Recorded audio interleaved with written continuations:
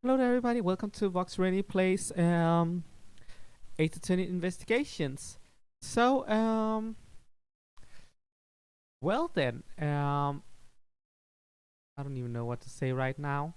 Uh, the, I wrote down a lot of stuff I wanted to say in the description below, but brain farting. That's a good way to start a stream. Brain farting. Yeah. Capcom doesn't seem like they're celebrating the investigation game as part of the 20 dumb cable as part of the 20th anniversary of Ace Attorney. So I want to celebrate the investigation games. They had this art gallery in some Japanese museums where they showcase all the Ace Attorney games except the investigation games. They had this. Hi, Maddie. Nice to see you. They had this. What was it? Capcom Café where they were serving Ace Attorney themed dishes, not including. Oh wow, that included the cursor. What are the odds? Also, just so you guys are aware, I'm playing it on. Okay, it can barely not reach the screen because cables, but I'm playing it on this. It's just on my computer because I am using a capture card and moving it up here so that I can stream it. Oh yeah, they did those dishes, but none of the investigations characters are featured. Not even Gumshoe is featured, and he's in the trilogy. And they also had no music from the investigations game in the what's it called the orchestra concert this year. So yeah, they feel oddly neglected. So I'm here to try and make up for that a little bit. Let's get into it, shall we? Turnabout visitor, here we go. March 14th, 1:16 a.m. Unknown location. To make sure the defendant is found guilty, what other choice do I have? That's the job of a prosecutor, after all. That may be true, but why? Why go this far? Sorry, maybe I wasn't clear enough, but a guilty verdict is all that matters to me. No matter what the cost.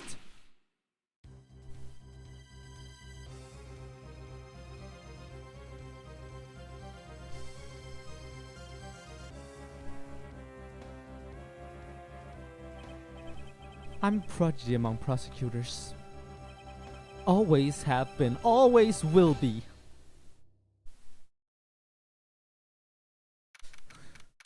March 14th, 2:05 a.m. Prosecutor's Building, 12th floor hallway. I'm glad the audio is there. That kind of worried me for a second. It's hard to believe that I've been away from my office for a whole month. I hope Detective Gumshoe has been keeping an eye on my office and keeping it clean. The door is unlocked. Detective Gumshoe? What is the smell? It's very familiar. Blood.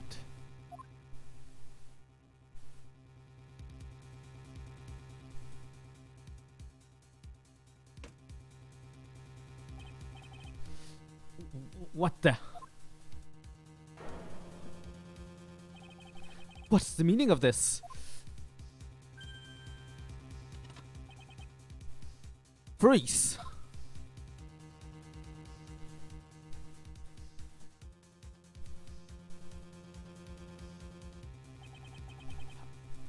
Identify yourself. Shut up. You got some nerve committing murder in a prosecutor's office. Is that a threat? Let me make one thing very clear. What? No one gets away with committing murder in my office. No one.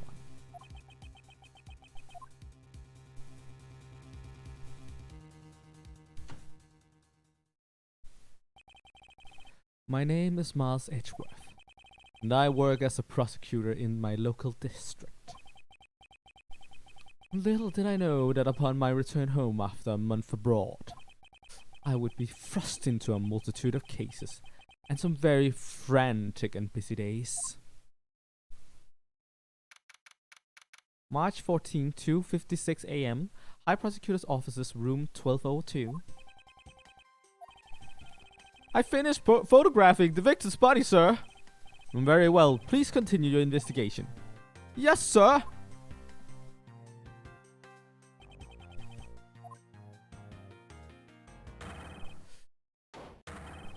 Mr. Edgeworth, sir. Are you okay, sir? Keep it down, detective. This is a crime scene. When I heard that a murder had taken place in your office, I ran up here straight away. This is Dick Gumshoe. He is a detective with the local precinct, and the one they assigned to handle this murder case for the time being. You're looking a little pale, sir. Are you hurt? No, I'm perfectly fine. However... Oh, look what they did to your office! It's totally trashed!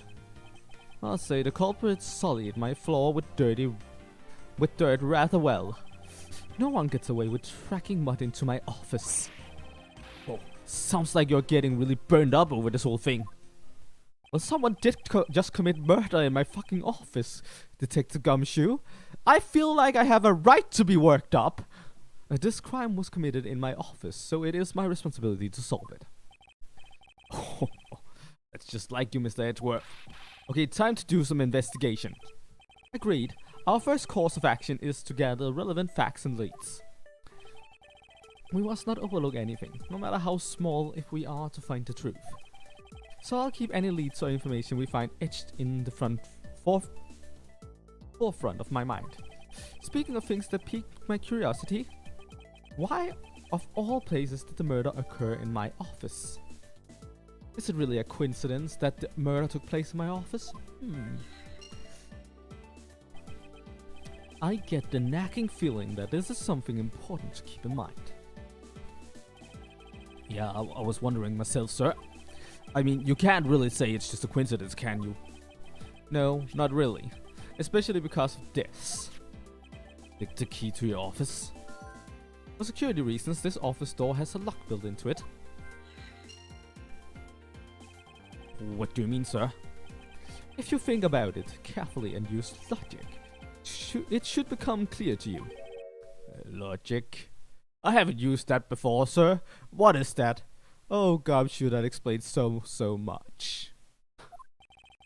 By finding the connection between two pieces of information and connecting them, new information is born. That is the end result of using logic.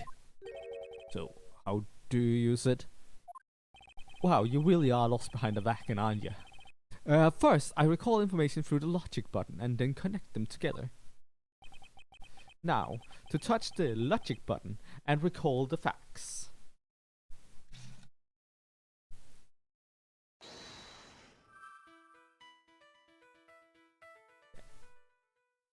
Crime scene. My office. Is it really a coincidence that the murder took place in my office? For security reasons, this office door has a lock built into it. And if we conclude these two pieces of intelligence together, we will conclude, for security reasons, all prosecutor's doors are outfitted with locks. Which means it would have been hard for the murderer and the victim to get in here. Ergo, it's impossible to dismiss the location of this crime as a mere coincidence. Yes, that's exactly what I was thinking, sir. You didn't even know what logic was 5 minutes ago, detective. There must be a reason why someone infiltrated my room. What was the killer after? The killer's skull. Why did this happen in my office? What was the killer after?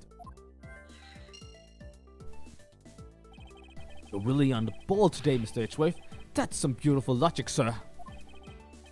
Yes, well, when you follow leads to their conclusion, only the truth remains.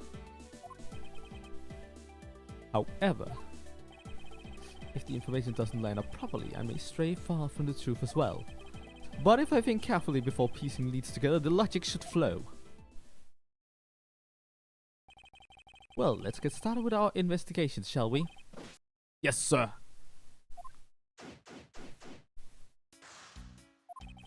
The basics of any good investigation is to examine everything, sir.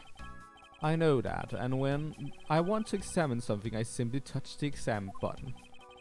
Oh, if you ever feel lost and want to talk, just touch the partner button, okay?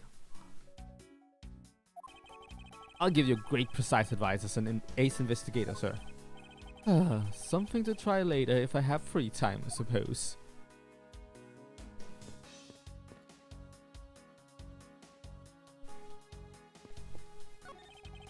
They finished photographing the body, so it should be alright to examine this area. I won't rest until I've inspected every suspicious looking nook and cranny. Now,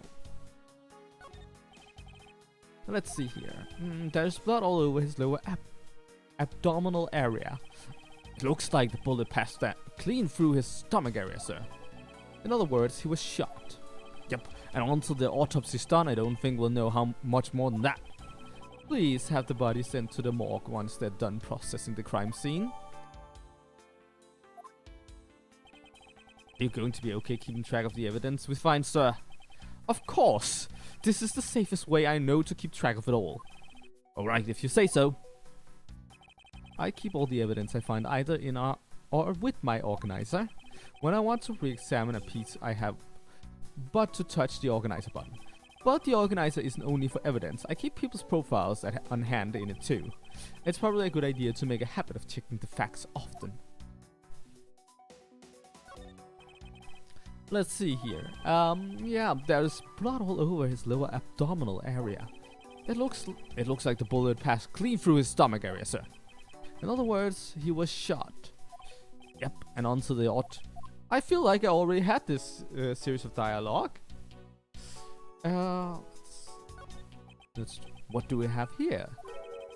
Hey, I think I've seen one of these before. It's a police badge, detective. Oh, hey, I have the exact same thing, actually. What a coinkydink. Let's take a look inside. Mr. Buddy Faith, it would appear that our victim was a detective just like you. Victim was a detective. According to his badge and ID, Buddy Faith was a precinct detective. Ergo, he is your colleague. Gumshoe, how did you not notice? Your files are all over the floor, sir. They probably fell during the struggle between the victim and his killer. Signs of a struggle. My files are a mess, pointing to a struggle between the victim and the killer. Oh, and I tried so hard to keep the place spotless while you were away. I mean, this just rendered all the time and effort I put in pointless. I don't recall ever asking you to clean my room. Well, I watered the flowers every day just like you requested, sir. I just added cleaning to the list as a weekend special. About half a day every Saturday, I come in and clean this place until it sparkled. Does he have a life?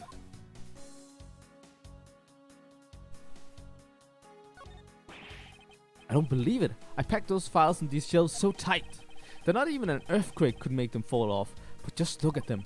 At this rate, the rest of the files won't be able to withstand an earthquake at all. A problem, to be sure. Well, once the investigation is over, we'll put them back on the shelves.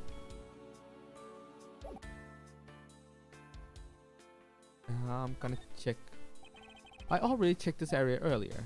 He says that when there's nothing more to come for, so that was just like me double checking, making sure that that I checked everything. Ouch! They even knocked over your chess set. I had it all set up ready for when you got back. I figured we could play a few games. I had no idea you were interested in chess. I'm actually pretty good at checkers, so I thought I'd give chess a try. In that case, I suppose I can set some time aside after we solve this case. Though I don't expect the games to tax my mental acuity much.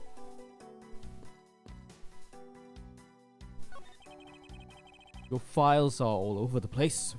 All over the floor, sir. They probably fell during the struggle between the victim and his killer. Oh man, I tried so hard to keep the place spotless while you were away. I mean, this just rendered all the time and effort I put in pointless. I don't recall ever asking you to clean my room. I watered the flowers for you, sir. I feel like we already had this part dialogue.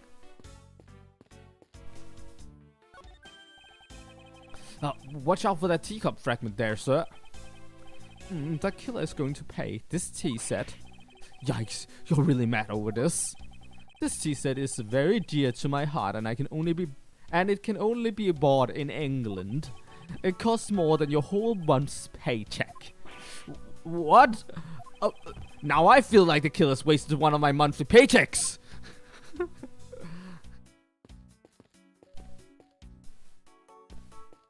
There's definitely a point to be made. How is it coming along? Please, I need absolute silence. Fingerprint lifting is a delicate art. Well, I never.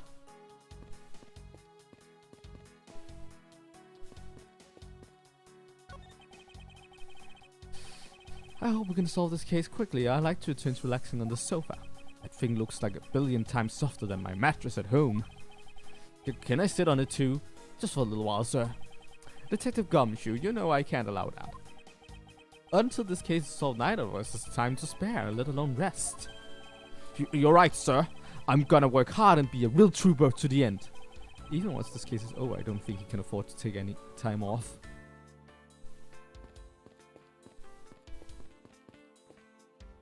Let's see here.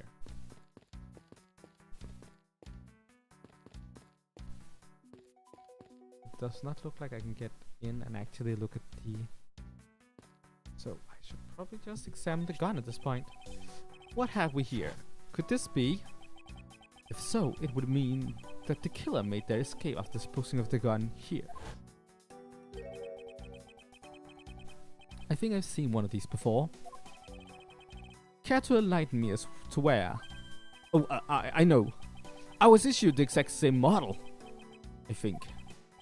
Detective. I don't really like guns at all that much. I mean, they're really dangerous. But now that I think about it, you do see this model around the precinct a lot, sir. I don't use mine much except in emergencies, so that's why I didn't recognize it. So it's the same type of revolver as one used by this precinct's detectives. Revolver found at the crime scene is the same model as those used by the precinct detectives. I seem to have gathered a few pieces of pertinent information. Now to come use some logic and figure out if any of them are connected to each other.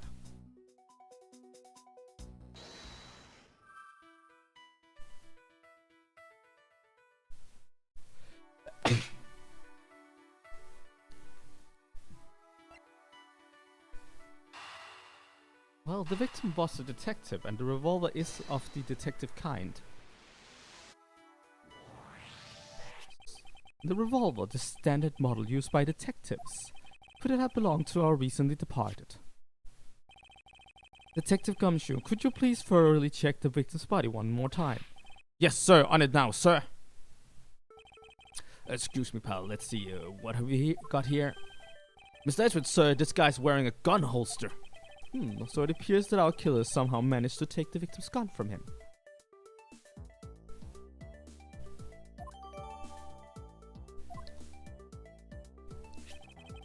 Let's see what else we can find out about this revolver. As I always say, you gotta look really carefully at each piece of evidence. You can use the scroll wheels to rotate an object. There's no such thing as a bad angle. Use the slide bar and or the X and Y arrows to zoom in and out to get at the nitty gritty.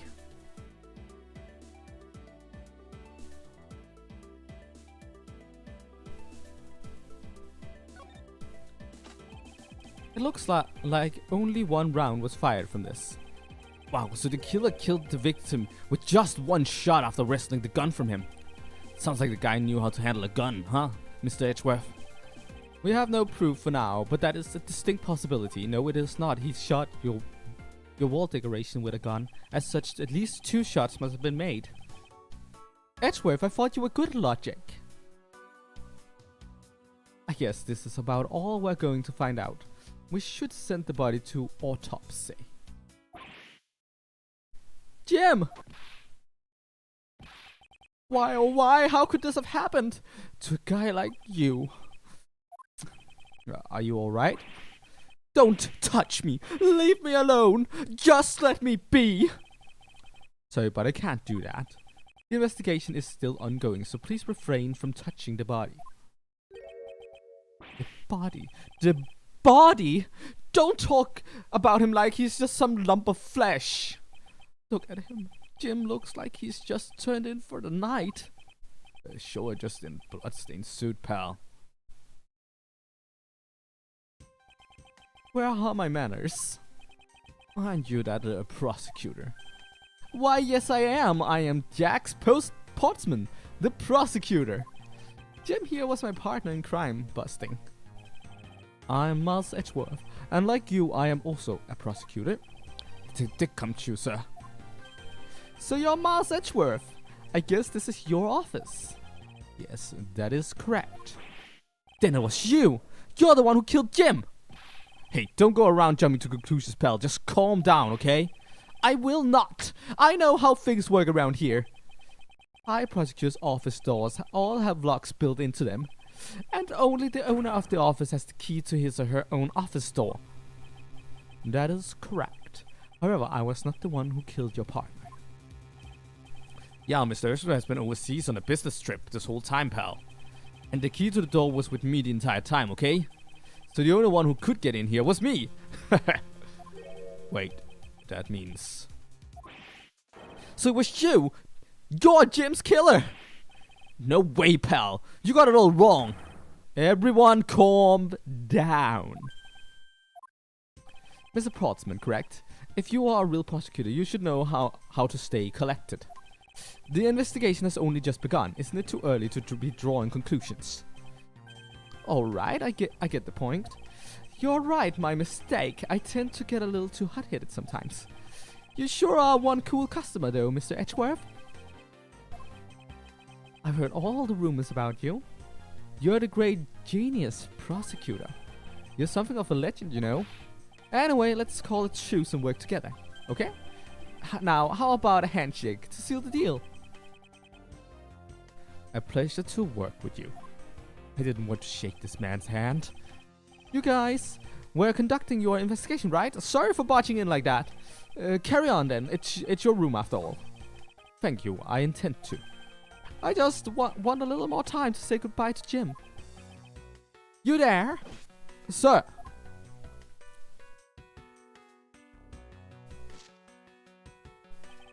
I want you to capture this scene on film for me. My final farewell to my partner Jim.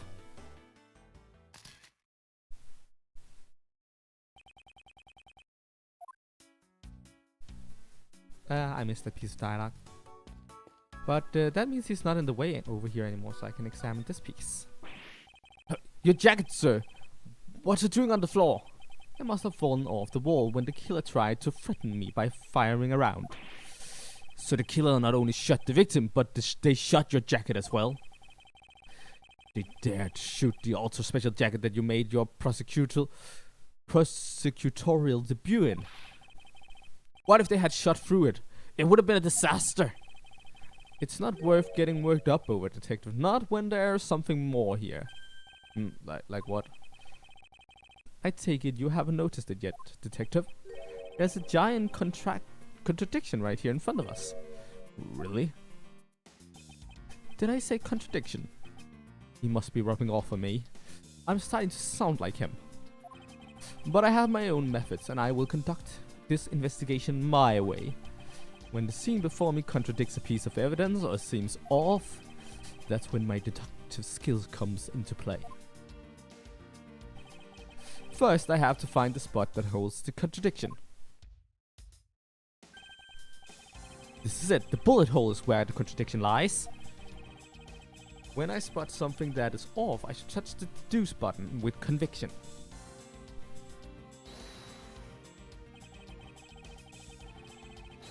When I have found sufficient proof to prove the contradiction, I present it. This is how I do things. This bullet hole is the contradiction. What do you mean, sir? It's a little elementary, my dear Watson. 2 shots were fired in this room.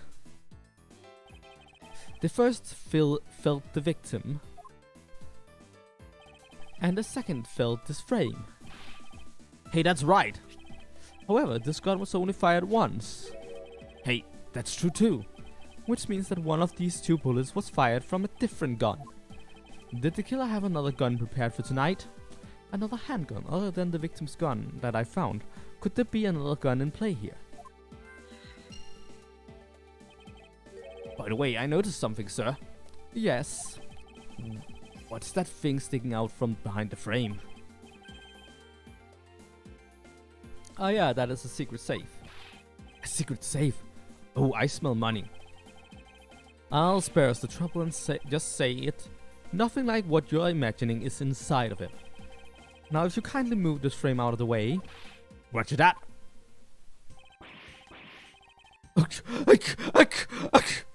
Ah, talk about dusty. I suppose that's what happens when I'm not here to dust it once in a while.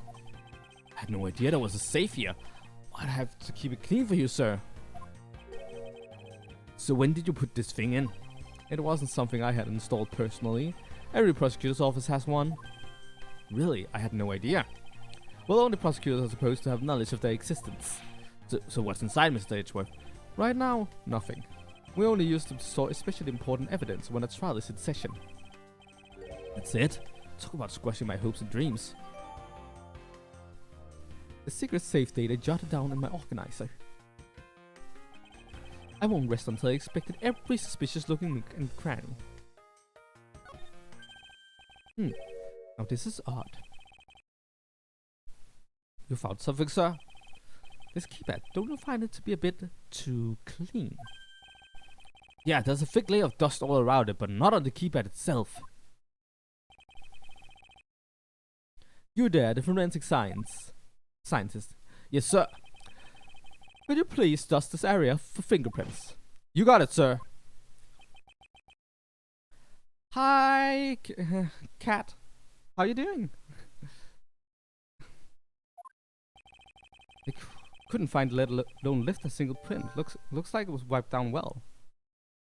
All wiped fingerprints. All the fingerprints on this have been wiped clean off.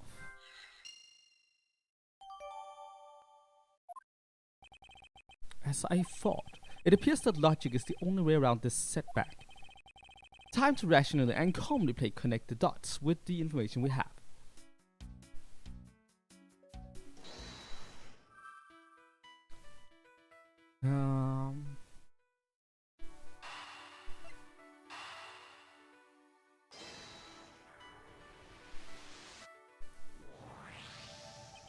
I believe I have figured out what the murderer was after. Well, what is it, sir?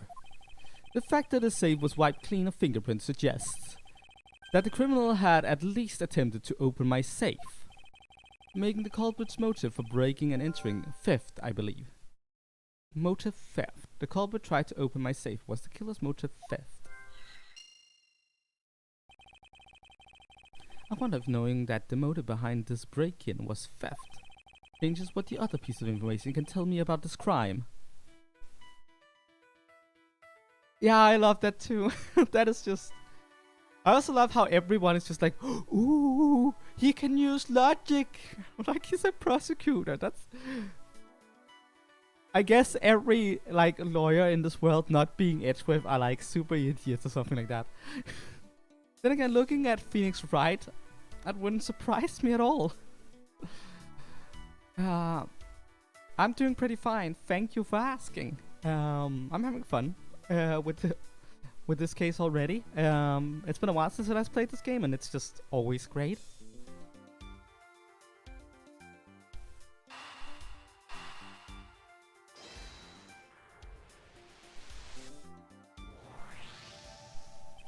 There is a possibility that the files displayed on the floor are not the result of a struggle between the victim and his killer.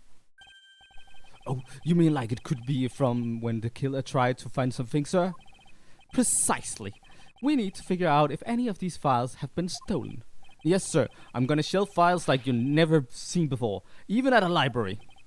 Sure. Let's give that a try. Why do all the good ones always have to die young? Surely you must ponder that every once in a while, Mr. Edgeworth. No matter how much we lament the dead, will not come back to life. All we can do is search for the truth. And so, what are we supposed to do? How do we go about finding the truth? 10 years? Really? It came out 10 years ago? Wow, it came out 10 years ago. Oh well, 12 years ago in 2009. Now I'm feeling old.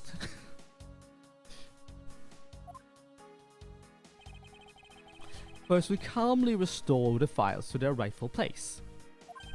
You got it. Here, let me help. So this file goes here and that book goes there. You sure know a lot about where things go despite it being Mr. Edgeworth's office. Because I'm the one who keeps it tidy, pal. Okay, done. It would appear that the murder was definitely committed here. Oh, the bloodstains on the bookshelves are still fresh. I suspect that the victim was killed in a standing position, hence the prints on the shelves. And then the guy fell onto the floor, right? The blood on the floor kinda grossing me out. Detective, I don't have the time to deal with your weak stomach right now. But you know, I'm no good with blood, sir. I'm certain there's something wrong with this picture.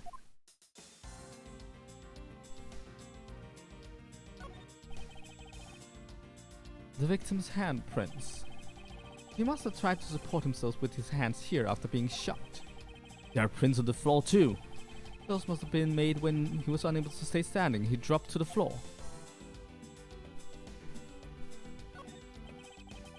It appears that the victim was in sitting position here after being shot. Oh, so that's why the seat of the victim's pants has blood on it. That would be the logical conclusion. So, this is where the bullet lodged itself after it went through the victim, huh?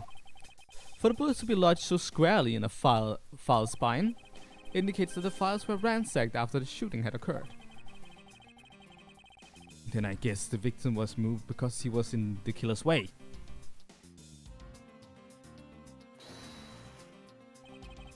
Is this spot somehow connected to any of the evidence that I hold? Yes, indeed. There is clearly a contradiction here with this bullet hole. What do you mean, sir? You don't see? Quite simply, the bullet hole itself is too low. If the victim was shot in the stomach, the hole should be much higher up. But what if the guy was shot while he was sitting or lying down, sir? That would be illogical. The victim leaned against this shelf here after being shot, which suggests that he was standing when he was shot. That means... Oh wait, what does it mean, sir? It means you need to use your brain every once in a while instead of mine, detective. In any case, it means someone made a faulty assumption, and it was from this mistake that our current contradiction was born. What is the faulty assumption that caused the problem with the bullet hole's position? I believe the order of the files is a bit off. You mean I put them back in the wrong order, sir? Actually, I think the labels on the files are wrong, sir. Oh?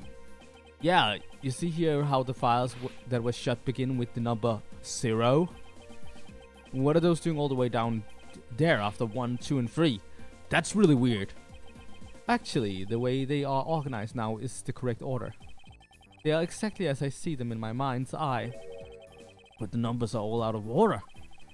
Those white binders are special, so they are arranged a little different. But from this we know that the files were not in this order when the crime occurred. Aha! So that's it. I believe the killer made the same incorrect assumption as you just did, detective. Let's rearrange the files in the numerical order and see what we find. Do you think it'll be okay to prop the body back up to how it was before it was moved? They finished processing the crime scene, so I don't see why it wouldn't be. If you please, Detective Gumshoe. As I suspected, the bullet hole is now where it should be logically. The killer went through my files first before shooting Mr. Faith, and then put the files back in numerical order, I guess. Exactly, and then proceeded to shoot the victim. But why would someone kill a man and then look through your files one more time? Puzzling indeed. The files were thrown into disarray twice, once before and once after the crime, but why? Files in disarray, the culprit rearranged my files twice, once before and once after the murder. How come? Now the crime scene is as it was at the time of the murder. Time to give it another look.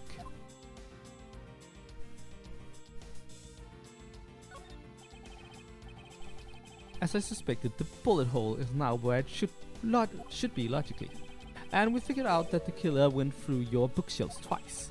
Indeed, there are many things the killer did that don't make sense. But to figure out the whys, we need more information. There must be some reason as to why the victim's body was... But there's no time to ponder that now. Let us continue with our investigation, detective. Roger that, sir. I'm raring to go. This. Oh, what is that? Why does it say Gumshoe on there in blood? I'd say it's some incredibly incriminating evidence. Yes, indicative of criminal activity indeed. No, wait. There's gotta be some mistake. Mr. Edgeworth, sir, help me. Say something, sir. It appears that one of my files was stolen. Is that all, sir? What about me and my situation? Is this what the killer was really after? Gumshoe, you're being framed for murder. It happens all the time. Just that... I've done it, Phoenix done it, Maya's done it, everyone's done it.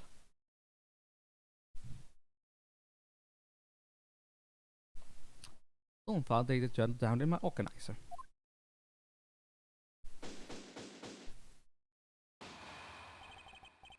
Looks like Jim was able to leave us the name of his killer in the end. And this most important message managed to reach us. I'm telling you, it wasn't me. So like in most situations where a person has enough energy left to make a dying message, they usually don't write down who the killer is. They usually try to use that energy in an attempt to like survive. Gumshoe felt like writing his name down in ketchup.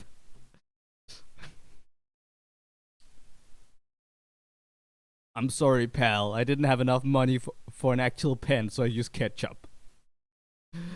Oh.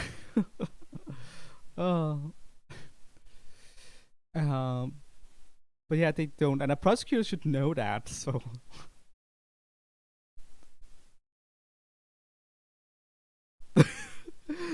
You're right. Like it took 4 games until Gumshoe got framed for murder. That is very impressive. You can be terribly pleased to hear that your beloved partner is the guilty party. If you're going to accuse the detective Gumshoe of being the culprit, I sincerely hope you have some proof to back it up. Jim's words, they're more than enough, wouldn't you say? If that's how you want to play, then at least allow me to understand your reasoning. You got it! I don't like this one bit. There's something strange about this man's attitude. And there must be some sort of flaw to his logic waiting for me to dig out. Mr. Edgeworth, what are you going to do? What I always do in court, I'm going to cross-examine him. One way or another, I'll expose the flaw in his logic with this technique. Oh, how do you do that? Can you explain it to me, sir? Maybe some other time. Mr. Portsman, if you are ready. Or if you don't have time, you could just say so, sir.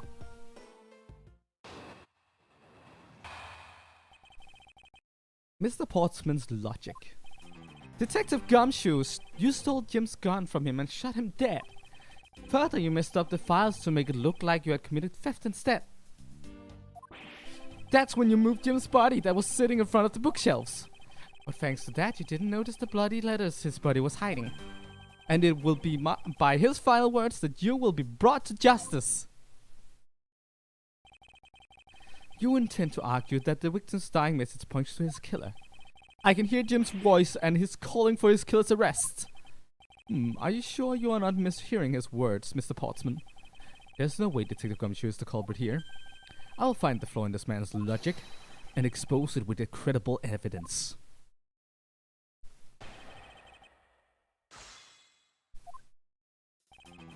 Detective Gumshoe, you stole Jim's gun from him and shot him dead. You know, there's something I've been meaning to ask. What is it? Why do you call the victim Jim, when clearly his name is Buddy Faith? Isn't it obvious? Jim is the perfect name for my companion. Jax and Jim. Don't those two names go together like peanut butter and jam? But Jim isn't even close to the guy's real name.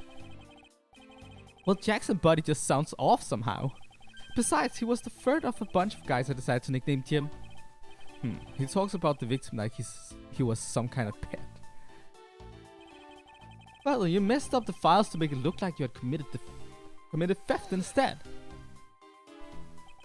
Do you really think it was necessary to dishevel my shelves twice to do that? That's true. Okay, then maybe his real intent was theft. Hey, are you accusing me of stealing something from Mr. Edgeworth? It's a possibility. Maybe your salary's been cut so much that life is getting a little too rough to handle. I'll have you know that I eat 3 square meals every day, pal. Okay, so all 3 of them happen to be instant noodles. But, poor thing, what an evil prosecutor you were paired up with. And what a motive, no? That's when you moved Jim's body that was sitting in front of the bookshelves. And why would Detective Gumshoe do such a thing? Because the body was getting in his way. He had to mess up your bookshelf somehow, right? Anyway. But thanks to that, you didn't notice the bloody letters his body was hiding. Why do you think that the killer didn't notice the bloody letters? The body was covering it quite well, wouldn't you say? That's how he missed it. But judging by what I've seen, it doesn't take much for your detective to miss something. Who do you think you are? You know nothing about me, pal. There's a lot a person can understand about another from first impressions alone. I can't say I disagree with him on that point. Why don't you say something, sir? Not you too, Edgeworth. Et tu, Brutus. I am hurt. Despite his lack of attention to detail, I don't believe the detective to be the culprit. Nobody could have overlooked the bloody letters, and I can prove it with evidence. Oh, couldn't have asked for a better setup for the game-finishing spike. And it will be by his final words that you will be brought to justice. Are you saying that those letters were intended for you? Yep, Jim was an outstanding detective. I would expect no less from my former partner. It looks like Mr. Portsman still doesn't understand. He has yet to figure out the true meaning behind the bloody letters. What are you sputtering over there? Can't you just admit my logic is perfectly sound? Actually, there is a gigantic flaw in his logic. A gap so wide that even the good detective can spot it. Now to clue Mr. Portsman in by presenting him with some evidence.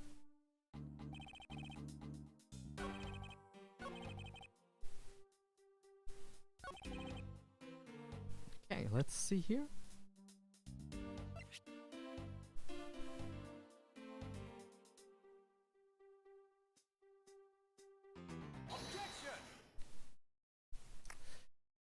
Tisk, Mr. Portsman.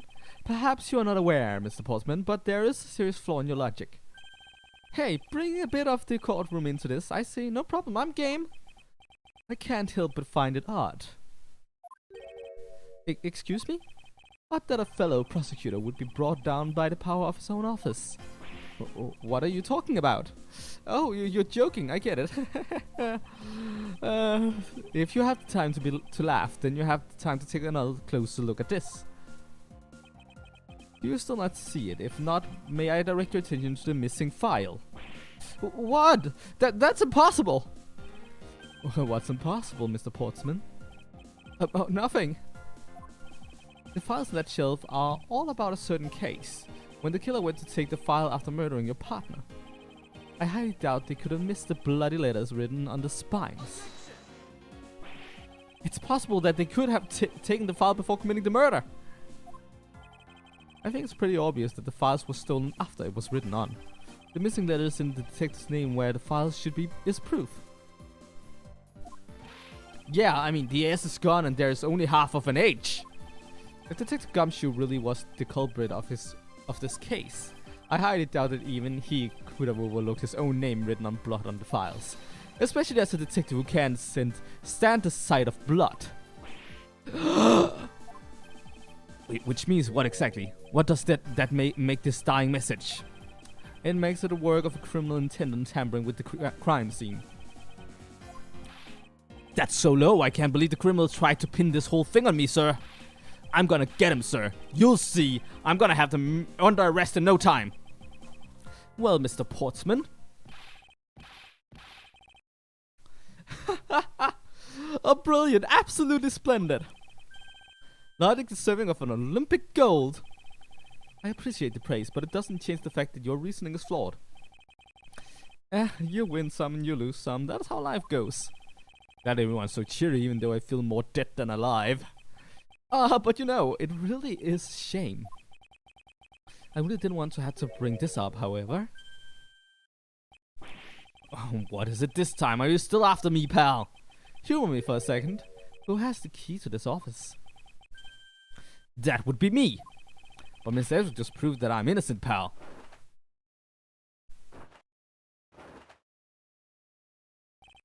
That's absolutely right, and I acknowledge your innocence. Then why do I sense that you still have something to say?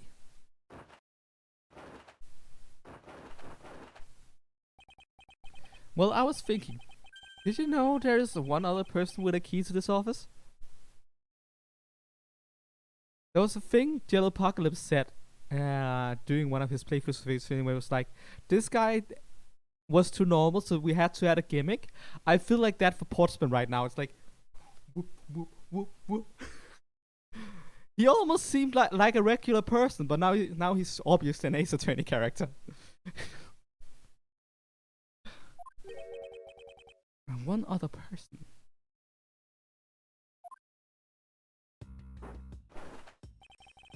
Hey, you there? Yes, sir. What is it, sir? Will you kindly fetch and escort that lovely young lady here for me? A lady? The girl is a member of this building's security. Think of her as a material witness. Security? Did you say security? No, stop it, pal. Don't. What's wrong with him all of a sudden?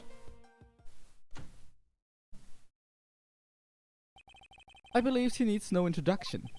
I have called upon Miss Maggie Bird. I'm a member of security. Detective Gumshoe? Sir? Maggie.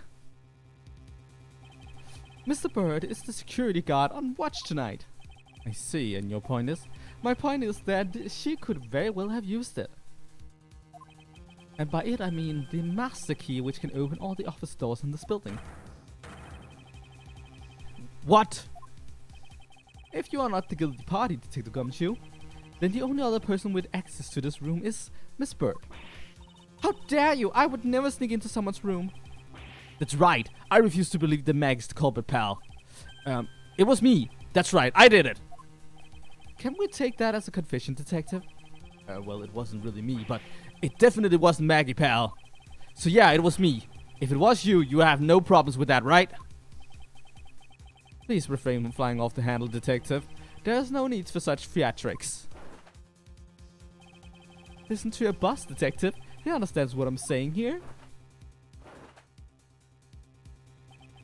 That girl is the only one who could have committed the crime. And for one simple reason. Reason for suspicion. It's pretty obvious that Miss Bird snuck into your room using the master key. I mean, if a Detective Gumshoe isn't the one who opened the door... I honestly ship Gumshoe and Bird, like, a lot. They are really, really cute together. I know that's like, kinda unrelated, but... I just really think they're cute together. Then that leaves only Miss Bird as our prime suspect. On top of which, she knows how a good detective, doesn't she? Making it all the more probable that she was the one who faked the dying message. So you're saying she used the master key?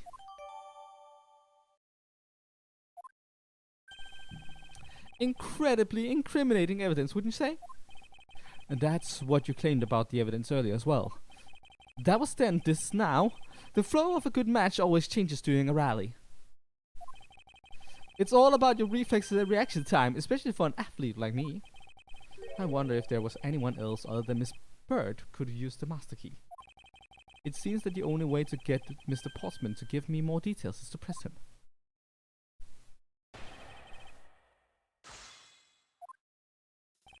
It's pretty obvious that Miss Bird snuck into your room using the master key. Are you sure Miss Bird is the only member of security who could have used the master key? There's only one person on staff at this time of night, and tonight, she's it. Isn't that right, Miss Bird? That's, true, but I wasn't able to use the master key at the time of the crime, sir. Wasn't able to? What's that supposed to mean? Yes. Moving on, I hate to get sidetracked by something unrelated. What do you mean unrelated? I want to hear what she has to say, pal. But you can't really trust her not to tell lies. Plus, I hate wasting time. Should I hear Miss Bird's out? Of course I should. Not so fast. I too am interested in hearing what Miss Bird has to say. Didn't I just say it'd be a waste of time? We don't need to hear lies. I'll be the judge of that. Miss Bird, if you please. I discovered that the master key was missing at around 1 AM, sir. What do you mean by missing? As in, it wasn't anywhere in the security booth, sir. The killer must have stolen it. Mr. Postman, I believe this is to be an important piece of testimony, don't you think? I can't believe that someone like you would be taken in by such words. I'm not lying, sir. If that's the case, then I'd like to know why you have the master key now. I don't quite know. It just reappeared all of a sudden, sir. I like this story. And where is your proof that the key was stolen to begin with? I bet you just forgot where you put it and then found it again. I never lose things. I can practically guarantee that. With me, if something disappears, it's usually because someone stole it. Yeah, pal, trust me. You don't want to test just how bad her luck is. For those of you who don't know, she's a reoccurring Ace Attorney character. She appeared at least twice in the trilogy. And like, if she doesn't get accused of murder, she's definitely a witness. If she's not a witness, then she then she gets fired, or it happens like in a long in a long conga line of misfortune. She is like the queen of bad luck. Unfortunately, I can't deem this piece of testimony as conclusive. Glad you agree, Mr. Edgeworth. But you still haven't established Maggie's motive for breaking into Mr. Edgeworth's office. A motive? Didn't we already establish that it was theft? I mean, the culprit clearly went through the bookshelves and at least tried the safe. It is as Mr. Portman says, Detective. I can't ignore the fact that all the evidence points towards a motive of theft. But I'm done taking blows. It's time to counterattack with a few facts of my own.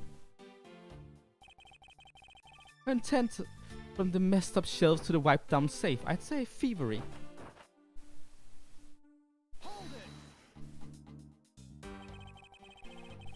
Oh, you don't want a negative lock step, not in Japan. Like, in Japan, lock is like in the West we have like negative lock and positive lock, where negative lock is like when you're being unlucky. In Japan, instead, it's like you don't have enough luck. If you have 0 luck in Japan, that means you're dead. Because you're just that unfortunate. You would likely have been run over a car at least 3 times this morning, and lightning must also have struck you. That's the kind of thing we're working with. If you have negative luck in Japan, you're fucked. I counted that culprit's motive appears to have been thievery. However, glad to hear that the great Miles Edgeworth is in agreement with little old me. However, with regard to the investigation of the bookshelves and safe, hey, good thing, asking for my opinion on the matter. Would it be too much for you to allow me to complete a full sentence? I mean, if Detective Gumshoe isn't the one who opened the door. I thought we had established Detective Gumshoe's innocence pretty thoroughly. It was just a theory, one hypothesis among the many possibilities. I mean, I had my doubts about Miss Bird from the very beginning. If that's the case, then why didn't you mention her first? Now, don't make that face. See, there goes the truth, running the other way. Let's pick up the pace and see if we can't catch up to it. Not quite, but I am not sure sure her luck is like even 2 digits though. She's just very badly off.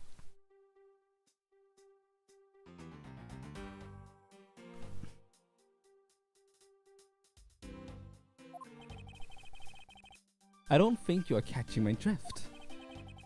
Oh, right, my bad. Ace Attorney doesn't take place in Japan. It takes place in Jamaica. Where hamburgers and I don't know. Hamburgers reign supreme. I don't remember a different thing they say. I know they have censored other things to pretend it's America. Oh, but we are in an agreement. That's the detective, isn't it? But we are in agreement that detective isn't the killer, right? If so, then I hope you'll understand what I say. That's since she's the only one who could have opened your office door. Then that leaves only Miss Bird as our prime suspect. Don't you think it's a bit early to be jumping to conclusion? Are you saying there's another way to open the door than with her master key?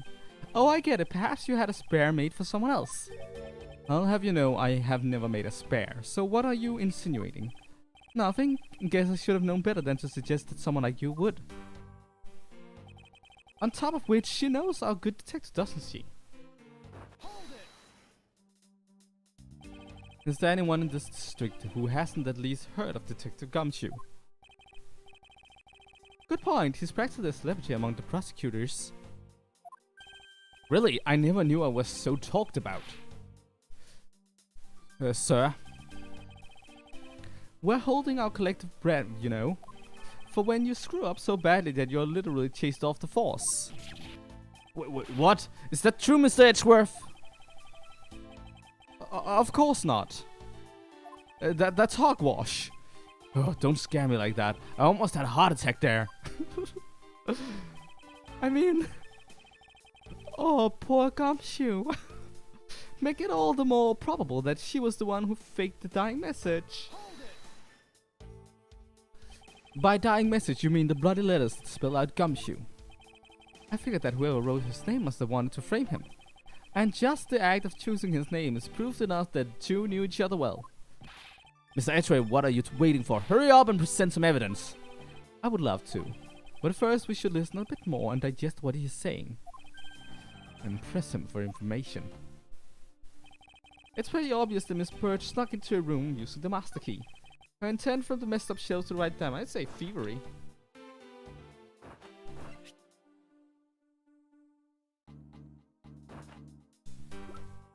One of the files that were written upon in blood was stolen by the culprit. Each prosecutor has one in their office, only known to...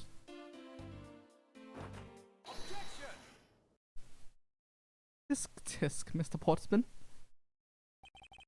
Do you wish to continue insisting that Miss Bird was set on stealing something? Why not? It's the truth after all. It was also by your logic that we came to the whole thievery conclusion anyway. And that may be, but you must also be aware of the fact that the safe is a secret safe. The existence of which is only privy to the prosecutors. I find it a little hard to believe that a hidden safe was a part of her cunning plan. But she could have found it by accident while she was turning everything else upside down. I highly doubt that. I'd say that the culprit knew exactly what they were looking for. After all, only the bookshelves in the safe were targeted. Yeah, even I didn't know about the safe, pal. And that means there's no way Maggie could have known about it either. Then are you proposing that the killer is a prosecutor? Interesting conclusion. That's definitely looking more and more probable. What's wrong, Mr. Prosecutor? Do you have a different suspect in mind now? I... Curses, why? What made you? What's with the angry face for all of a sudden? It's all my fault. What do you mean? It's Jim. He knew about the existence of the secret safes. What did you say? We were partners, like inseparable conjoined twins. That's why I told him. I filled him in on the secret safes. Then that means... Yeah, I know. I had only just told him too. Obviously, it was wrong of me to tell him. I still can't quite believe it. But the thief broke into your room was probably Jim. Now he's claiming that the victim was the thief. And you were simply trying to stop him, weren't you? Miss Maggie Bird. Excuse me?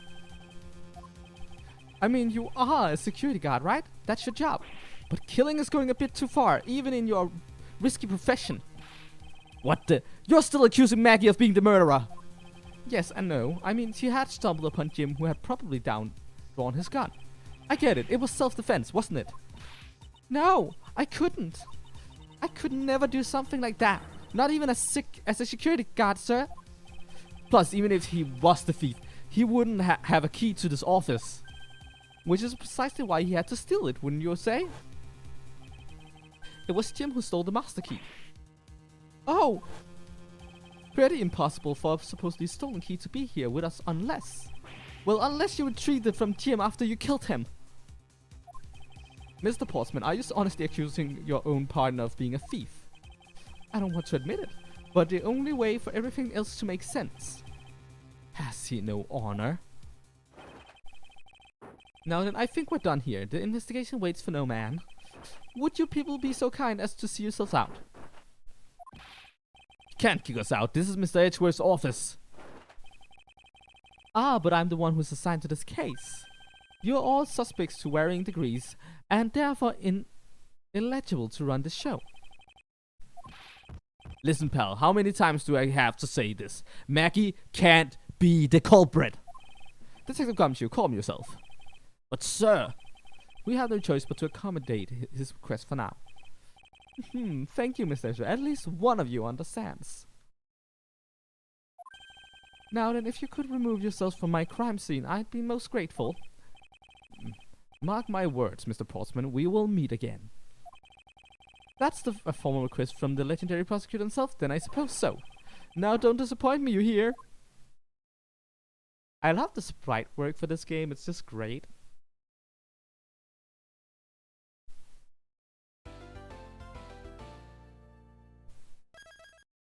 Yes, I want to say.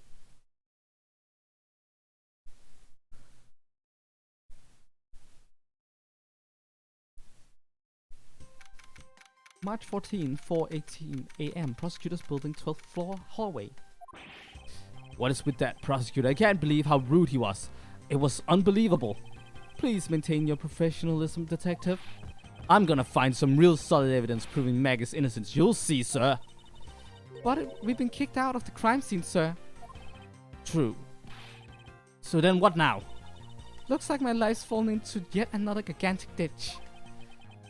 Do not despair, Miss Bird. We can overcome this as well. There are many other places and things we should be looking into anyway. Oh, really, sir? For example, this hallway. The linchpin of his argument against Miss Bird is related to the master key. In that case, this hallway is the perfect place to look for more information regarding the mystery surrounding my door.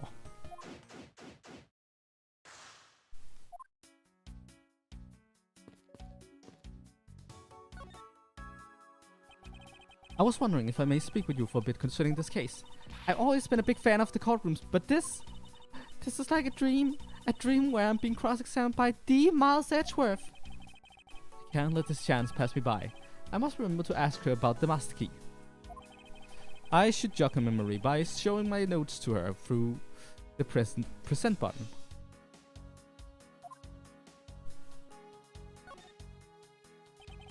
Have you ever met the victim before? Yeah, Ace Attorney sprite animations is always really great.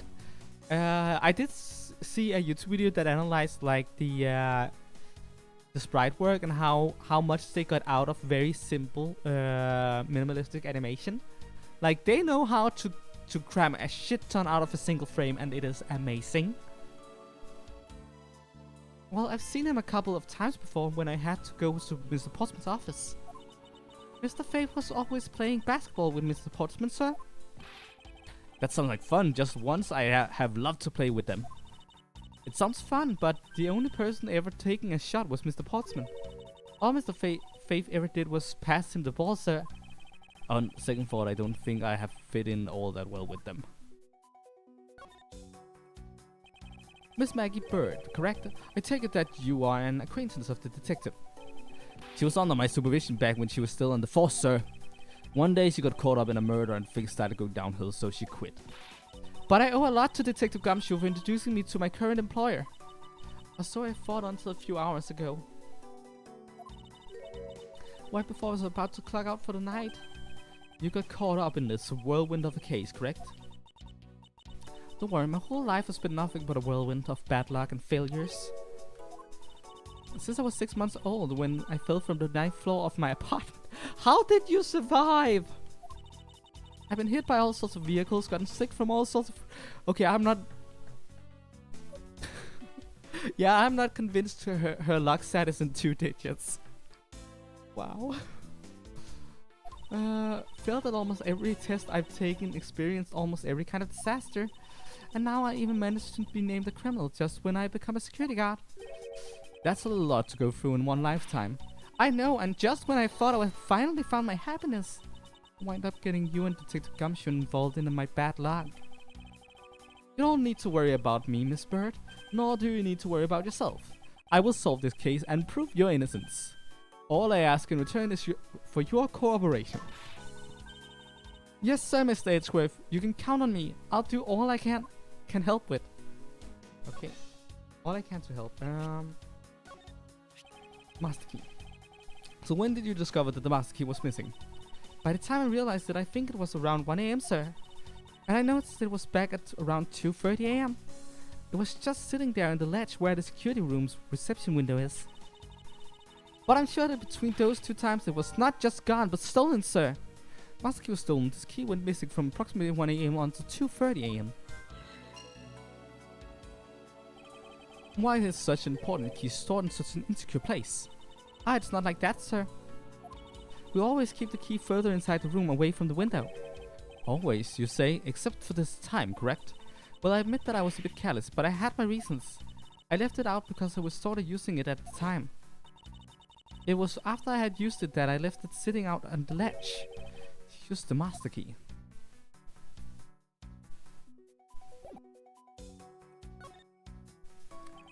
What did you mean by you used the master key? Oh, I had to use it to open the door for this prosecutor who had forgotten his key. I mean, it's my job as a security guard, right? Oh, what is it? That's right, I just remembered. The prosecutor who forgot his key. It was Mr. Portsman, sir. What? Please tell me more, Miss Bird. Quickly. It was around 12 AM. Mr. Portsman had forgotten his office key, so he came down to security, sir. And that's when you loaned the master key to him. No way, it's against regulations to loan the master key out to anyone. I walked with Mr. Portsman to his office and opened the door for him personally, sir. I see. And then what happened after that? Well, he called for me to come close up his office as he was leaving to go home. That was around 1:30 AM, I think. So in a summary, for the sake of one forgetful prosecutor, you used the master key twice tonight. This key used to unlock and lock Portsman's office at 12 AM and 1:30 AM.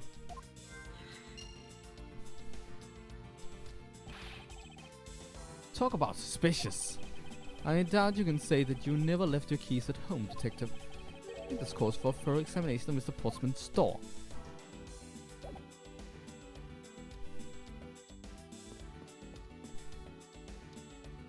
I don't think that's important.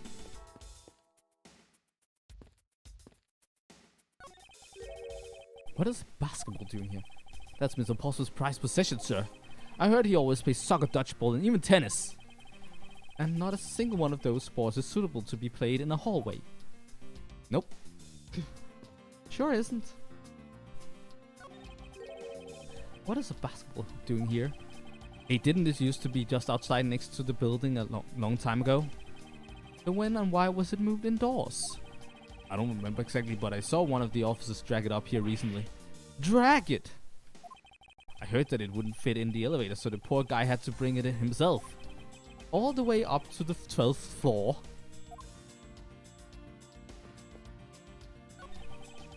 Is everything alright? Yes, sir. If you must know, I weighed myself this morning, and I am finally at 154 pounds.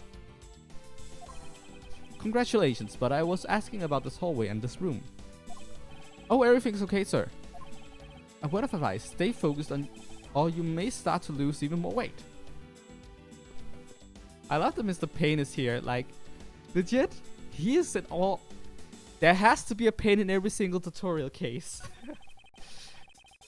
It looks like you're in quite a pinch, Mr. Edgeworth.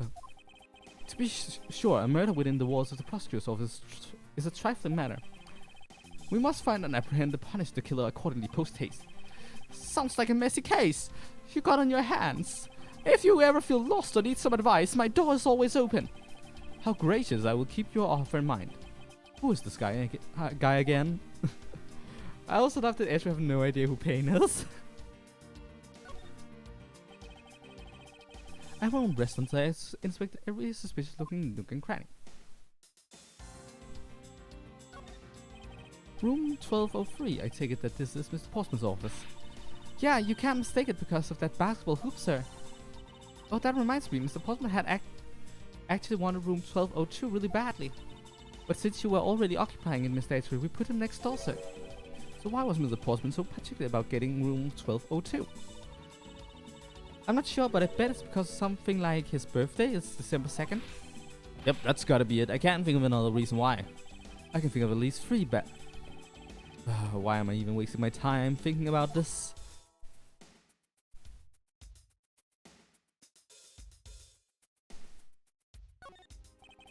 The door is locked tight. I bet the old credit card trick wouldn't work here, huh, Mr. Edgeworth? This is the office of a high prosecutor detective. These doors would be pretty ineffective if the average cat burglar could get in through them. Ah, so I guess only a great cat burglar could get in. That must be who our culprit is. Might I advise you to return that conclusion to whatever pawn shop you bought it from.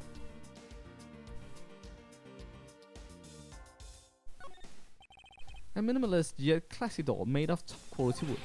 It's kind of majestic too. Fits in really well with the ambience of the prosecutor's offices. Even Mr. Portsman seems dignified just because he works behind one of these. Nonsense, a man doesn't become more or less dignified because of where he works. Well, he still seems more dignified than Mr. Payne. Mr. Payne, I suppose custodial work can also be dignified.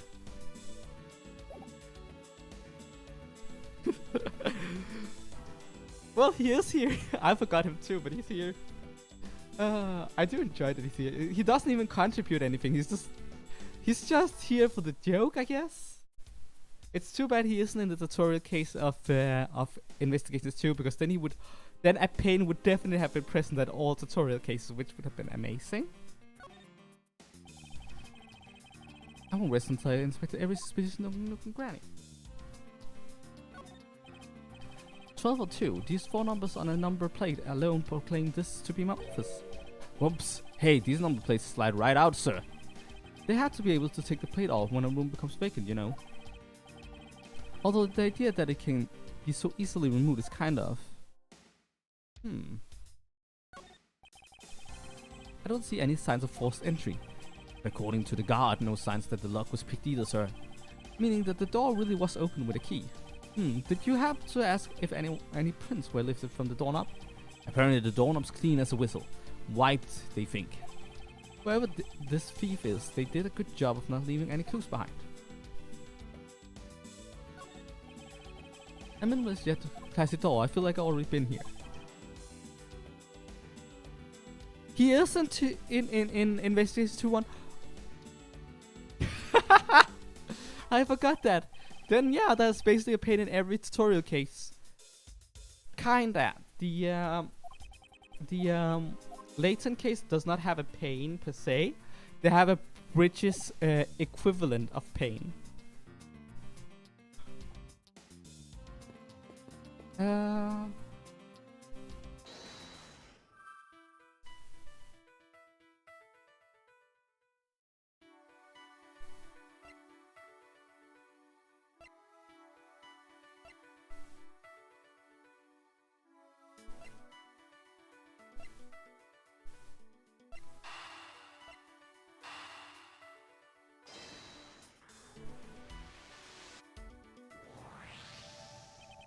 Miss Bird, I'm afraid there's a flaw in your story. What? No way, pal. I mean, sir. You said that you're locked up in Mr. Postman's office at around 1:30 a.m., correct?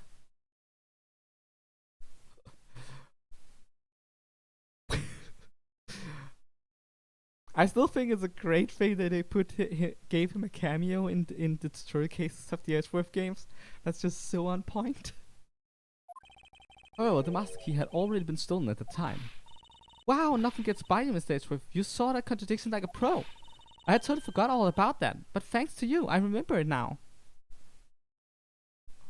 The crossover is really good. Like, it really exemplifies the best of Layton and the best of Ace Attorney.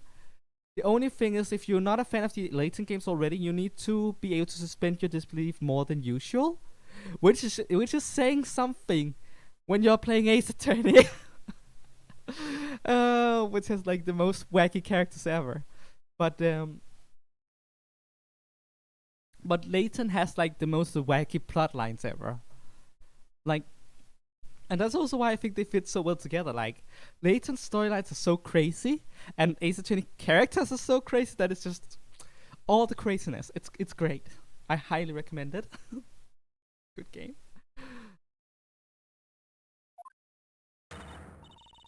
You're right, it was around that very time that I realized the master key was missing. And? Well, I'm a security guard, so I couldn't just admit to losing the master key, could I? So I pretended to lock up his room, sir. You pretended? Yeah, I used my house key and made it look like I was locking up, sir. So in actuality, you never did relock the door then? Well, I thought that maybe I could go lock it after I found the key. Come to think of it, I guess the door still hasn't been locked properly.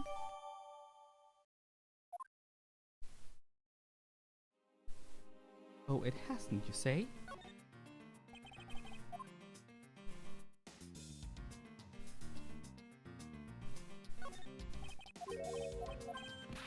I didn't mean to do that. Here we go.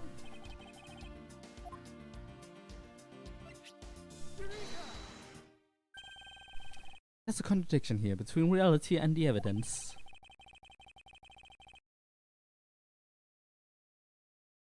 I played the first three Layton games and a little bit of the fourth one. They're all great. I think they're all great, honestly. I also love the Layton games, like the Ace Attorney games, kind of split up in trilogies. Like, there's the classic trilogy, and then there's the prequel trilogy. And now they have started the Catriel Layton games. I also played Catriel Layton. I loved that one too. It was great. And I'm assuming they're gonna be a trilogy as well. We'll see. If what Miss Bird has said is true, then why is the door locked tight? You know, you're right. Miss Bird, are you sure you didn't relock this door? I am certain of it, sir. And I don't think Mr. Postman noticed it himself that I hadn't. Which means, what, sir? It either means that he actually does have the key to his office, or that the door Miss Bird opened wasn't this one at all, but a completely different one. She opened a different door, but how can you prove that? There's an easy way to find out. All we need to do is we need to examine these things.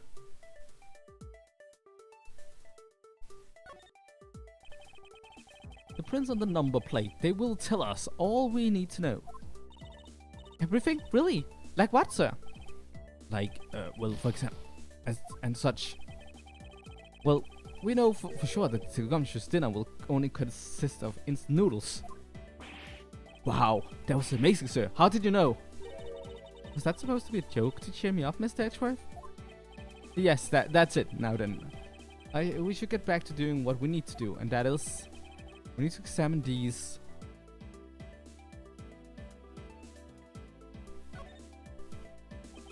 The prints on the doorknob will tell us everything.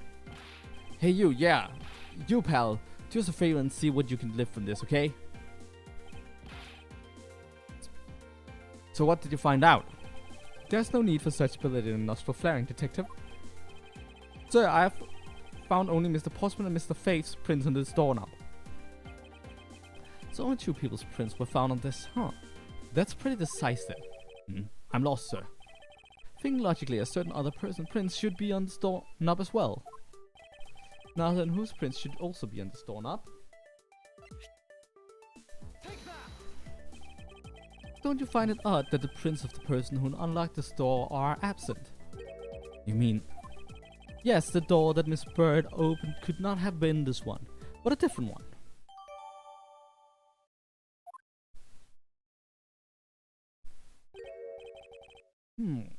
What have we here?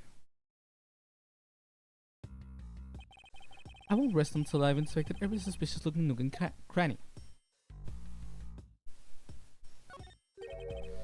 What is this? Looks like a scrap of paper. I'll get it, sir. Let's see. Oh, there's something written on it. I brought the 3 pieces of evidence by just like we talked about on the phone. But it looks like you're out. Guess I'll catch up with you later, buddy. It looks like a note from the victim. Yeah, and it's for Mr. Portsman.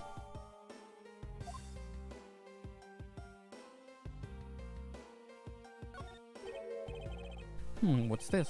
What are you looking at, sir? Oh, hey. How about a game? That's okay, detective. I just found the position of this hoop to be a little off. Hey, you're right, sir. I guess it shifted when someone made a seriously sweet slam dunk. The positioning of the hoop is definitely unnatural. I better take note of this. You know, there's a lot of evidence in this case for a tutorial case, everything considered. Is this basketball property of Mr. Portsman? Yes, sir. He's always ready for a match. Basketball, soccer, dodgeball, tennis. I already had this dialogue.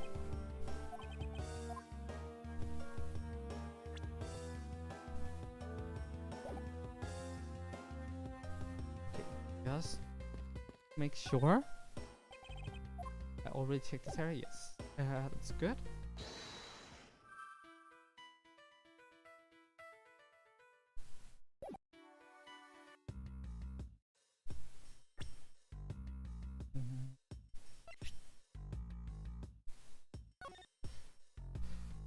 I brought 3 pieces of evidence by, just like we talked on the phone, but it looks like you're out. Guess I'll catch up with you later.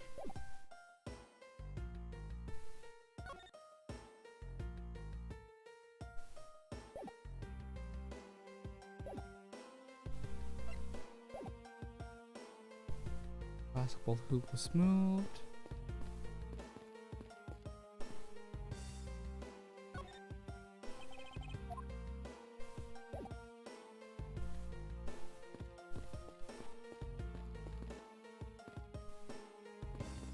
Can I examine the basketball hoop? What is the basketball hoop doing here? It didn't used to be just... Oh yeah, right. It was moved here.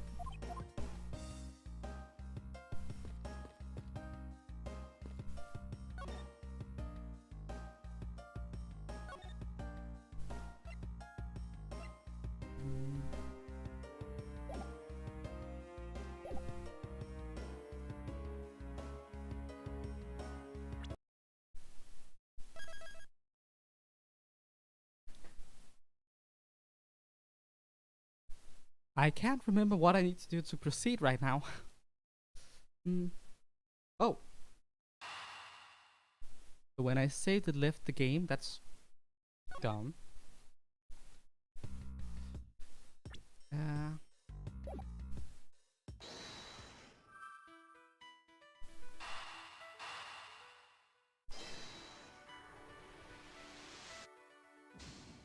Yeah, I thought so. Those don't really match.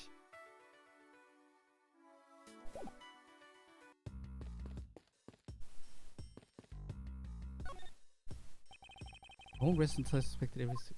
Oh, this was important. This is what happened when you ignore things in Ace Attorney games. Never ignore things in Ace Attorney games. Oh, is that missing O series file, sir? No doubt about it. The bloody letters mark it clear as day. There seems to be a few pages missing. Our thief took only what was necessary and left the rest behind. So what are these O files about, sir? I guess they got something worth stealing in them, huh? Not particularly, it's just a collection of court case files. However, the cases within these files are not mine. Huh? They belong to the high prosecutor that used to occupy my current office. I have my reasons, but let's just say I was charged with keeping them as they were. And that means the thief must have wanted the file for a specific reason, right? It would seem so. Only the pages related to that case from 10 years ago are missing. I wonder why anyone would care about such an old case.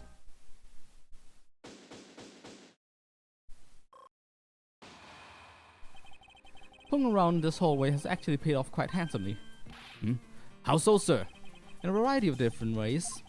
I think it's time we had a little chat with the real culprit of this case. You know who the killer is? Wow, Mr. Edgeworth. As long as my logic is sound, then yes. The mastermind behind this murder is none other than Mr. Portsman. What? Mr. Portsman? I knew it. That's exactly what my logic senses were telling me too. I suspected it was him from the instant he accused Maggie of being the killer, sir. That is anything but logical. Lady and gentlemen, prepare yourself. Come what may, it's time to knock the untruth's door. March 14th, 5:12 a.m. High Prosecutor's Office, room 1202. Mr. Portsman, I finished processing the bloody letters, sir. Alright, let me take a gander at it. Pass it here. Okay, looking good. You there? Take care of this. I love the sprite animation. Like, that was perfect. But it isn't Detective Gumshoe. End of the line for you, Mr. Portsman. We got you now. Call off your dog, Mr. Edgeworth. Is this some kind of joke? It's no joke. And we know, Mr. Jax Portsman, that you are the guilty party in this case. You must be pretty upset getting chased out of your own room. I'd be mad too. So I guess you can stay if you promise to stay out of our way. You intend to hide your crime under the guise of prosecutor doing his job. I can see right through the unsightly paper-thin mask you are wearing upon your cowl. Who'd have ever thought it would come to this? Actually, come to think of it, your mentor was Manfred von Karma, right? The legendary prosecutor who never lost a single case for 40 long years. But there was always this incessant chatter about forged evidence with that guy. Ooh, we are entering spoilery territory and I forgot about that. Hope no one who wanted to avoid spoilers are watching me right now. Ooh. Really teaches me that I've got to stay on the lookout for false accusations, you know. Now you're done trying to play mind games with me because they won't work. The only thing you should be using that mouth of yours for now is explaining yourself. Although that too will only dig your hole deeper. Either way, your game is up. Well, aren't we full of ourselves, even though you have yet to prove anything?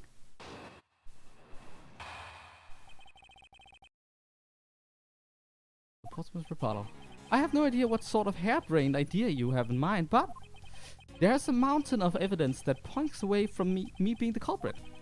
Besides, how may I ask, do you propose I unlocked your door and got in here?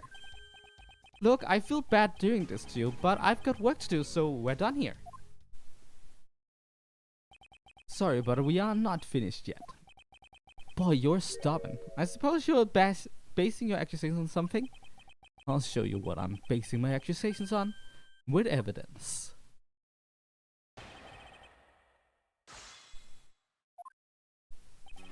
I have no idea what sort of harebrained idea you have in mind, but my accusation is a harebrained idea, is it? You tell me. I say it is, after all. There's a mountain of evidence that points away from me being the culprit. Oh, and what, pray tell, kind of evidence are we talking about here? Jim was my partner, so you can't say I had this motive for killing him. And that's it. That's not even an anthill, let alone a mountain. But it's more than enough, wouldn't you agree? Might I recommend that you review what the word evidence means? It doesn't change the fact that the evidence doesn't point to me as the killer. Besides, how may I ask, do you propose I unlocked your door and got in here? Unfortunately, I believe I have already shown how earlier. Your speculations mean nothing, as I still insist that I could not gain access to your room. What should I do now? Raise an objection? Indeed I should. You claim to have no way to open my door. However, is that really the honest truth? Alright, I'll humor you. Go ahead, shoot! Very well then, I propose that you use this to open my door. I believe you were able to open my office door with the master key, no less. Wait. Hold on for a sec. I know I laid a finger on that key, as you already know. Precisely, you were able to open my door without lifting a single finger. Well, maybe you did, but only to direct. That's right, you used your finger to direct this person to open the door with the key. You had asked Miss Bird to open your own office door for you, yes? Yeah, I kinda forgot my key at home. Happens a bit too often for my taste, you know? But the room you had Miss Bird open at that time was not your own, was it? What? You have quite the imagination. But why don't we ask the girl herself whose door she opened, shall we? I'm certain that it was Mr. Portsmouth's door, sir. I checked the number plate to make sure I was opening the right door, sir. Miss Bird backs up my story. Yet what if you had misled her to fool her into thinking what you wanted? And now how do you suppose I did that? By switching the number plates on our doors, for example. That's right, they do slide out pretty easily. Furthermore, you then used the other thing to give a very strong impression that the door she was opening was yours and not in fact mine. What was that Mr. Portsmouth used to make Miss Bird think that it was his room?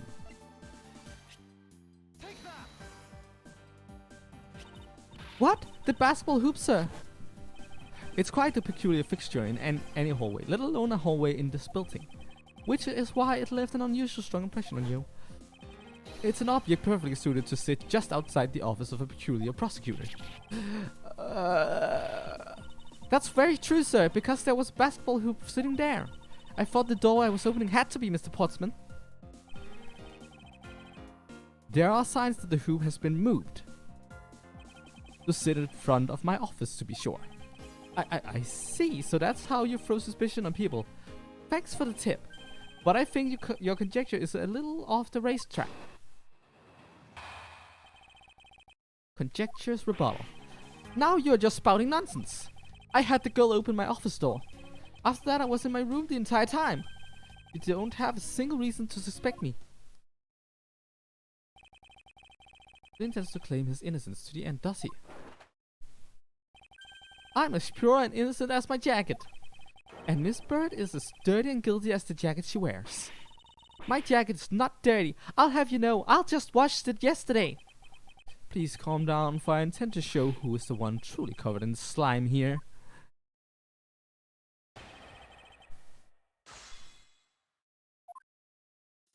Now you're just spouting nonsense. Nonsense, you say? Yes, because I'm telling the truth here. I had that girl open the door to my office.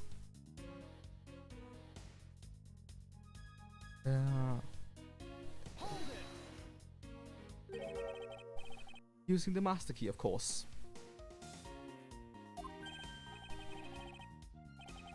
Sure, you have a problem with that? That is what the master key is for, right? Perhaps we should place it in an elaborate labyrinth of some sort for people like you. After that, I was in my room the entire time. And what were you doing in your office? I was doing my usual training regimen. Where you going through your law books from start to finish. Mainly batting practice and some weights. Oh, and I jog when I get the chance. Wow, you must be the buffest prosecutor we have. With the weakest legal muscles, it would seem. I was doing my usual workout, so... You don't have a single reason to suspect me. I think I've given you quite a few reasons, actually. But none of those would stand up on their own. That's how court works. When you have enough smaller evidence and it starts pile up and the suspicions increases, that's how court works. You're a prosecutor! Then what about all the evidence? It's all circumstantial. No judge would convict on such flimsy evidence. He seems to be trembling a little. One more little push, all I have to do is find the flaw in his testimony. Now you're just spouting nonsense. I had the girl open my office door. After that, I was in my room the entire time. You don't have a single reason to suspect me.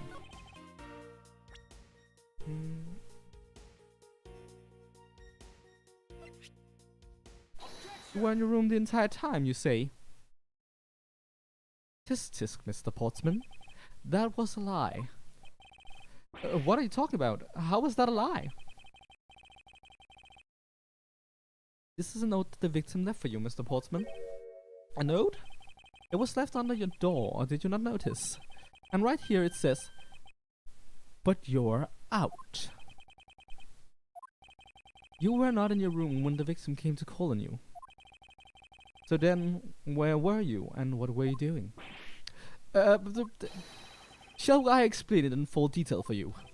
You were busy snooping around in my room, the very room you had Miss Bird open for you. That's just nonsense! You have no evidence that I made the girl open your door for me. Oh, but I do. I have very decisive evidence indeed. No way! This is proof positive that you had Miss Bird open the door for you.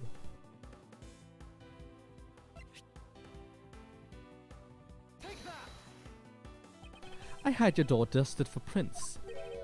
My door? What for? Come on, I bet you didn't find anything. You sure are good at wasting time. You're right, I didn't find anything, and definitely not Miss Bird's fingerprints. Her prints, what do they have to do with anything? Let's put it this way, if she really was the one who opened your door, then her prints should naturally be on the doorknob she touched. Furthermore, all of the prints on my office doorknob have been wiped clean off. I can only assume it's because Miss Bird's fingerprints were on it. Don't you think it's time you gave up your charade? We know you stole into my office with the intent of stealing something from me, and Detective Faith found you out. Possibly because you heard sounds coming from a room whose occupant was on leave. Mr. Portsman, you killed Mr. Faith to silence him. And I had the misfortune to return when I did. You had to threaten me as you escaped. As I said, when you had the gun to my back, no one gets away with committing murder in my office.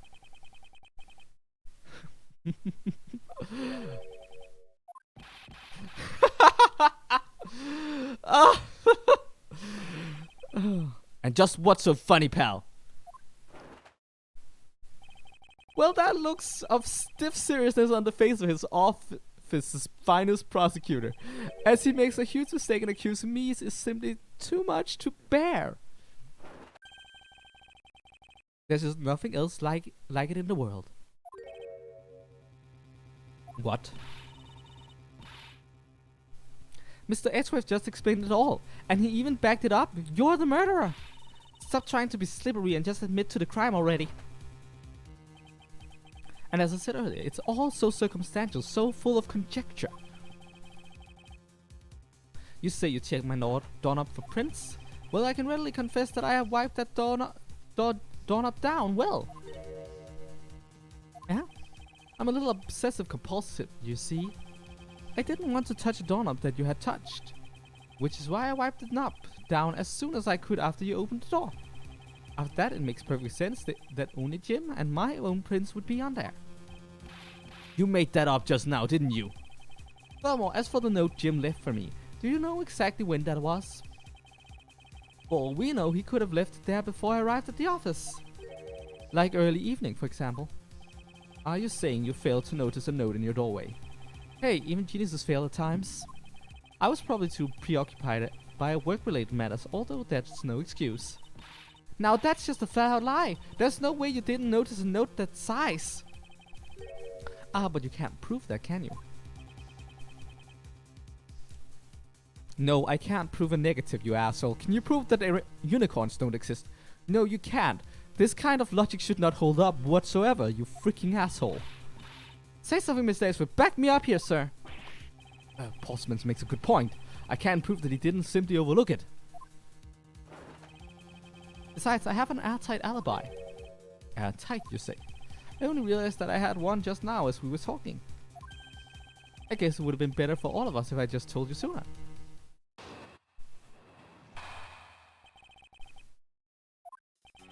If memory serves, you came back to the office at around 2 AM, correct? And it was then you had that unfortunate confrontation at gunpoint with the culprit.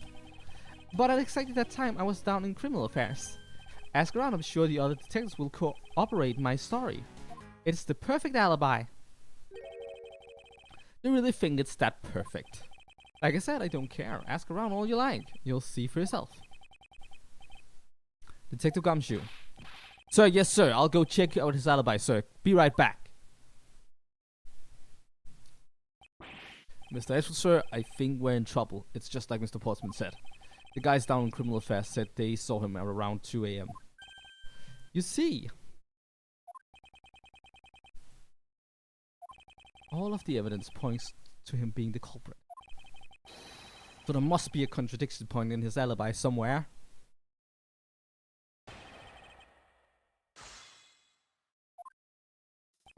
In my research, you came back to the office at around 2 AM, correct?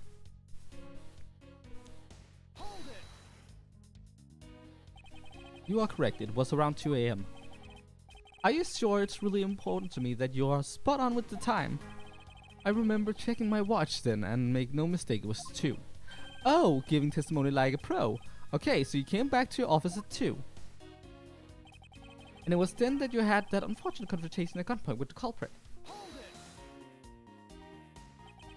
It is as you say, however. Yes, however, you are the only one who could claim to have bumped into the culprit. So tell me, did you see the person's face? Was it me you saw? It was pitch black, so I couldn't actually see. Oh, come now, I'm sure you saw something. Try a little harder. Why don't you? I'm beginning to feel like I'm the one being interrogated here. Oh well, it doesn't matter if you remember or not. It only matters that you ran into the culprit. But exactly that time, I was down at the criminal affairs. So you paid the criminal affairs department a visit. Yep, right after I left the prosecutor's building, I headed straight for the present. Ask around, I'm sure the other detectives will corroborate my story. It's the perfect alibi.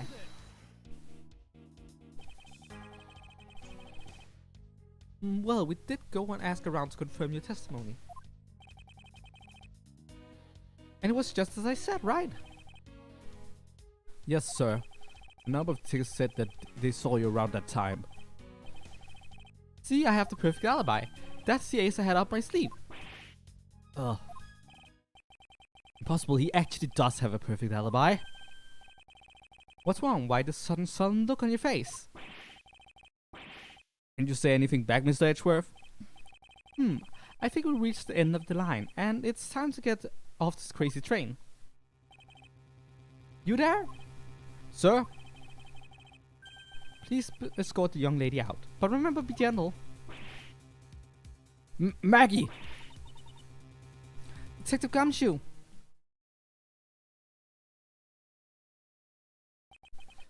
Is there nothing I can do? There must be a way to turn this situation around. If I only had a clue, did I miss something that can help me cast doubt on his alibi? The intruder I met could not have been Portsman, then who could it have been? I need to calmly think this through, one more time and with logic.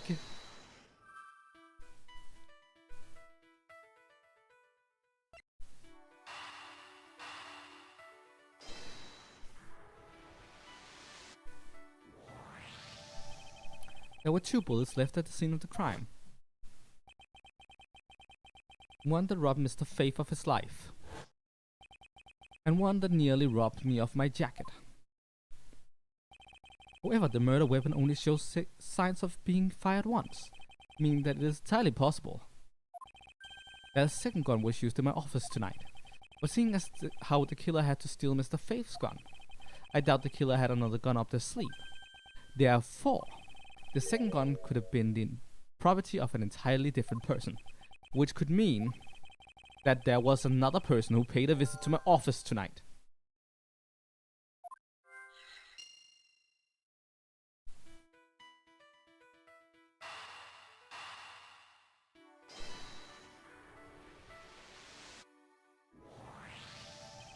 Suppose there was yet another visitor tonight.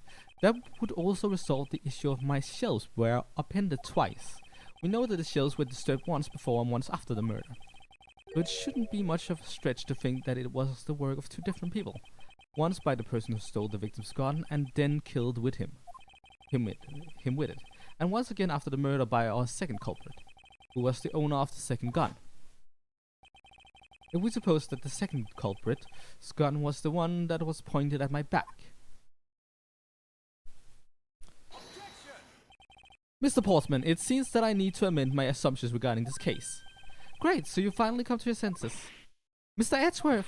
Sir, what are you saying? This has been a big misunderstanding on my part from the start. I had assumed that the person I ran into was the killer, but that may not be the case. What do you mean? The person I ran into was just your average thief.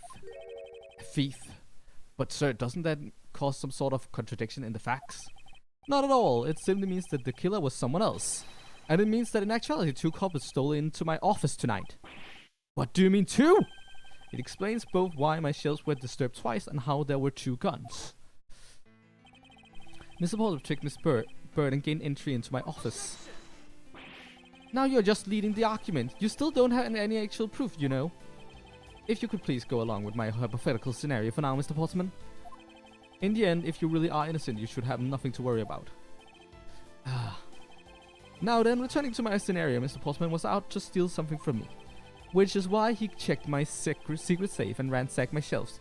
This is the first time. So then, this would be when the files were put back in the wrong order, right? Correct. And then just when he was about to look somewhere else, we should walk in but his own partner, Mr. Faith. Why did Mr. Faith come into your room, sir? He probably had business with Mr. Portman, which is why he was in the area.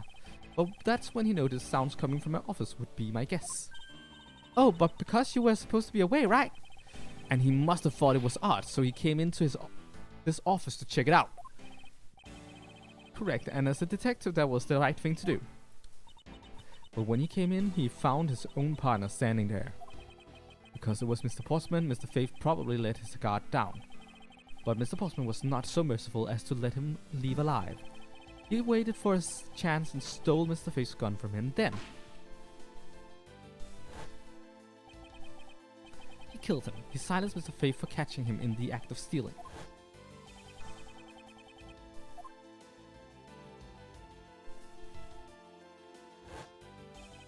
This was the moment in which the first shot was fired, the one that landed in my files.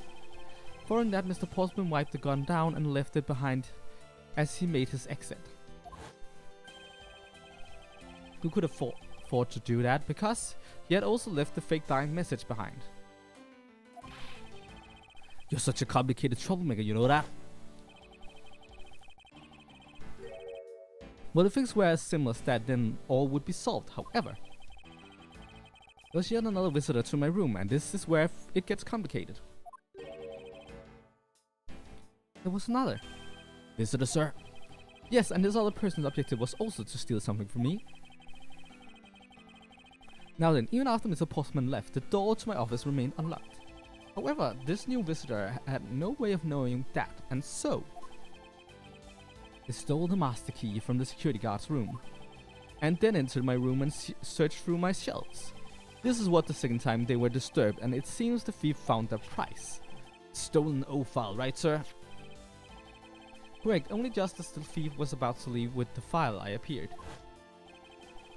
The thief then threatened me with their own gun and made their escape. The second bullet was fired during that brief encounter.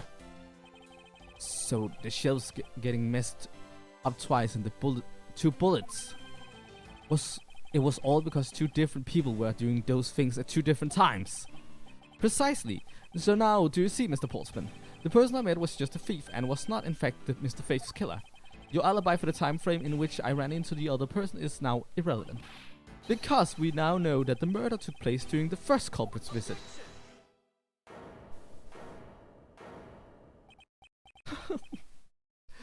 Ah, that's a good one. What's so funny, pal? Absolutely splendid. Your scenario explains everything. Of course it does. It's Mr. Edgeworth after all. But you know, it still doesn't change the fact that it's all circumstantial. Supposing if, and that's a big if, your theory is right. It would indeed render my alibi, which has withstood scrutiny, mind you, irrelevant. But there is still one defining point of your argument for which you have no evidence.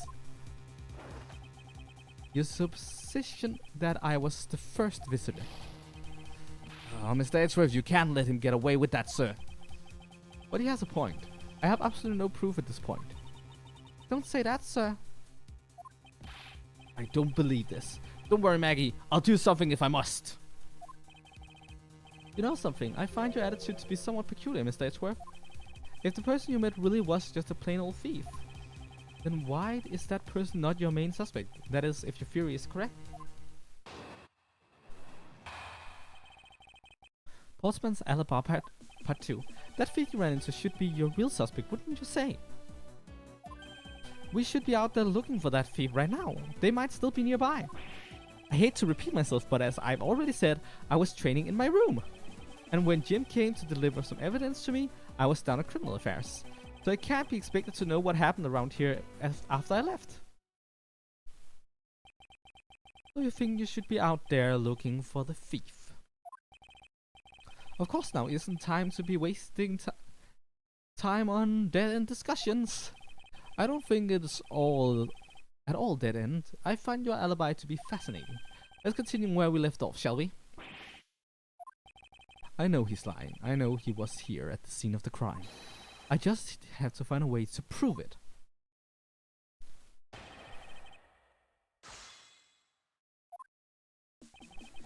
That thief you ran into should be your real suspect, wouldn't you say?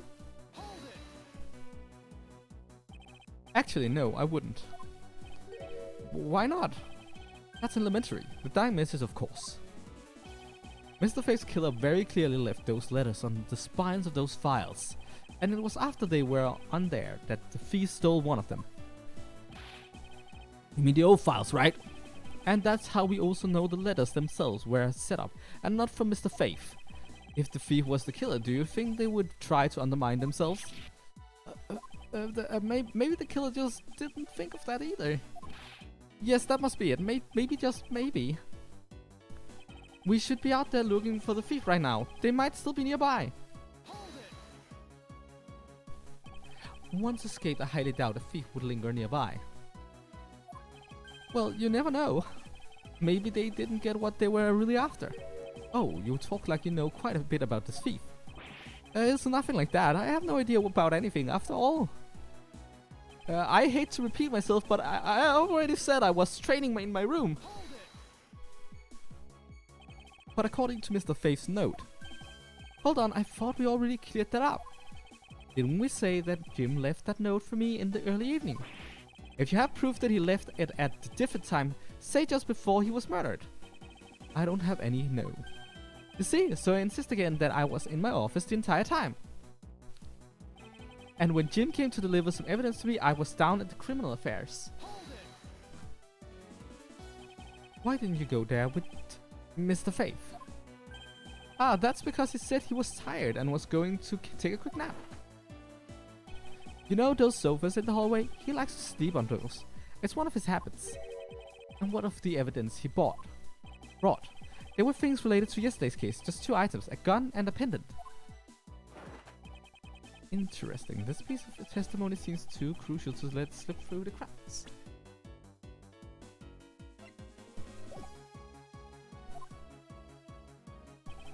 You brought me 2 items, a gun and a pendant, that are related to yesterday's case. A gun and a pendant. Yes, this gun, which was the murder weapon, and this pendant, which belonged to the victim. And why were you taking them to criminal affairs? There was something in a past case file I wanted to compare these two to. But all this has nothing to do with this case right now. Anyway, I believe you'll find the long paper trail I left to your satisfaction. This is all matching up with what Detective Gumshoe found out. So I can't be expected to know what happened around here after I left. I can't expect you to know, can I? Nope, but I guess you can't expect me to take a guess based on logical deductions. Oh, then let's see you deduce. Jim waited for me to leave and then stole the master key. For the purpose of sneaking into a room, of course. And that's when Miss Bird caught him red-handed and the murder occurred. It's all exactly as I had laid out earlier. I know he's lying. I know he was here at the scene of the crime. I just have to find a way to prove it. That thief you ran into should be your real suspect, wouldn't you say? And when Jim came to deliver some evidence to me, it was criminal affairs. He brought me 2 items, a gun and a pendant that are related to yesterday's case.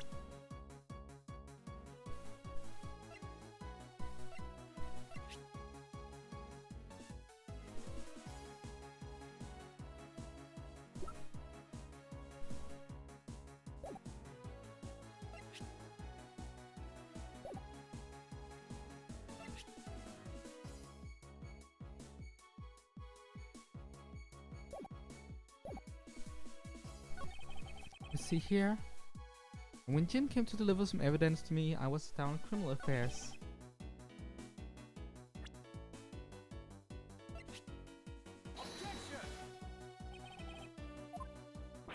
Okay, I made a mistake. Happens.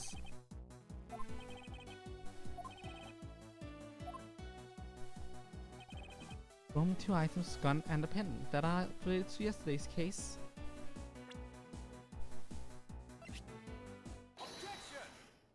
There we go.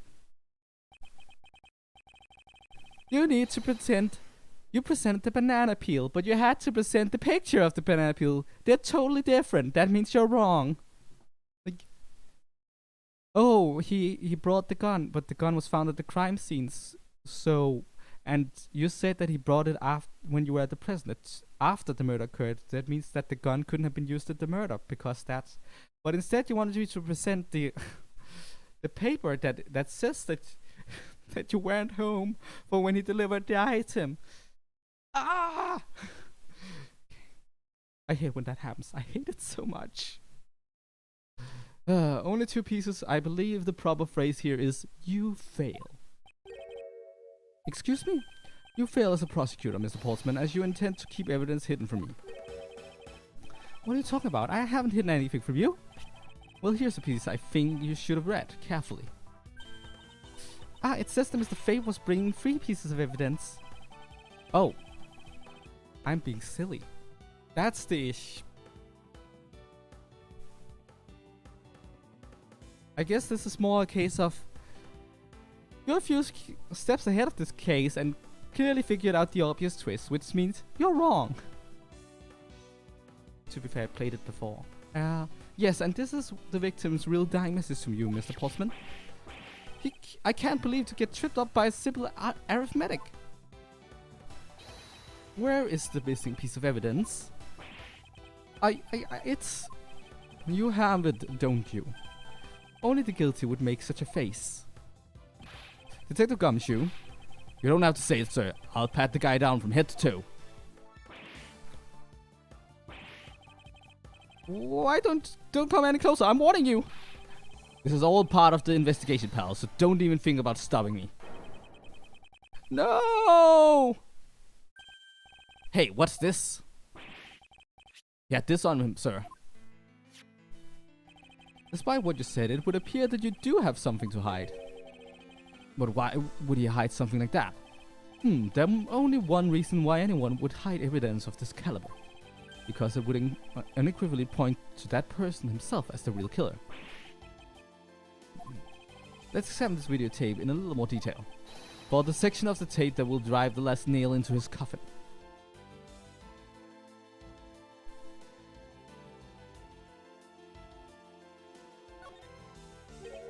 The KG8 incidents. That's police case number, sir. Does that mean this video is evidence from that case? Interesting. However, what's recorded on this isn't what's important right now. Let's give the casing a thorough once over.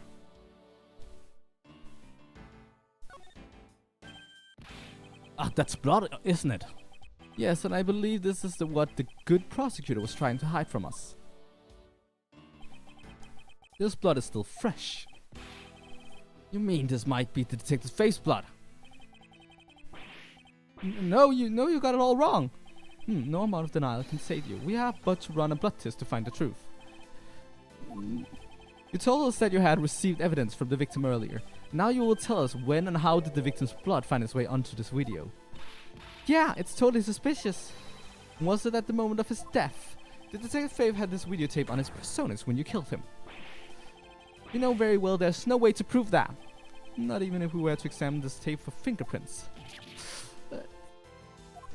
If I had to take a guess, I'd say that the only ones here would belong to the murderers, you and Mr. Faith. No, impossible! I'm...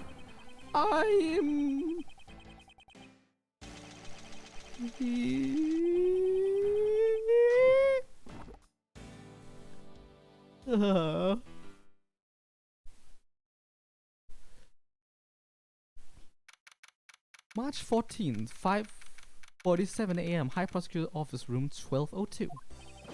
Mr. Portsman has been placed on arrest at for the murder of the body Faith, sir. Very good. And the results we got back from the lab tech on the tape turned out to be real solid, sir. The blood work came back and it was definitely Mr. Faith's blood on there. And as a bonus, they were also able to lift a few of Mr. Faith's fingerprints as well. Thank you so much, Mr. Edgeworth. I still can't believe I got to see your cool deduction skills outside the courtroom. I'm impressed beyond words, sir. It was nothing. I'm just sorry you got caught up in a murder in my office. Please accept my apologies. Oh, it was nothing, really. Compared to what I've been through, I mean, I consider myself lucky that I was only a burglary and it was only a burglary and murder this time, sir. I was lucky it was only a burglary and murder this time.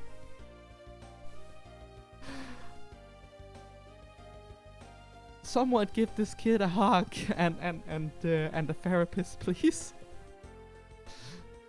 If it had been a hold-up or a hostage situation, I had thrown my hands up in the air.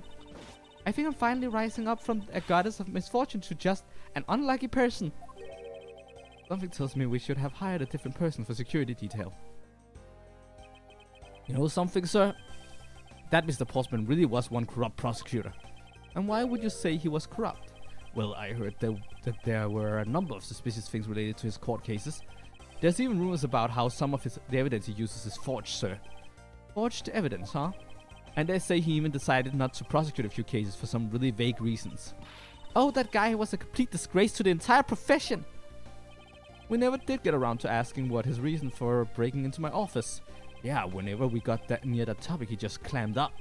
Although we can be pretty certain that it was to steal something. This is just between you and me, sir, but there's a rumor that some sort of a huge organization is involved behind the scenes. Oh, well. With Mr. Portsman not willing to divulge anything, it certainly leads credence to that rumor. It would seem that we haven't heard the last of this. That Mr. Portsman isn't the bad guy? I didn't say that, but rather that there are still many more mysteries for us to solve. For example, we still haven't figured out the significance of this piece of evidence. Take that! The person who stole this file, the other villain of the night. Yeah, I wonder who it was. And what happened to the stolen pages? I wonder who in the world was it that held me up at gunpoint. Mr. Edgeworth, sir? Yes? I came across this while I was processing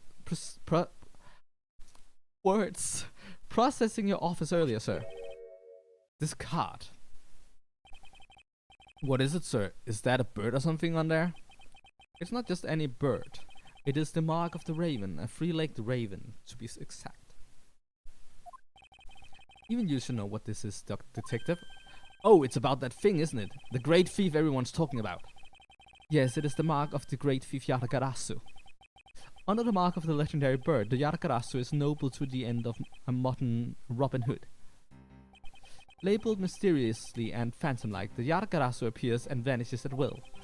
Though we don't know how much about this thief's ultimate goal, we do know the targets. The Yargarasu likes to find and make public evidence of corrupt dealings of all sorts. The theft is always performed in silence and always with perfection. Once a target is chosen, no dramatic calling card or announcement is sent forth. Instead, the chosen corporation is infiltrated without even the targets noticing. Some days later, the evidence that was found is sent out to the mass media,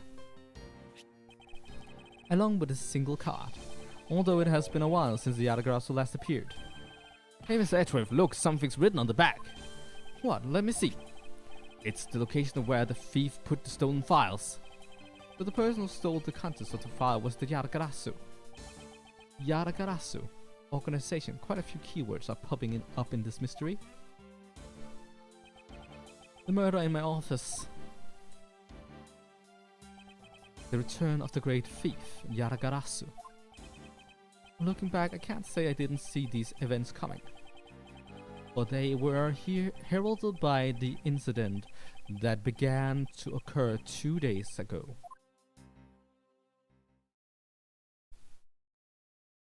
And with that, we wrapped up the first case. Cool, we are gonna dive right into the next case immediately. Kinda. I'm gonna need a couple of minutes to go to the bathroom, but then we'll be continuing. So yeah.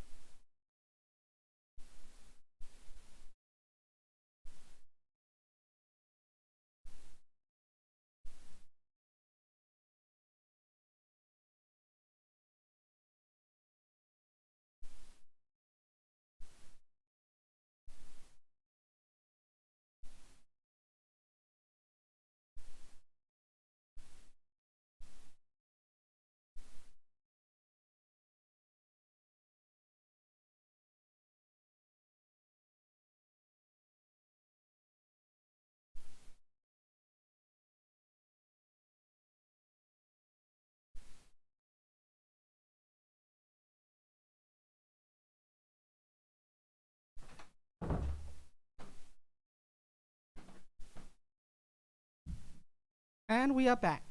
Kinda. I need to put in my headphones. Otherwise, I can't hear the nice music of this game, which is really good. And it's still a freaking crime that it is not part of the 20th anniversary orchestra concert thing. Let's get into Turnabout Airlines. The murder that occurred in my office. The return of the great thief Yargarasu. Think back, everything began on that fateful day 2 days ago.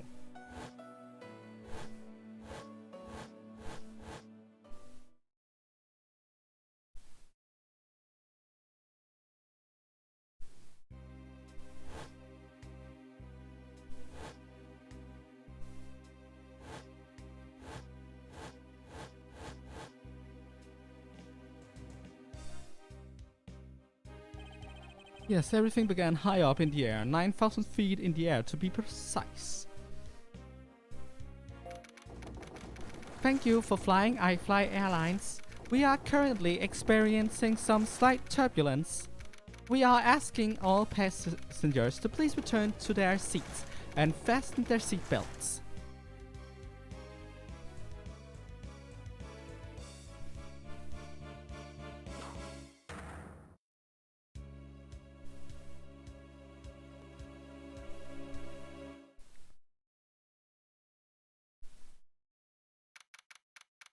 March 12th, 6:13 a.m. Flight I-390 first floor lounge.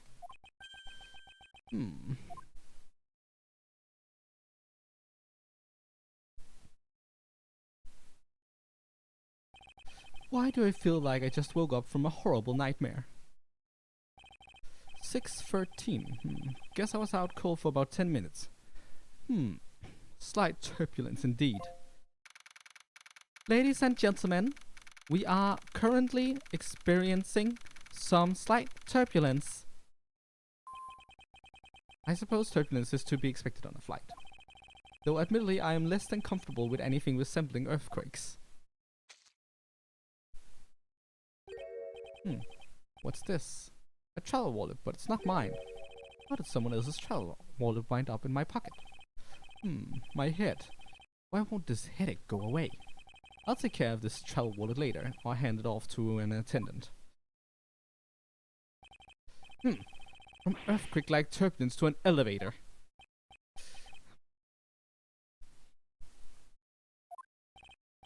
What am I doing hesitating like this? Actually, I know full well why I hesitate. It was when I was still but a young child.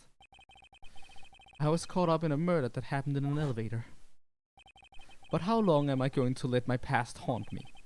It's just an elevator. I am a grown man now. I need to behave like one.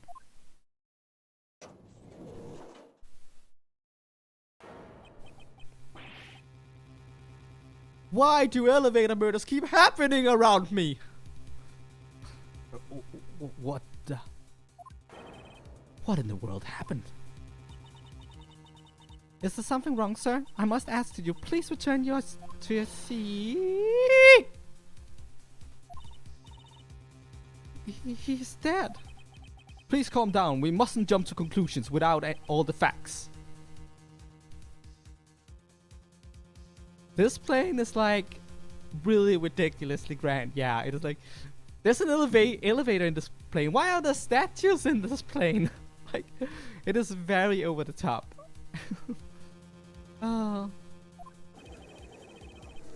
What's wrong? Did something happen? You murderer! No, you have it all wrong. It was me.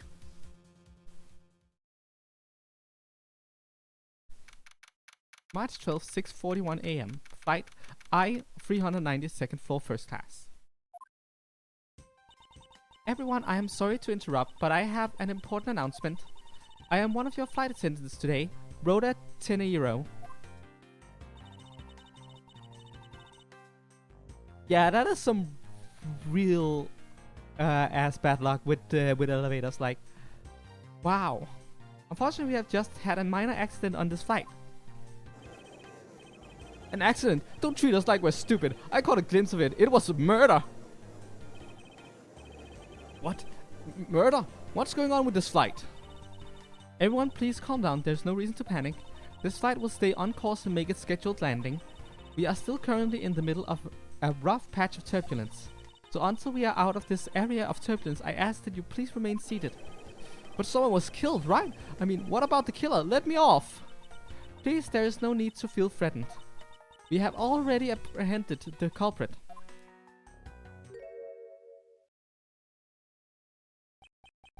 I ask that everyone please remain calm. What the heck is he talking about? Why should we remain calm? My name is Miles Edgeworth. I am a prosecutor, and I assure you I am not the killer. Being a prosecutor doesn't make you incapable of murder, buddy. Now you listen here. I am not the killer. I simply found the body. So you say, however, I am sure that you are the perpetrator of this crime. I swear my honor as a professional flight attendant. Oh, is that right? I know what I saw. And there's even very strong incriminating evidence to back me up. What kind of incriminating evidence is she talking about? We already alerted the proper authorities at our destination. Until we land, you will remain in our custody by the powers vested in our captain. I am very sorry, but please understand our situation. Your situation? I'm more concerned with mine, and the direction it's going in. I am not about to just sit idle by while I get accused of murder. Again. Miss Tenier, is it... Yes? I was wondering if you might give me a chance. A chance to do what? A chance to plead my case. And a chance to ask what you meant by incriminating evidence just now. To accuse a passenger of such a grave crime without allowing him to give a proper defense. Can the professional flight attendant inside you really call this action righteous? And I missed what she was saying. Very well, I'll listen to what you have to say. But be wary of what you reveal. I'm afraid you'll only look even more suspicious if your explanation fails to satisfy. I also do not have the time to deal with you all day, so please make it quick. Of course, as you wish. Good, very well then. Let's get started. I know for a fact that I didn't kill that man in the elevator. What I don't know is what sort of evidence she has up her sleeve. But I'm certain it doesn't fit with how the crime really occurred.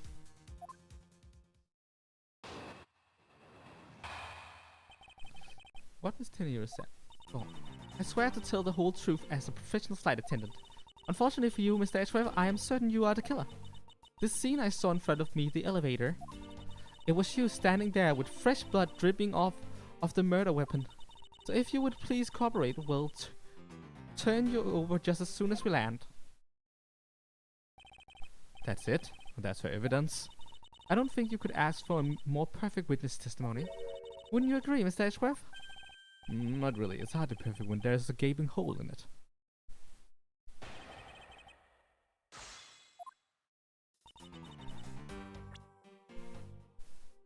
Okay.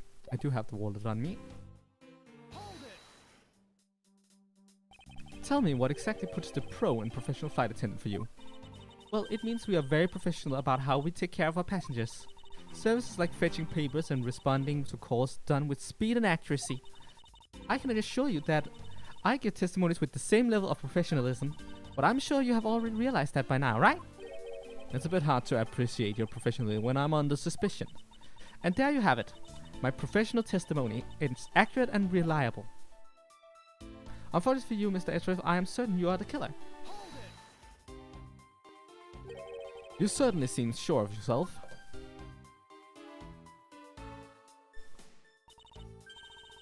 Of course, a professional flight attendant can't afford to make mistakes after all. Perhaps, but you must admit there are few who can look at the murder with a clear mind. Witnesses all go through extensive training and are always calm and collected. Will even calmly serve your coffee if you so wish, as the plane makes a splashdown. I fail to see how that would be the calm and rational thing to do in an emergency. Even unto the bitter end, we are there to serve the passengers. That is the duty of all professional flight attendants. You certainly are confident. Anyway, shall we return to your testimony? The scene I saw in front of the elevator. Yes. What did you see in front of the elevator? That's what I was just about to tell you, Mr. Edgeworth. Framed by the elevator doors and bathed in the light coming from within. It was you standing there with fresh blood dripping off the murder weapon. Fresh blood. The murder weapon dripping with blood. Really now. I swear that was the grisly scene I saw before me. Thank goodness it wasn't the passenger who saw, or there'd be widespread panic by now. As I recall, you were quite panicked yourself at the time. Excuse me. You were scared enough to misread the situation and accuse me of murder. Nonsense! Professional flight attendants cannot afford to be that flustered. I witnessed the murder scene and I am now listening to your defense, all with a smile.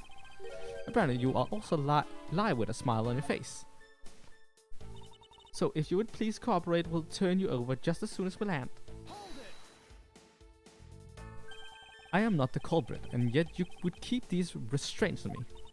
Mr. Edgeworth, please try to understand what kind of situation you're in right now. And what exactly is my situation? I have the backing of the captain to keep you bound in this way. We are within our legal right to restrain anyone who might threaten our captain mid-flight. In essence, you're in the same situation as someone who has been arrested by the police. So I am to stay restrained until I can clear up all of her doubts. At least I'm close. A mistake shines like the silver lining on dark rain cloud, and I'm going to capture some of the light with evidence.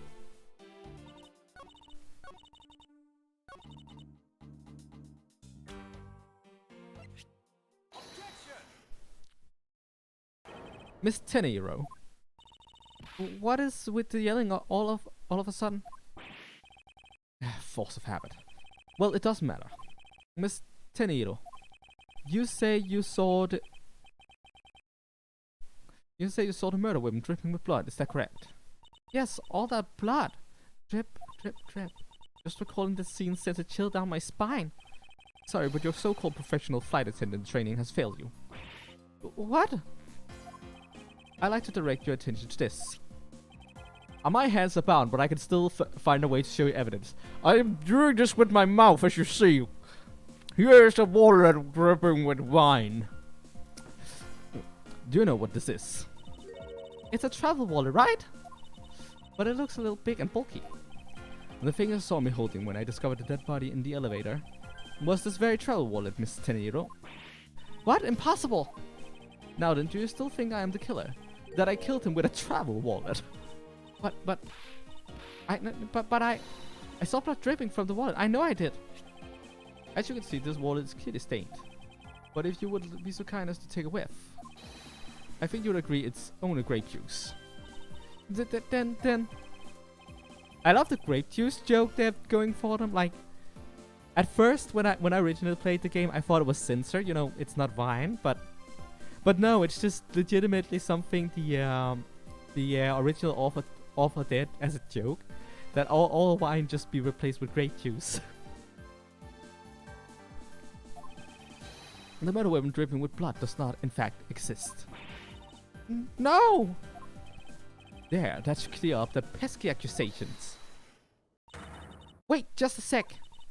That is, I mean, even a wallet could be deadly if it was wrapped around something heavy. I demand that you show me what's inside, please. She's trembling, and the tract on please at the end sounds like I've got her. There's no need to look inside, even you can tell from its appearance that it's light. No, I can't be sure of anything until I see the contents of the wallet myself. She's a persistent one. I suppose we have no choice but to see what's inside. Miss Tenero, if you would be so kind as to open the wallet and check its content for me. Alright, I usually don't pry into passengers' belongings, but we have no choice here.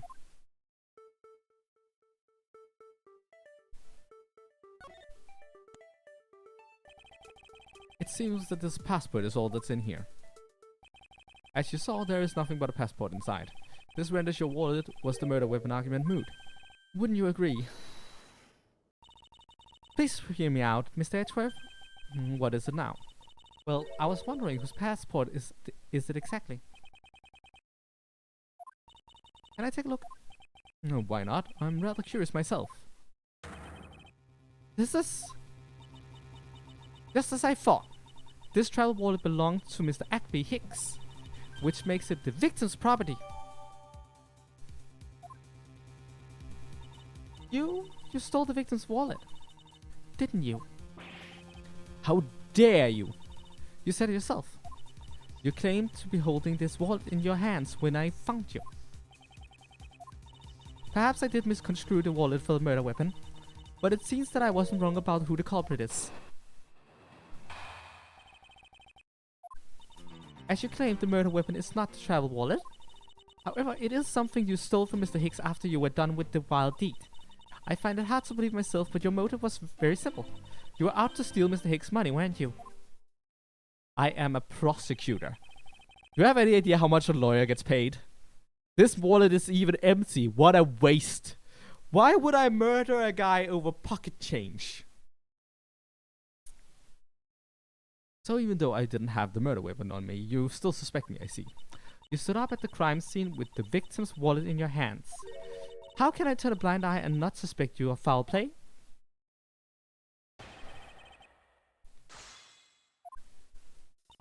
As you claimed, the murder weapon is not the travel wallet. However, it is something you stole from Mr. Hicks after you were done with the wild deed. I find it hard to believe myself, but your motive was very simple. Actually, I am forgetting to press her. Shouldn't that be proof enough that I did not murder the victim? Not at all. Oh, and why not? Because that wallet may not have been what I thought it was. However, it is something you stole from Mr. Hicks after you were done with your wild deed. You think I stole it? Yeah, I'm very sorry to say it, and I wouldn't usually be so rude, but it must be said. I never thought I'd see the day, but here I am calling a passenger a thief. Maybe I should put on a serious face and say it more directly. I believe you removed the wallet from the victim's personage. It really doesn't matter how you phrase it. What I like to know is why you think I stole Mr. Hicks' wallet. I find it hard to believe myself, but your motive your motive must have been theft. I don't think I have any sort of motive to speak of. I never met Mr. Hicks before, and our only connection is this one flight. But that is more than enough of a reason. How do you figure? You were sitting in first class, and I think the implication is quite clear. You were out to steal Mr. Hicks' money, weren't you? You think I was after his money? Where did that cockamamie idea come from? So you are also a passenger in first class, but I thought something was off about you and those deeply etched lines on your forehead. They're not lines, they're perfectly normal and part of my natural face. I don't think I ever met someone with such terrible countenance on a flight before. And that's when it hit me. You have a face of someone with money trouble. She really is making a fool of herself, pursuing this line of logic. I should spare her and present a piece of evidence that contradicts her testimony. As she claimed, the murder weapon is not the travel wallet.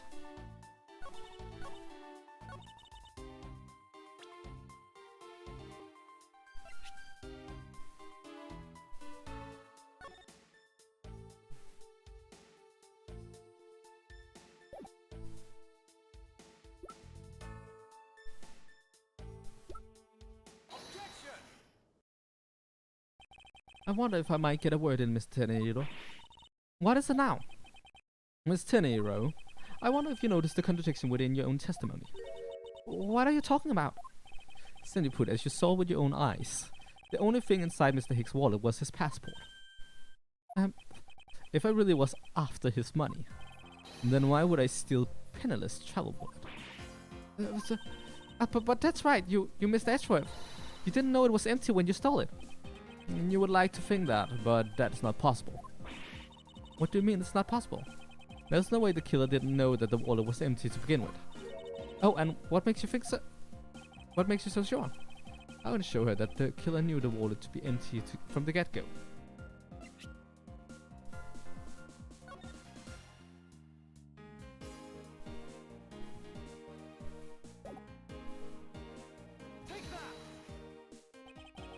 If you recall the crime scene, I admit that the wallet was probably not empty at the time of the murder.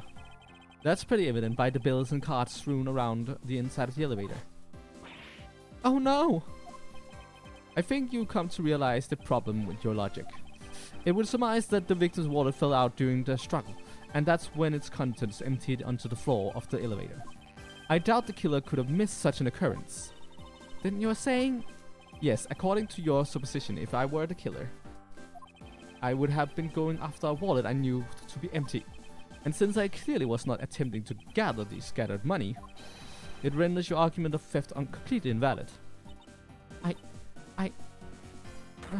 Forgive me! Please, I'm sorry. Hey, what the heck? Are you saying the attendant's wrong? That guy isn't the killer? Don't believe it, everybody. It's a trick. Will you all please be quiet? Miss Tenero. Yes? You lost your cool when you saw the dead body. Plus, the lounge was dark and looking into the light from the elevator. It's easy to see how you mistook the wallet in my hand for the murder weapon. I take no offense that you thought that I was the killer. Mr. Edgeworth. Thank you for releasing me.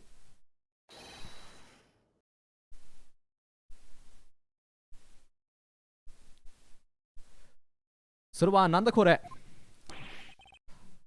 What is it now?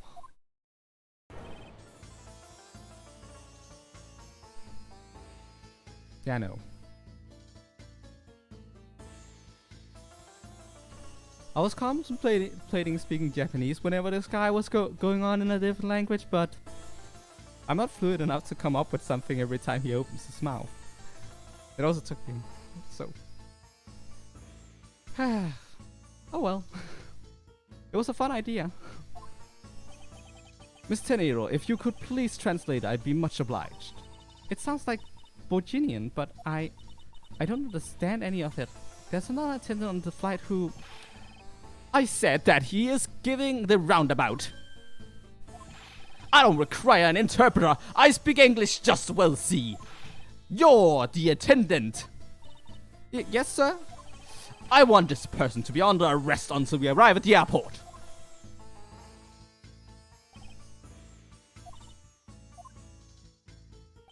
I'm sorry, sir, but what exactly are you hoping for? What is it you want? I am finished talking to the likes of you. Please, I would like to hear why you would like me to be held under arrest until we land. You, how dare you try to waste my time? You were the one who stuck your nose into my affairs. I wanted to spend even at least one more second with my precious art. I have no time for other things. He has a freaking vase under a belt. Like a seatbelt. I know what you are. I see through you. Insolvent, yes. I am pretty sure that's how you say it in English. Well, I'd hope that I don't dissolve in water, but I don't think that's what you meant. I'm sorry, but I don't think I called your name. I am Singler Blanc the Second. I am a very wealthy man in the Virginia, but I am not an ordinary rich man. I am an art dealer. A rich seller of beauty. Mr. LeBlanc, what did you mean just now? Pardon. When you said that Mr. Edgeworth was giving me the roundabout, I have to explain. Unbelievable. I will say it once and only once. I do not have even a second to waste. Time is money, as they say. Yes, and yet you continue to blather on. I saw it, yes I did. I saw the victim go onto the elevator, going down to the lounge. It was exactly at 6 o'clock.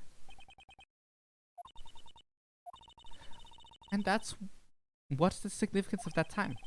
At 6, he says. Wait, you saw him at 6?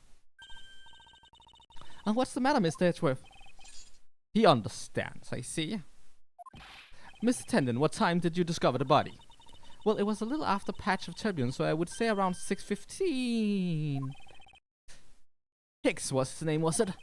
Then I say that man Hicks was killed in the 15-minute time span. And the only person in the lounge at that time was this prosecutor, yes? Yeah, I was in my seat the whole time. Me too. I was watching the movie and enjoying the fine glass of grape juice. I was still eating. I haven't finished, see? The other passengers have an alibi, so you have no problem with them, I suppose. No complaint. I see. Not a single word against this, right? I have no way of discounting what you have put forth at this point, but it wasn't me. Oh, so you say. But do you have, what you say, the evidence? Mr. Edgeworth, are you really the culprit after all? Mr. LeBlanc, I suppose you are quite certain in what you saw, enough to give testimony. Of course I was looking at that man the whole time. He was playing with that annoying little small machine the whole time. Machine? Yes, that's what you people call it in English, yes? It was making me crazy with the click, click, click. That description, it sounds like some sort of small computer. I believe what Mr. LeBlanc is talking about is a cell phone. I have to say that I did see him playing with it quite a bit myself. A simple cell phone on a laptop or organized I can see, but that's kind of low budget. I hate the noisy little machine in his hand. Not a fragment of beauty, all it produces is ugly sounds. Anyway, I know what I saw. Mr. Tenero? Yes? I was wondering if I might be granted permission to examine the crime scene. What? You want to examine the crime scene? If you would grant me a little measure of time, I'm sure I could produce the real culprit. I don't like the sound of that. Fox in the duck pen. Yes, I think that is how you say it in English. It's Fox guarding the henhouse, and I believe my innocence was proven earlier. And if I'm given the chance, I can clear up all the remaining doubts. Miss Tenero, if you wait until we arrive, there is a good chance that evidence will have been destroyed by then.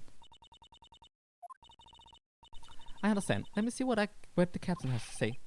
This should not be approved. Please, Mr. LeBlanc, in an emergency, all decisions are to be made by the captain alone. Now, please wait here while I go ask the captain what to do. I'll be right back. You are not planning to erase evidence when you are doing your investigation, yes? Of course not. We'll see. Mr. Edgeworth, you have the captain's permission to investigate the crime scene. What? Unbelievable! I am in your debt, Miss Tenero. However, there is one condition. I am to supervise you. Can you agree to that? Of course, I see no problem with that stipulation. It's only natural that I'm still a suspect in this case. Nah. I take full responsibility and I will watch Mr. Edgeworth's every move. I hope this is reassurance enough that there will be no foul play. Now then, Mr. Edgeworth, shall we proceed? If you should need my help with anything, please feel free to touch the partner button. It's time to head to the scene of the crime, the first floor lounge.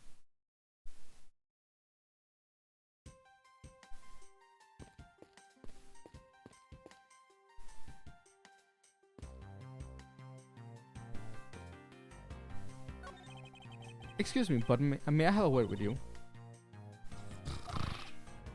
You there! If you need something, please ask Miss Broda over there, okay? What? Hey, wake up, you! I'm terribly sorry that she's being so rude, Mr. Edgeworth. No need for you to apologize. It's find it hard to believe she's asleep on the job. If I were her boss, I'd see to it that her salary was cut so low that it was in the red.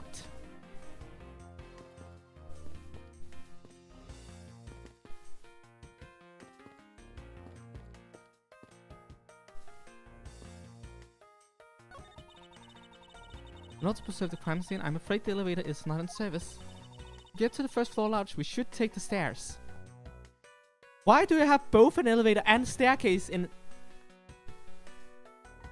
That is such a waste of space in a plane.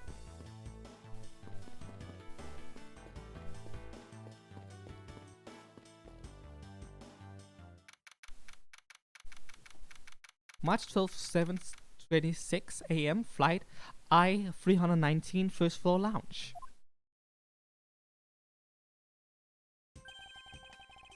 I want to thank you for your help back there, Miss Tenero. It was nothing. You should thank the captain for granting you permission. And just so everything is perfectly clear, I still don't trust you to that extent. I don't want you to think your standing with me has changed. I see. I will bear that in mind. I received an order from the captain earlier. He wanted you to know that we reserve the right to stop your investigation if we feel you are not making progress. And when we do, he asks that you please return to your seat at that time. So my time runs out at his and his crew's discretion, does it? I have to find a way to discredit Mr. LeBlanc's testimony before time's up. I understand.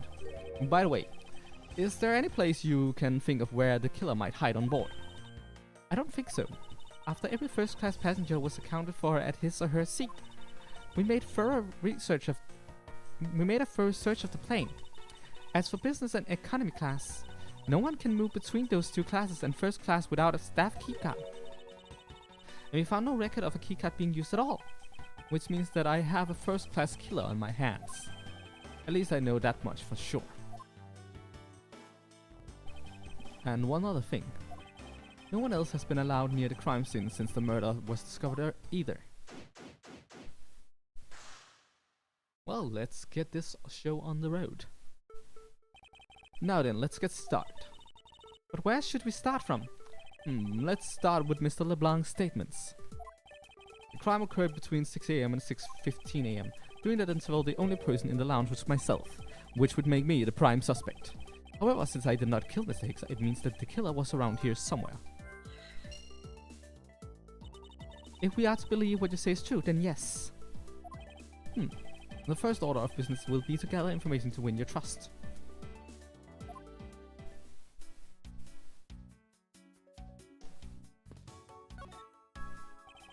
There is some spilled grape juice in front of the elevator.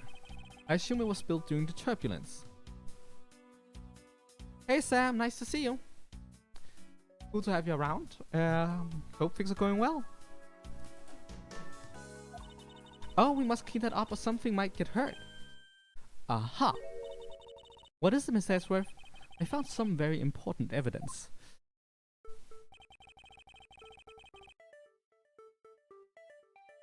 Both for hairs? I can't look at her right now.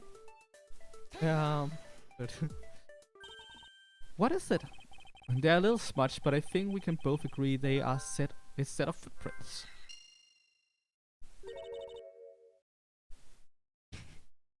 Oh, her hair is pretty square. Yeah, now that you're mentioning it. Wow.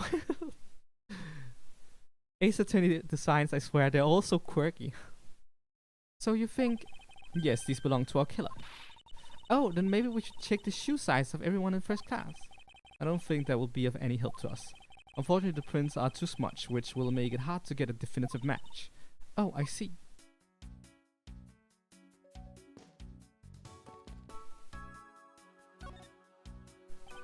What floors does this elevator service? Only the first and second, although it can also go down to the cargo hold. However, that requires a flight crew keycard. But the only floors accessible to passengers are the first and second, I won't rest until I've inspected every suspicious nook and cranny. What is this sinister looking figure on the floor? Oh, that's a piggy bank of our company's mascot, Mr. iFly. It's just one of the many pieces of merchandise we sell at our flight shop. This bank is limited edition and is so popular that we're down to our last one. You have an in-flight shop? Yes, it's just beyond the lounge to the right. The shutter to the store is closed at the moment, but it was open the whole flight up until Mr. Hicks's body was discovered. There's blood on here. Could this have been the murder weapon? I wonder. Money is thrown all over the floor of the elevator. I would guess it was all in Mr. Hicks' wallet at some point. I wonder what was hanging off the lanyard. Something's missing from this picture. Now, if I could just put my finger on it.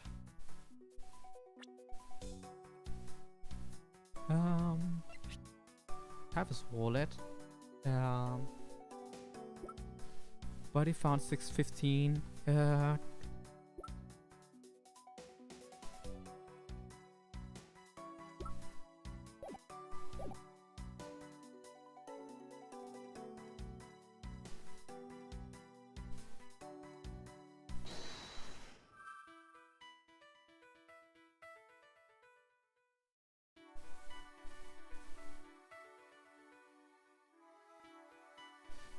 I don't think there are any puzzles in this game that makes no sense at all. Where was the killer? What clues point to where the killer could have been? Spilled grape. There's spilled grape juice on the floor of the elevator. Murder weapon. Could this be the murder weapon? Elevator. The victim's body was found inside the elevator that connects.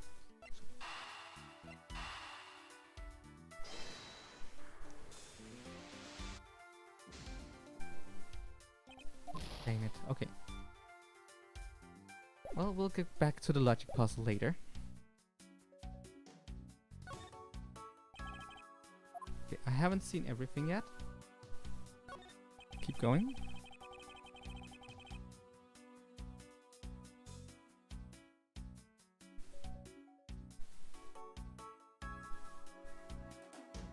The later case was absolutely convoluted and stupid and in a lot of ways. Yes, but that's more like Ace Attorney in a nutshell. I doubt anyone was expecting to find a dead body in an elevator on this flight. So Mr. Hicks, he's really dead? Yes. He's trembling, although I can't fault her for that when there's a corpse right here. Mr. Hicks, if you're really dead, then please answer yes. I see, she's over the trembling now, although a new symptom seems to have appeared.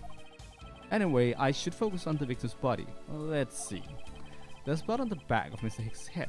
Could this be the cause of death? He appears to have been struck very hard. Blunt force trauma, wound on the back of Hicks' head suggests blunt force trauma, but what have caused it? Even his glasses are broken. The victim's glasses are broken. Were they broken during his murder?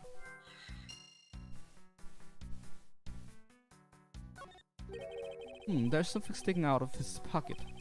Hope he won't mind if I take a look at what's inside.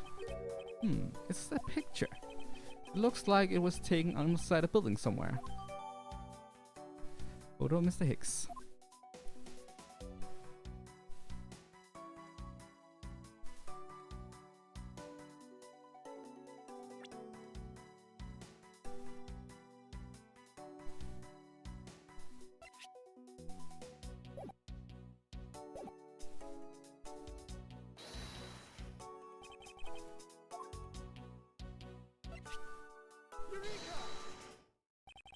Mr. Hicks' machine is nowhere to be found. His machine? His cell phone, Miss Tenero. Ah, so I guess because it's not here. Yes, I think we could say deduce that the killer took it. Mr. Cell phone data jotted down into the organizer.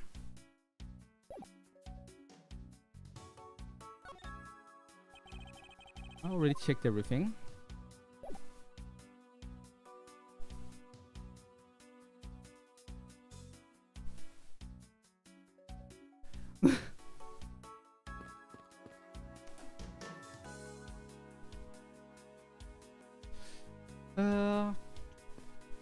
Should probably save.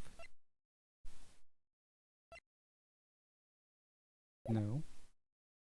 I don't want to send anything. Okay.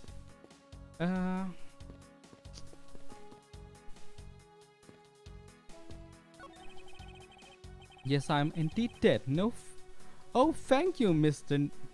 M. Nick.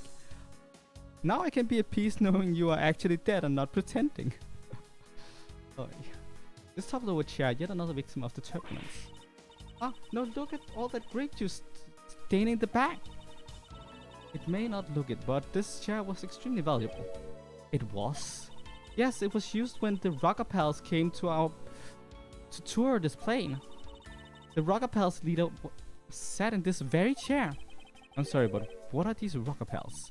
I can't believe you never heard of them. They're all the rage. The Rocker Pals are an extremely popular international band. They added the Pals part as they became more popular, especially among teens. Ah, that explains it. I'm not really one for the music of today. Maybe I should ask the Gumshoe about them later. On second thought, I can already see how confusing the conversation would get. Oh, you want to hear about the Rocker Pals, pal? Well, pal, let me tell you about the Rocker Pals, pal. I think that would be great. Glasses and candles thrown into disarray by the turbulence. It has been a while since I've seen this big of a mess. It's terribly embarrassing, but I thought it was an earthquake for a second.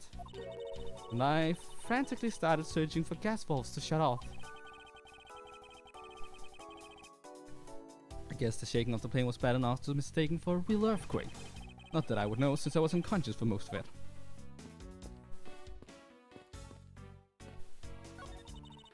The in-flight shop is just beyond these shutters. but we don't have permission to open them, so I'm afraid I must leave them closed. There must still be clues to be found here in this lounge. I must remain ever vigilant. Spilled grape juice in a pool of my feet. Unfortunately, the delightful scent of grapes is obscured by the unpleasant smell of the crime scene. This scent in the air is the same smell as the smell of my towels after they come out of my home dryer. I would never have expected something like that by looking at you. I suppose everyone has something unpleasant about them.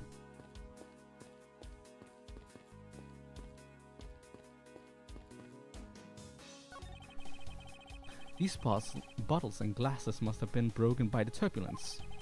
There's quite a bit of broken glass here. Please be careful when passing through the area. Thank you very much for the warning, Mr. Edgeworth. However, no matter how kind you are towards me, note that it does not clear up any suspicions I have about you. Yeah, I wasn't warning you for the sake of clearing my name. This grand piano is pride of this plane. It can play the music of whatever CD we insert into the CD drive. That's not a piano, it's more like an overgrown music box. Ah, but its keys to press along with the music as though there really is someone playing it. This plane is freaking huge! Some people have entirely too much money to waste on overly complex toys.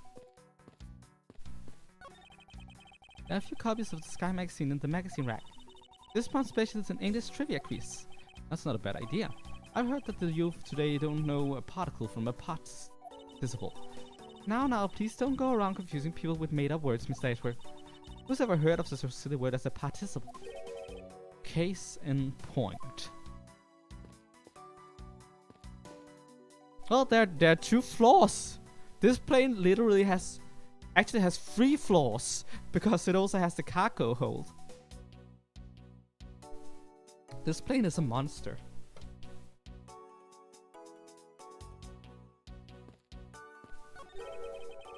What or who is this? This is the bronze statue of the founder of iFly Airlines, Mr. Hugo iFly.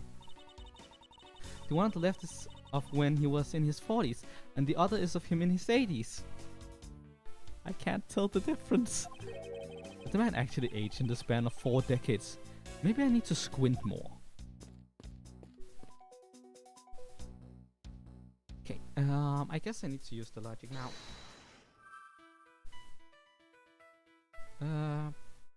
Broken glass. The victim's glasses are broken. Were they broken during the fight? Said she just blunt force trauma, but what caused it?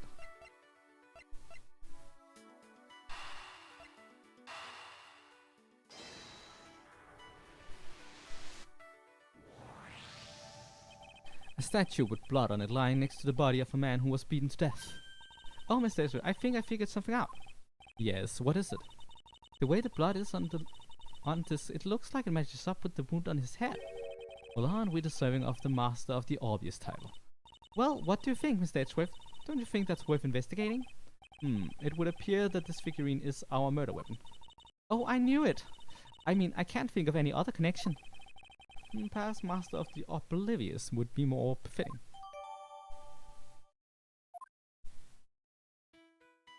What else can we figure out?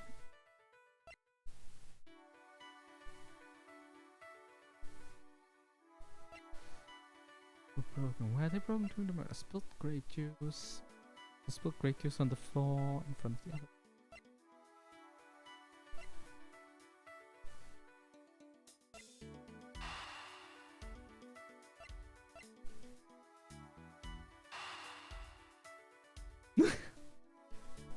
A huge boat with wings. I'd like to see that actually. Another mistake. Not exactly a shining example of the perfect line of logic.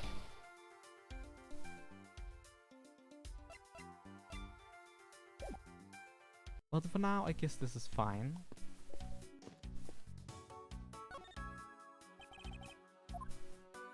Check this area.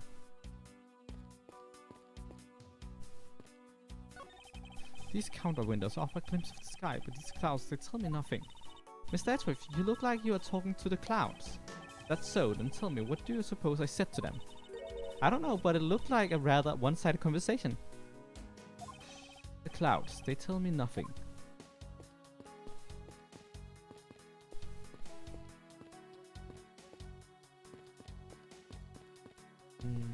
be missing something.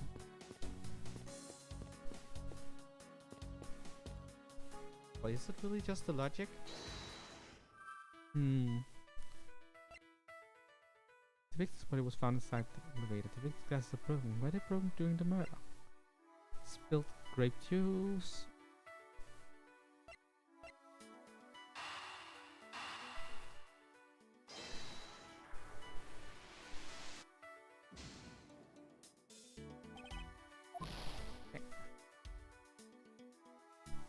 Tried grape juice in elevator.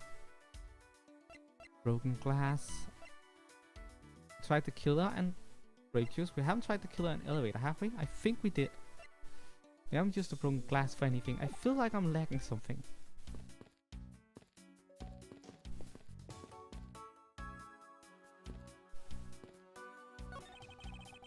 Let's talk about the chair. Yes, no, the chair was fancy. The piano is fancy.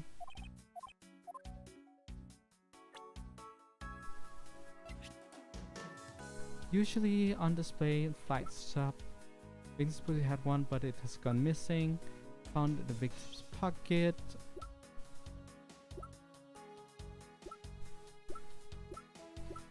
Actually, maybe my mistake is just not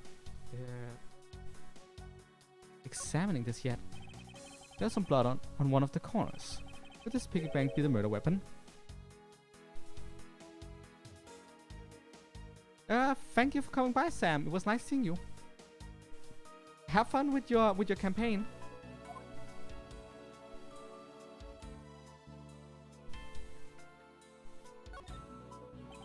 It says I Fly Airlines. You know, I've seen it occur a lot recently, and it's been bothering me greatly. But why does nobody know how to properly capitalize in space news anymore?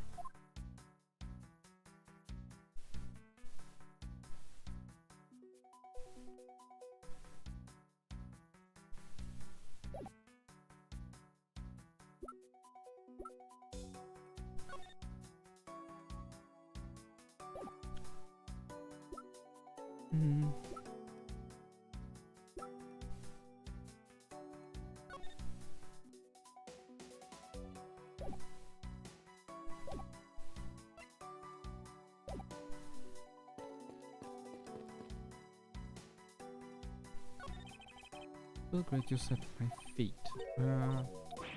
Already checked that. I also already checked the inside of the elevator.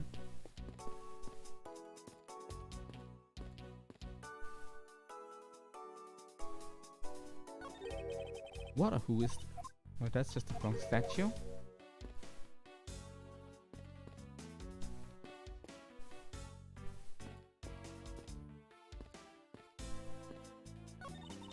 Door leads to the flight attendant's room. But please understand that it's off limits to unauthorized personnel. The woman is giving off the scent of woman perfume.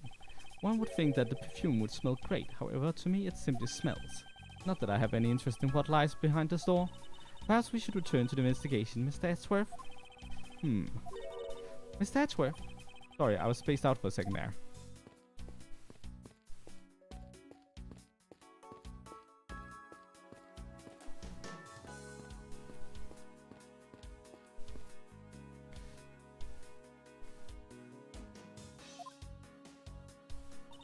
Are you in need of assistance?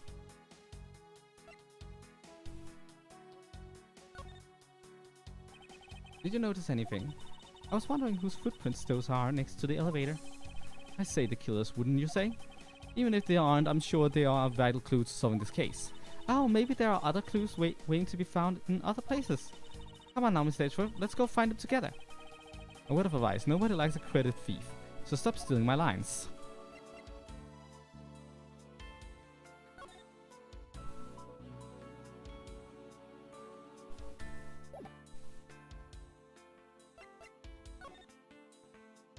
I was wondering if you noticed anything, Miss Tenier. Yes, I can't help but notice the sad atmosphere in here. Yes, it is a rather tragic crime. I'll say robbing the poor man after bludgeoning him to death. Talk about rubbing in the salt. Can't forgive someone who would do this to a passenger of mine. I swear as a professional flight attendant that I will capture the culprit with my own hands. And I promise as a prosecutor I will solve this case with logic and deduction. Let's go over all the leads I've collected so far one more time. The key to solving this lies in the intersection of my logic and the evidence.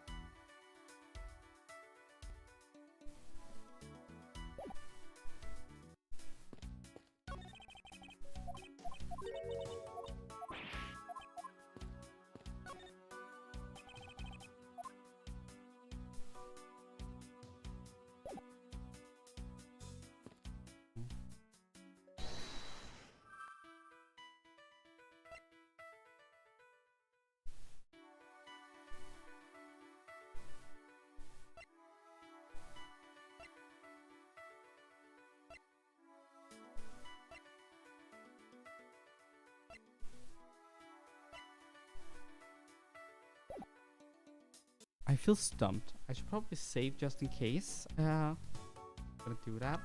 Even though it's a spins play and I have to open it up again. I don't understand why I'm stumped. I played this game like twice. What am I missing?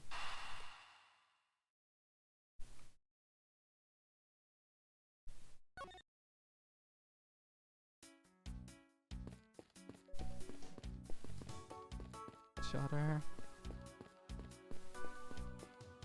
The statue. Fires.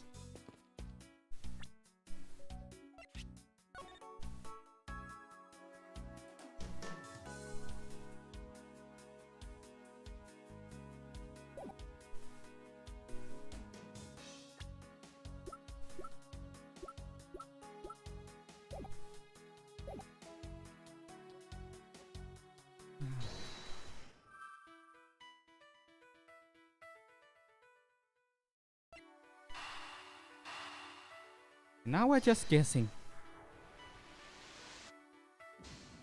Yeah, didn't expect it to do anything.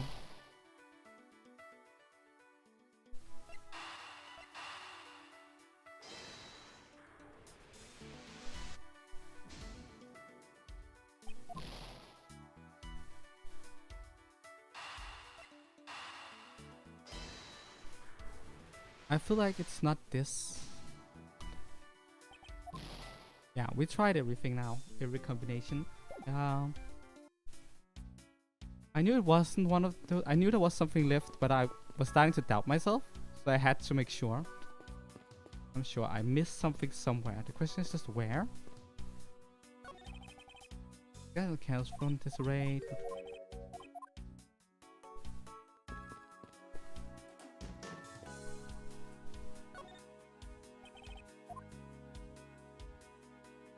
I've already been through this. There's nothing more here. I talked to the statues, I talked to the chair, I talked... These puzzle glasses must have been broken by the turbulence. I've already been over this as well.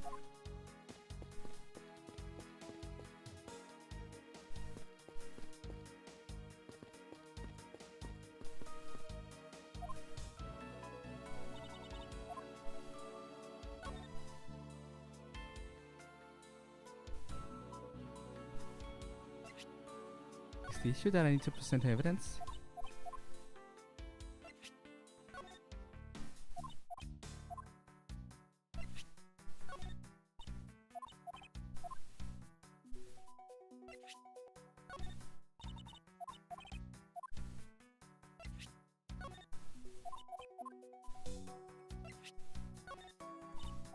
No, that's not it either.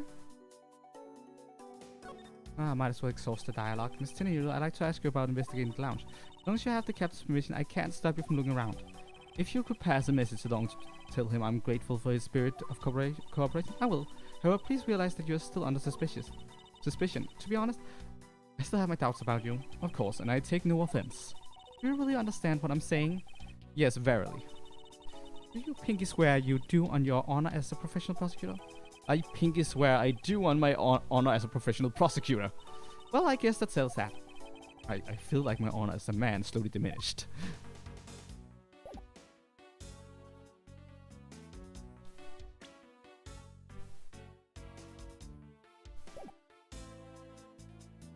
What haven't I checked? Yeah.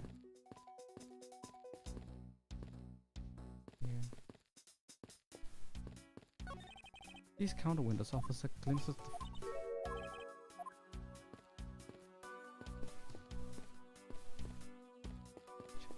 piano.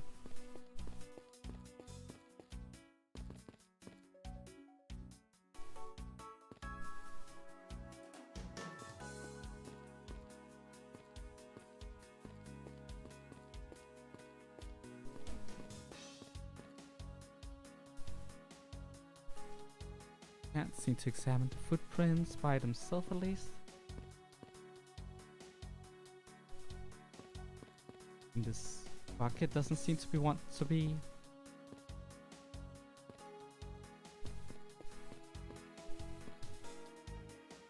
Doing this here would examine the bronze statue.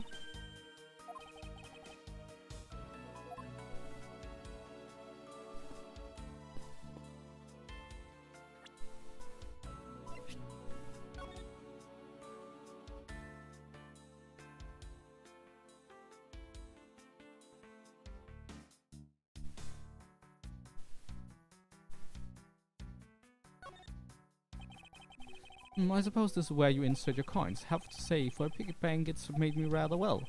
So well in fact that I'm not sure there is a way to take your money out.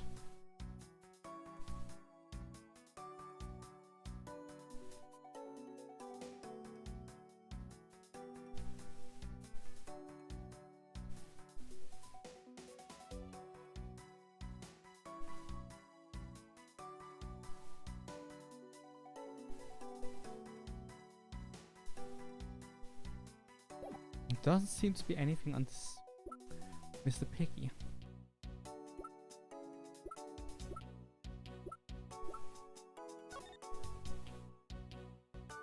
I'm also running out of things to check.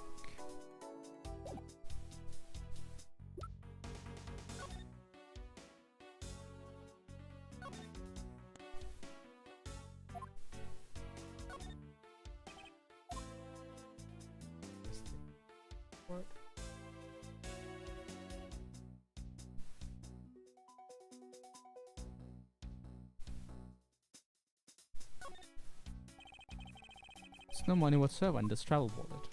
No, there really isn't.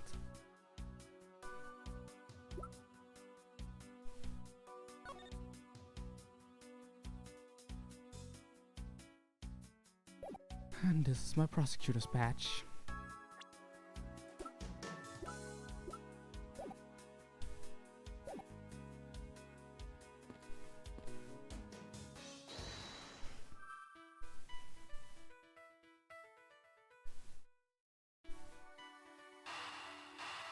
I don't remember if I tried this, but now I know if I have. You gotta be kidding me. I thought I tried that. I thought that was like the second thing I tried. Okay.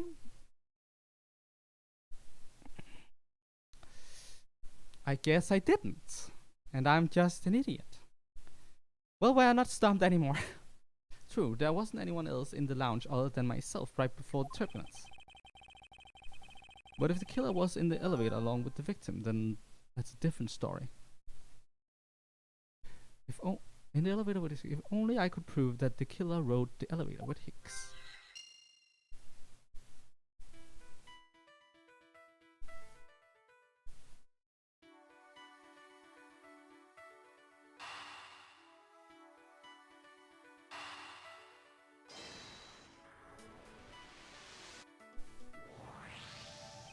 I have it! I'm sorry, but I don't understand, Mr. Edgeworth. I can prove that someone other than myself was here around the time of the murder. What, really? Yes, it's rather simple, actually. The proof is in the pudding, or rather the grape juice in this case. I want to say in my defense of the last 10 minutes, I thought I already tried that. I thought that was one of the first things I did. Apparently it was so obvious that I was like, I must have already done that. And then I went into the whole...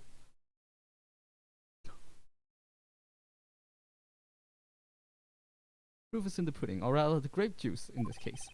These footsteps here confess to me this very fact. That someone exited the elevator alive. I'm legit gonna have to go back and watch the stream myself to check the footage to see if I did it. Because I'm wondering if I did it and assumed, okay, that's wrong, because the game told me it was wrong. And maybe I just lacked some information from the statue I examined in between. And that's why the game didn't give me the get code. And because I already assumed it was wrong, I think that might be what happened. I want to go back and check. I'm a bit annoyed at this.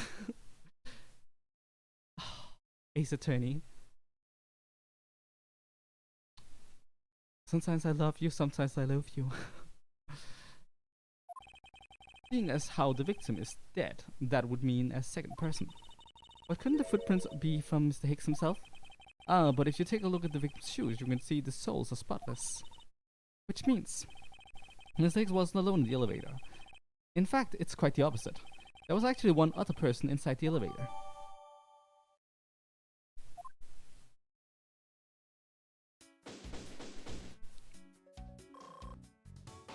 Oh, it doesn't even heal you up full? Oh, that's annoying. What's going on over there?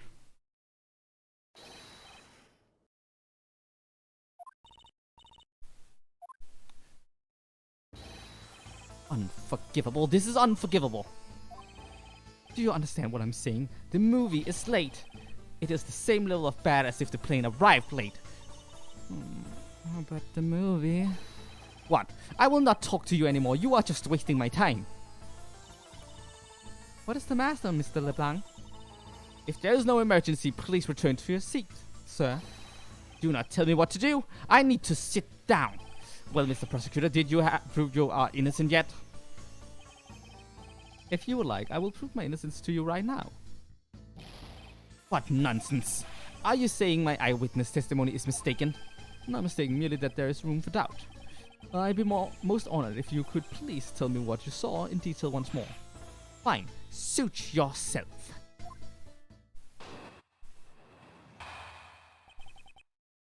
What I saw. I am certain I saw Mr. Hicks enter the elevator. It was when the needles on my pocket watch pointed to the 6th and the 12th. The body was discovered 15 minutes after that in the launch, yes? Then you, the only person in the launch that at that time, must be the criminal. LeBlanc's conclusions seem to make logical sense. After all, the only person in the launch at the supposed time of murder was me. So my eyewitness testimony, if you think you can destroy it, then come let me see. Hurry! Do I look like a man who is having the time to wait for you? Why is he so irritated? I'm the one accused of murder here. Anyway, I must find a way to discredit Mr. LeBlanc's account somehow, and fast.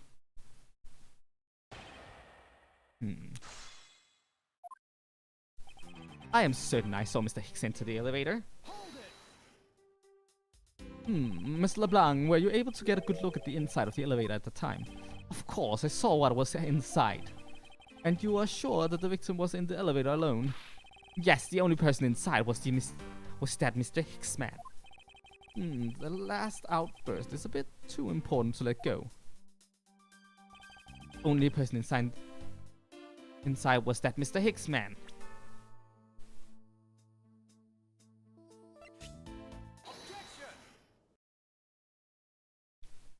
Tisk tisk. Mr. LeBlanc. What is it? There is a very glaring contradiction in your testimony. What do you mean? Please take a look at the area in front of the elevator. There are the spilled grape juice. And, yes, and will you admit you also spilled it with the blood? No, it spilled itself during the turbulence. But the interesting thing here is the set of grape juice footprints. Footprints? Yes, the ones that lead from within the elevator out into the lounge itself. It's evidence that proves that someone other than Mr. Hicks exited the elevator alive. There must have been another person in this elevator with Mr. Hicks. Now then, I'm done playing games. Why don't you tell us the truth?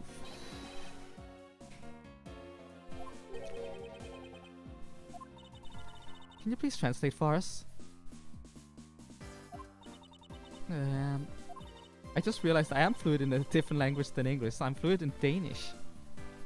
Like, I'm not fluent in Japanese. That was my first. I'm just gonna speak Danish with him from now on. That should be simple enough. No way, that's totally impossible. I guess that's what he said. No way, that is totally impossible. I know there was no other person in there. I saw it with my own eyes. If you want to know what I think, Mr. Edgeworth, I don't think Mr. LeBlanc is lying to us. I suppose she's right. He doesn't seem to be lying. But then what does it mean? What about this contradiction? Mr. LeBlanc, please just once more, will you recall the details of what you witnessed for me? Yeah. What I saw, part 2. I was very upset when Mr. Hicks passed by my seat. I was always checking the time over and over again. I happened to follow that man with my eyes when he passed me, and I saw clearly into the elevator he was entering.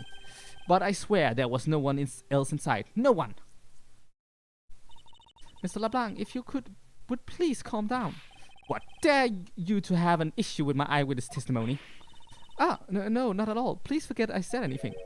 Yet again, he doesn't appear to be lying. But I can't let the testimony stand as truth.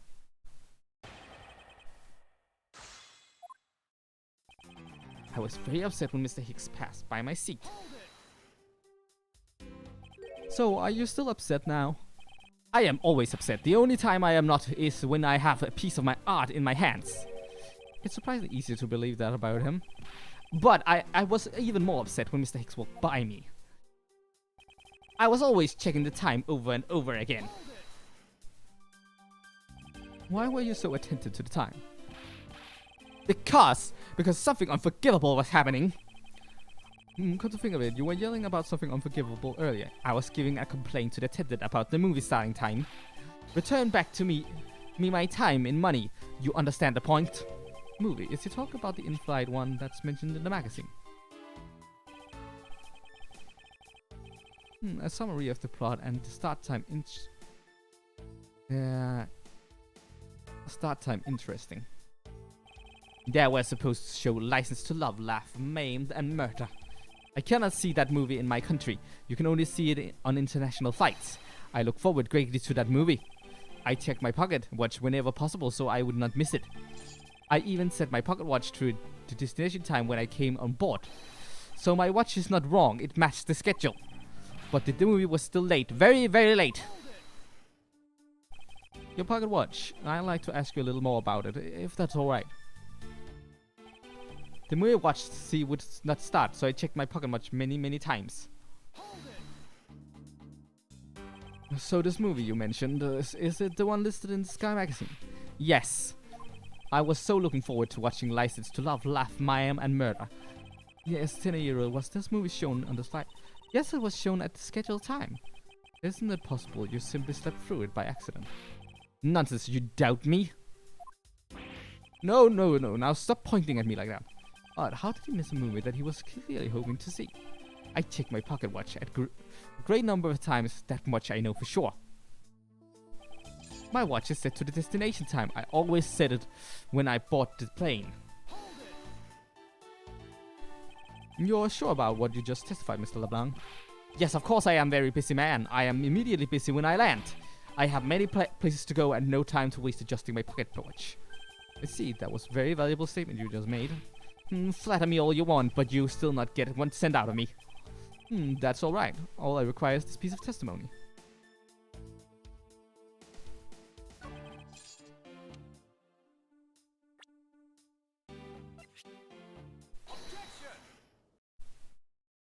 Tisk, Mr. LeBlanc. Mr. LeBlanc, you said this just now in your testimony. I even set my pocket watch to the destination time when I came aboard. Now, if your watch has been set to our destination time zone, it would mean that your watch has displayed the time of our destination. Yes, and the correct time is worth its 6 cents. I would like you to take a look at this. If you believe the Sky Magazine, clocks on this flight run in accordance with the time of our departure time zone.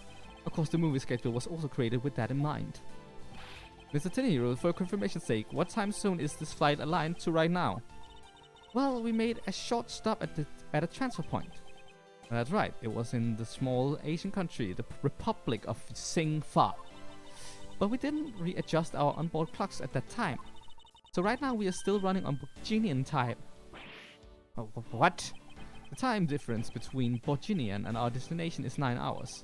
In that case, it's only natural that your watch would be out of sync with the schedule. What? Further, with your analog watch set to our destination's time, it would appear to running 3 hours fast when compared to the flight's onboard clocks. It also changes everything about your testimony. And you can bet 1,000,000 cents on that. In light of this information, it means you saw Mr. Hicks 3 hours prior at 3 a.m. My 1,000,000 cents! This should clear up all the remaining accusations. So this basically widens the time frame for the time of death, right? Yes, because Mr. LeBlanc saw the victim enter the elevator at 3 a.m. It means that the time of death could be anywhere from 3 to 6:15. The question now is, where was Mr. Hicks during that span of time and what was he doing? I've got something to say. And you are? Yeah, I'm Cammy Millie. I'm a flight attendant. And what is it you wish to say? Well, I think your story is a little different from how I remember it. What do you mean, Cammy? I saw Mr. Hicks sitting in his seat at 5 a.m., you know. What? How can you be so sure of the time? Oh, that's right, he pushed his call button while we were parked at the transfer point. The stop we made for refueling and cargo transfer in Shangfa, correct? Yes, it was 4 to 5 a.m. according to our clocks. And during that time, did any of the passengers leave or did any new ones board this flight? No. Not a single person got off or on in Shangfa. What about the flight crew? The few who were handling the cargo transfer might have temporarily gotten on or off, but eventually everyone, including Cammy and myself, came back on the plane. Basically, I can assume that no one left or got on since our initial takeoff. Interesting, I should keep that in mind. Refueling in Shangfa data jotted down in my organizer. Yeah, and I answered his call. I can tell you Mr. Agbe Hicks was there in his seat when we took off again at 5 a.m. Miss Mealy's testimony jotted down in my organizer. Alrighty then, puts the time of murder between 5 and 6:15 a.m. Okay, now, what time did you come down to the lounge, Mr. Edgeworth? I remember coming down here almost as soon as we left the Republic of Shangfa. Oh! You were here the whole time from 5, yes? Then you are the only one who could be the killer. Mr. Edgeworth, were you really here in this lounge the entire time from 5 a.m. onwards? Unfortunately, yes. Then how do we explain the footprints? It's not that obvious. This man waited for Mr. Hicks here in this lounge, waited to kill him. Then he put the corpse into the elevator. That is when the turbulence happened. My eyewitness testimony may have been mistaken, but what I saw Mr. Hicks enter the elevator on the second floor does not matter, because the entire incident concluded here in this lounge. Everything happened in this lounge. Is that what you really believe, Mr. LeBlanc?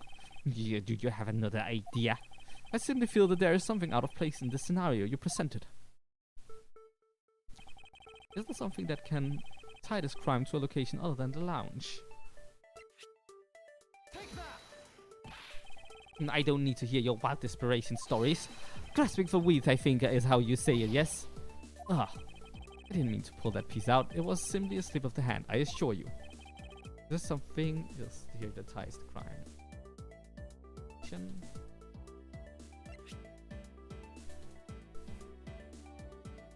Miss Agby Hicks was there in his seat when we took off at 5 a.m.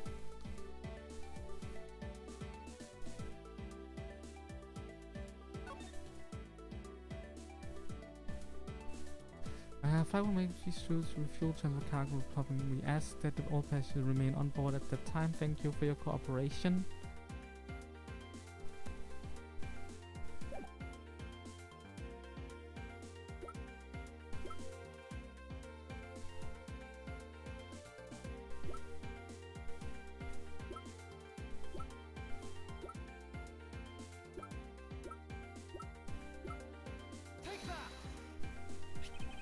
The murder weapon. This little piggy bank is sold at the in-flight shop. It is sold there and only there, and is not displayed here in this lounge. Now, how then did it find its way here? Don't you find that a tiny bit suspicious? Such a trivial point. It only means you prepared it, taking it from the shop first before coming here. It doesn't prove you are innocent at all. Is there no way to win with this man? If I may. What is it? You see. Well, it's just as Mr. Edgeworth says. Oh, and why do you know this so well?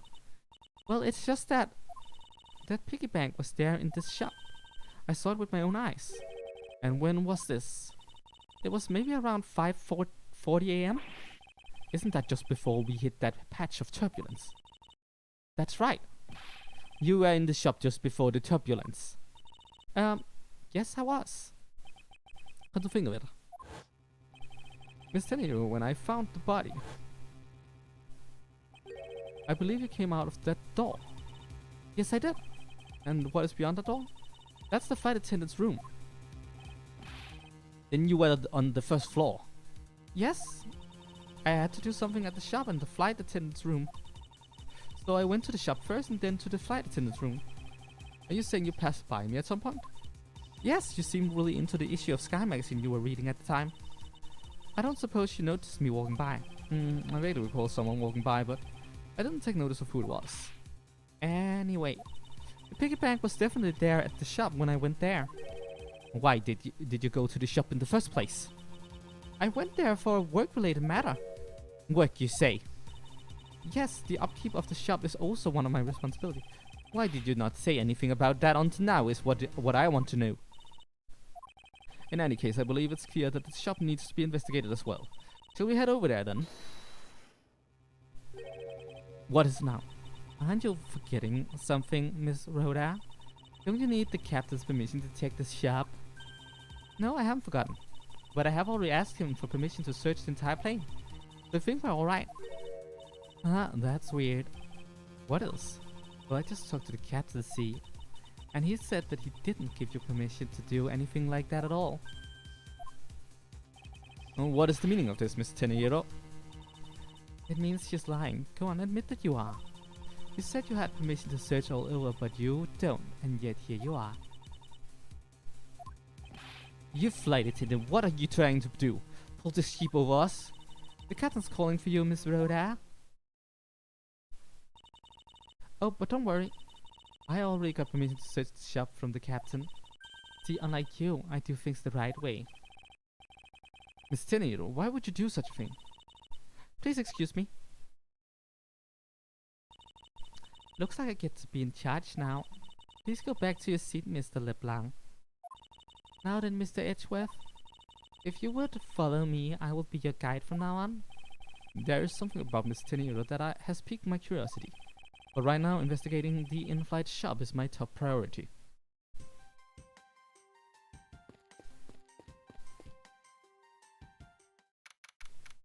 March 12th, 8:32 a.m. Flight I-390, first floor, in-flight shop. So this is the in-flight shop. It's quite a mess in here. You think?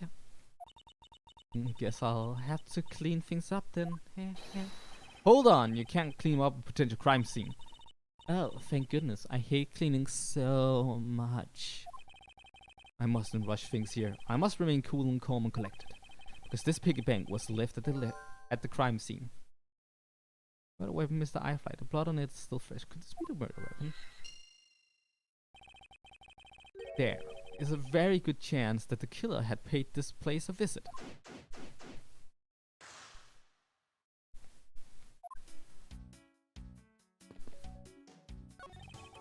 What are these? Oh, those are company completely original line of suitcases. They're practically flying out the door. That's how popular they are. You should buy one and see how you like it. You won't regret it. Perhaps that's how things work in this flight, but in the real world you try it and buy. No way, but either way, it doesn't really matter. True, either way, why would anyone buy suitcases after they boarded the plane? Anyway, see that?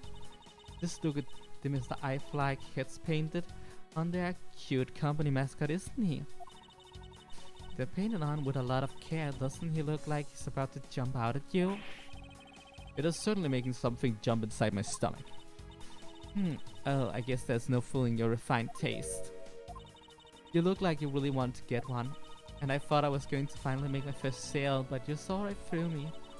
Glad that's done though. Never make me try to give you a sales pitch ever again, okay? But I never showed any interest in it to begin with. Teehee. It really is, like, pretty horrible, isn't it?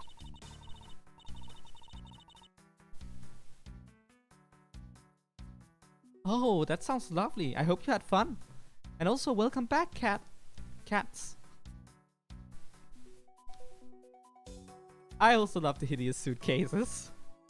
You want to know something? The suitcase was designed by Miss Rhoda. Miss Tenier designed this. Yeah, it was a company-wide contest. Oh, well, it does have a very sharp design sense. Sharp.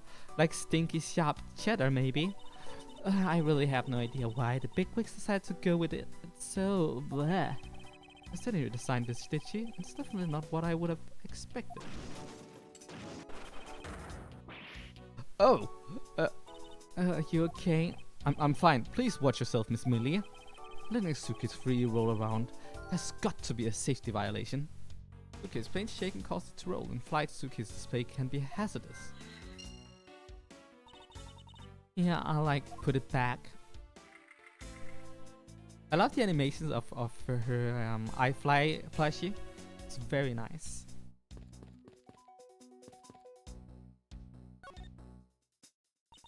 I don't know much about the shop, but you can still ask me about, like, whatever. So what do you think about what happened regarding this case? Oh, I don't know. I guess I think you're the killer, though, Mr. Edgeworth. I can assure you that I'm here in this shop to prove just the opposite. Yeah, but it was me that got you the permission to look around. You know, and now I'm alone here with the potential murderer. This seems like a really good idea. So don't forget that, okay? How am I supposed to thank you? Probably if you insist on falling asleep. Well, you know what really show your thanks. You see the item on sale over there? Sorry, but you're going to have to make do with my words of appreciation.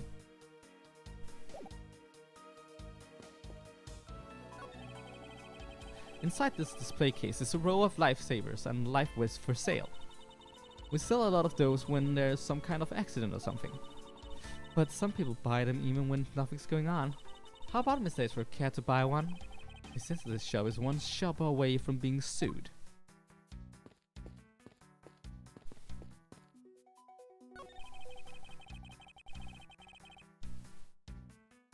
Yeah, it is pretty much the opposite of what we would expect from Rhoda. Yeah, Rhoda and Cammy is a lot of fun. They also contrast each other really well. So I think they work really well together in the same case. A stuffed toys, just like the one Miss Millie is holding on display here. They're relatively cheap, which explains why they are displayed so haphazardly. How about Mr. Edgeworth? You know you want one too? They're great for when you're like stressed. Why do I envision stuffed animal abuse when she says that?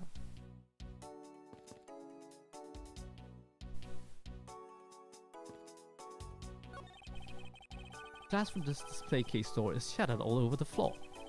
And it looks like there's nothing on display inside either. Wait, actually, I think there is something. What's this? A mini captain's hat? Tiny captain's hat. I swear I've seen one of these before.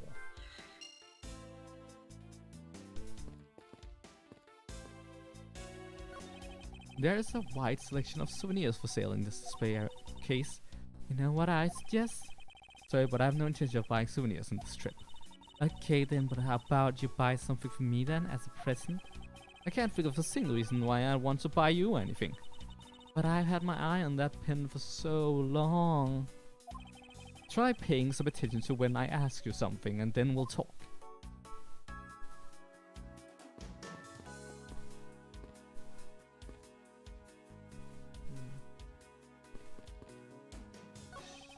Beautiful flowers and a beautiful arrangement. I feel clenched just by looking at them. Mr. Edgeworth, you're getting pollen all over. Oh, excuse me.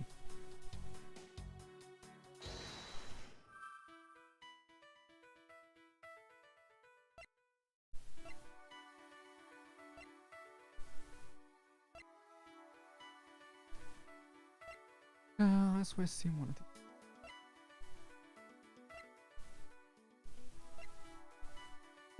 Nothing that really connects yet. But it's indeed nice again.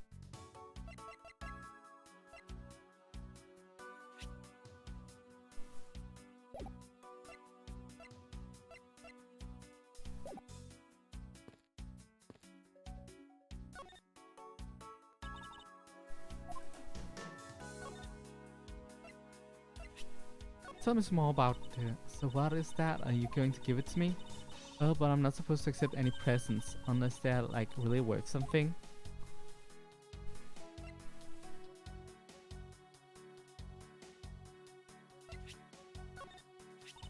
Miss Rhoda said that this piggy bank was in the shop, right?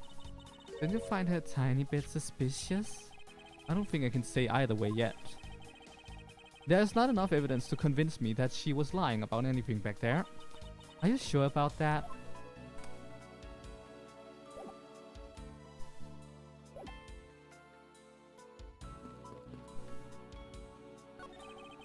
Okay, it's designed by Miss Tenero. That's one sharp design. All kinds of luxury name brand merchandise for sale in this display. And they're lined up in such a manner as to scream "buy me" to any passersby. The glass from this display case door is shattered all over the floor. It looks like there's nothing on display inside either. But actually, this thing. Does it have anything? Yeah, that's the glass. There are wide selection of souvenirs from display. I'm not gonna buy any of it. Inside this. Enough of the stuff on the floor.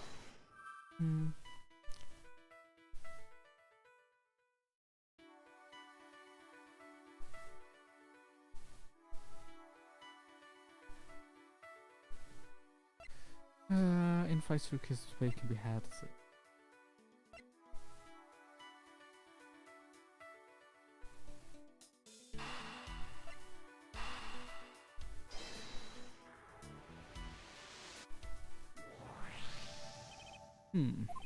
That probably used to be the piggy bank's hit. Let's give it a go and see. I believe this piggy bank was forcibly removed from this display. Does this mean that the killer broke the glass to get it? Yeah? Really? Don't tell me you don't know what things go where in this shop.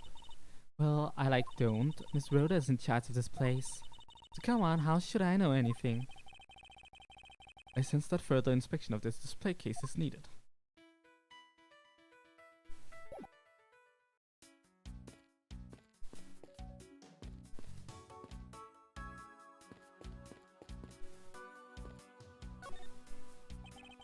I won't rest until I inspected every little suspicious nook and cranny.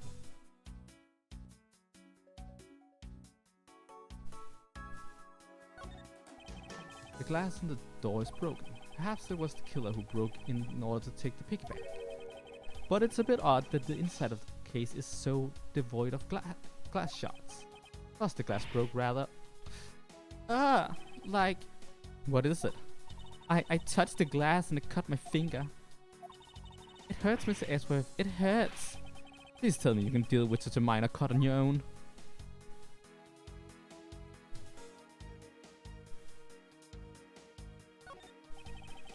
iFly Airlines related books lined the shelves. The history of iFly Airlines, the future of iFly and airlines, the 7 wonders of iFly. Fight on, iFly Airlines. Working name, Go You Airlines. I love fly. I love flying. The titles make it very clear that they won't be making the top sellers list anytime soon. The security there's a lock on this display case. Miss Mealy, if I may ask you about this lock. The one who's in charge of the shop is like Rhoda, so got the keys to all of the display cases. I see. Oh, I bet you want to buy something. You want me to go get the key from her? No, that's alright.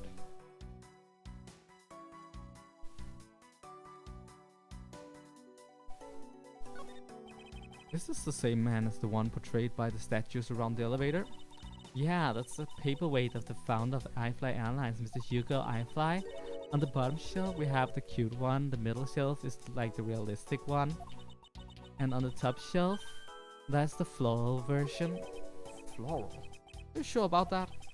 Let me guess, you just said the first thing that came to your mind, right? Looks, I hit the bullseye. Oh.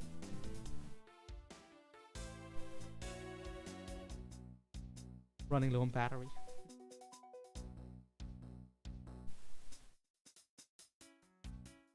Need to remember to keep things charged.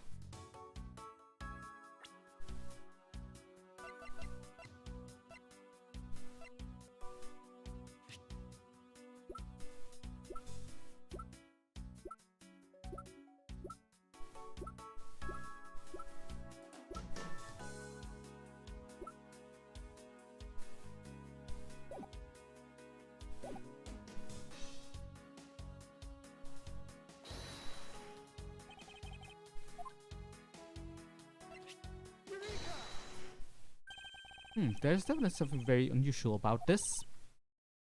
About, like, what?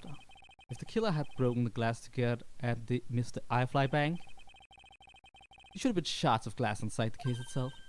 Oh, I see. Yeah, I guess it'd be like that. However, there's not a single piece of glass inside the display case. Nope, no, there isn't. Which means that the glass was broken from the inside out. The piggy bank must have fallen over from the turbulence and right through the glass. Yeah, that's for sure. There's so much glass all over the floor. I'm willing to bet that his hat was knocked off its head at the time too. Yeah, well that's nice. Which leads me to believe that the killer took Mr. iFly from here after the turbulence.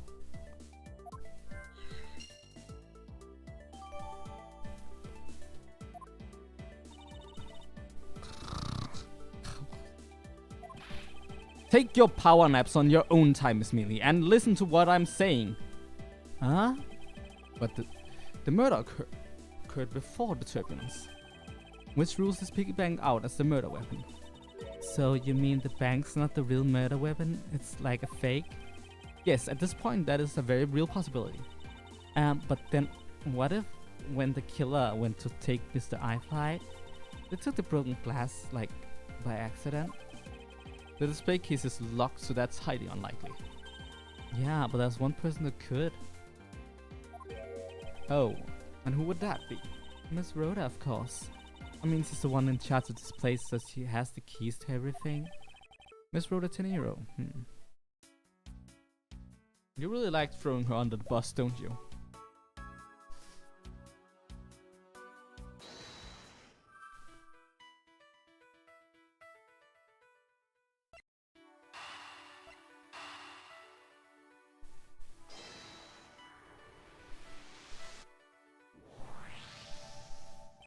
Yes, there's definitely something wrong here. Oh, what's the sudden yelling? Tell me, Miss Mealy, don't you think there's something strange about these suitcases? Well, sure, they totally ooze strange, like the color and such. That's not what I'm talking about. Now pay attention! You're like scaring me, Mr. Edgeworth. Sorry. These suitcases are lined up a bit too prim and proper. Yeah, they look a bit uptight, don't they? But I guess they take after their creator. Again, that's not what I meant, Miss Mealy. Don't you find it unusual that these cases are the only things undisturbed by the turbulence? Never mind, I sooner find an answer by inspecting these suitcases myself. Upon close inspection, they really are quite hideous. Tee-hee. I wonder how Miss Rhoda would have reacted if she, like, heard you say just that. What's wrong? It makes a good point. It would be wise for me to watch what I say out loud. What's this? I spotted something that's not quite right. What is so unusual about this? Take that!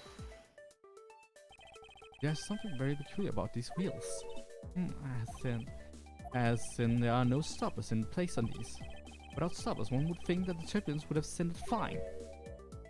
And And so it is very likely that the suitcase was placed here after we hit that turbulence. Let's take a closer look at it, shall we?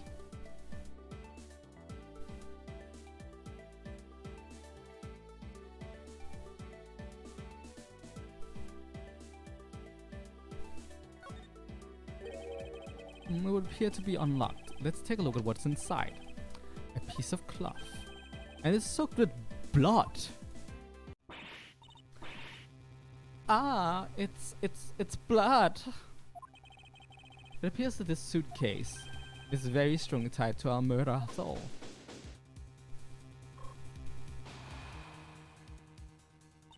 So, explain this to me. What does the suitcase have to do with the murder? I believe it's pretty safe to say that the killer used the suitcase in some manner. Such as to move something, perhaps. Ah, but aren't you just talking about the cloth then? That alone is too small. A larger item would be needed to move what I'm thinking of.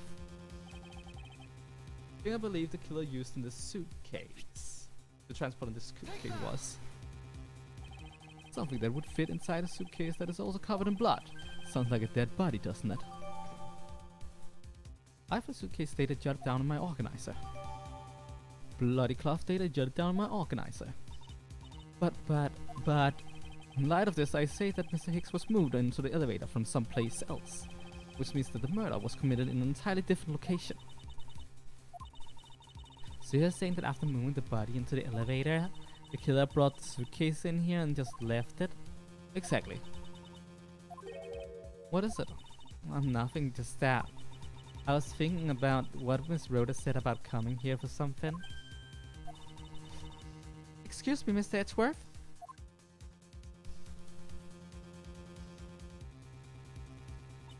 I wanted to give you a bit of more time, but I'm afraid I wasn't able to convince the captain. I'm very sorry, Mr. Edgeworth, but the captain feels that he has allowed you ample time.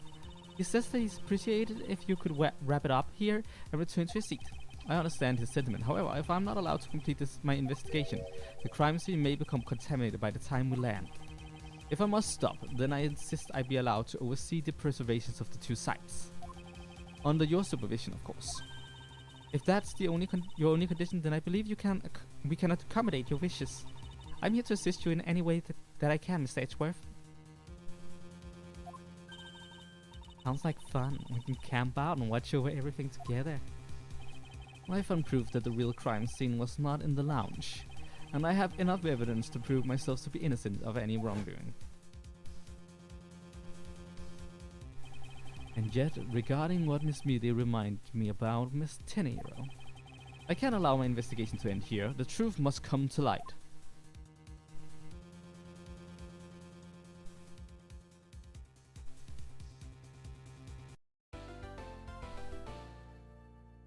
Yes, I do want to save the game, thank you very much.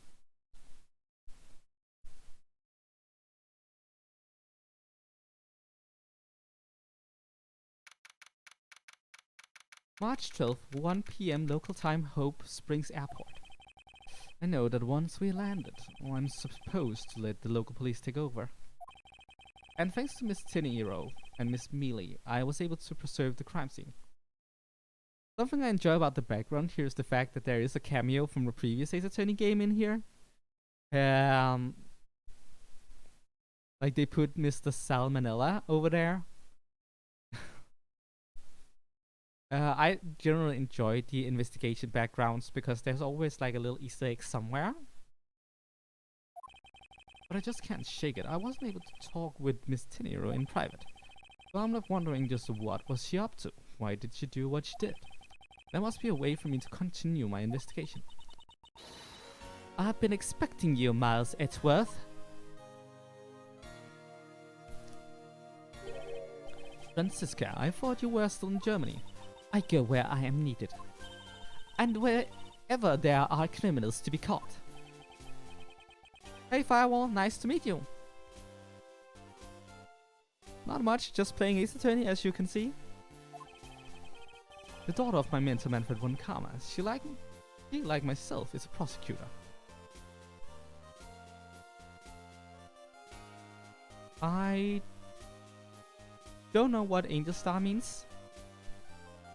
Yeah, I think it's really cool how they sneak small details in like that. Are you heading up this case? It would be a bit of a relief if you are. Don't you try to flatter me, Miles Edgeworth. I am placing you under arrest. What? It's quite frustrating, actually. I had hoped to exact my revenge on you in a different venue, but I'll have to take what I can get. I never thought I'd see today when a disciple of the House of Von Karma would become a criminal. Have you no shame? Yeah, imagine that. Someone from the House of Von Karma being a criminal.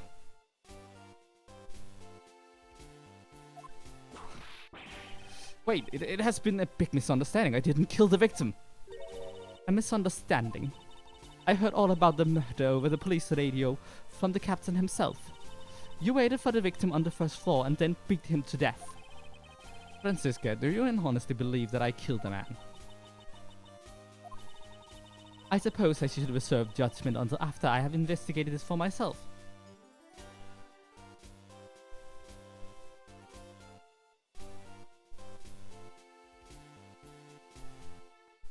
Oh, no, I don't think it's Angel Star in the background. Oh, I forgot her name. The lady with the lunchboxes, right? No, I don't think it's her, sadly. I can put your arrest on hold until then. And that's as it should be. Ah, I don't need a lecture on how to perform my duties from you of all people. To be perfect in every way, the fulfillment of that creed alone is what I strive for.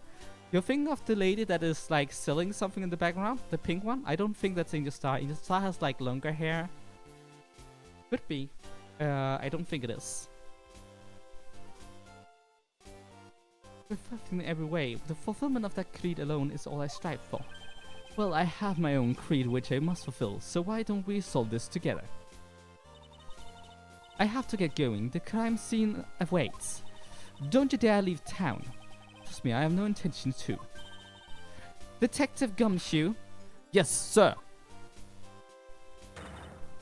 Too slow. Oh!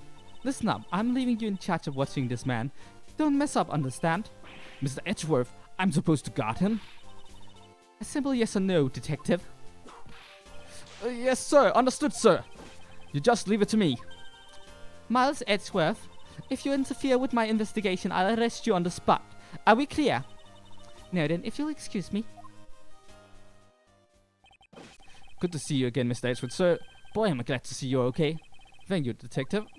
I believe in you, sir. You can lean on me. I'll get you through this. I have to admit, I'm a bit curious as to what Francisca is up to. Maybe I should ask the good detective. Very well, in that case, I have a few questions for you.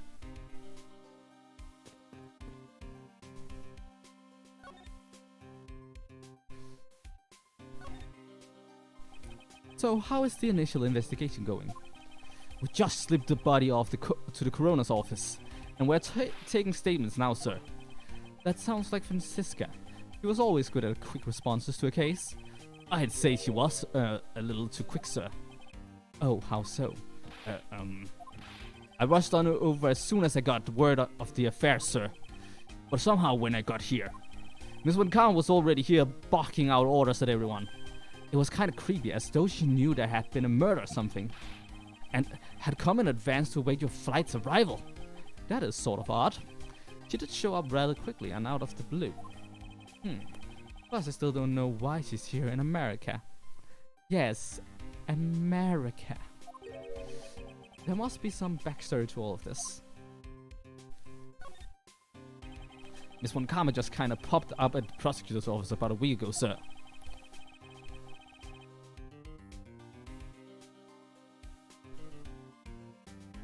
It would be really great if we would get another Ace Attorney investigations game. Doesn't even need to be Edgeworth. Edgeworth's story is more or less concluded as far as I'm concerned. But like Ace Attorney investigations, Clavier Gavin, Ace Attorney investigations, Simon Blackwell, Ace Attorney investigations, Nayuta Sabmati. I don't like, or in Ace Attorney investigations, Sebastian the Best. Like all of that could be really great. Yes, I have played the entire series, all 10 games, 6 main ones, 11 games, 6 main games, 5 spin-offs, including the Daigakuten Saiban, also known as the Great Ace Attorney Chronicles, the investigations games, and and the Layton spin-off. Japanifornia. I call it Jamaica. But yeah. Something about chasing down leads related to a certain incident. No details. It's kinda top secret, so she can't talk about it. Even with me, sir. Knowing her, the only type of talking she likes to do is with her whip. Plus, I doubt the top secret part was what stopped her from talking to you, detective. Although I wonder if her case has anything to do with mine. Anyway, that's about all the info I have, sir. We should find out more as we investigate. Yes, it is high time to resume my investigation. Starting with talking to the people involved in this case afresh.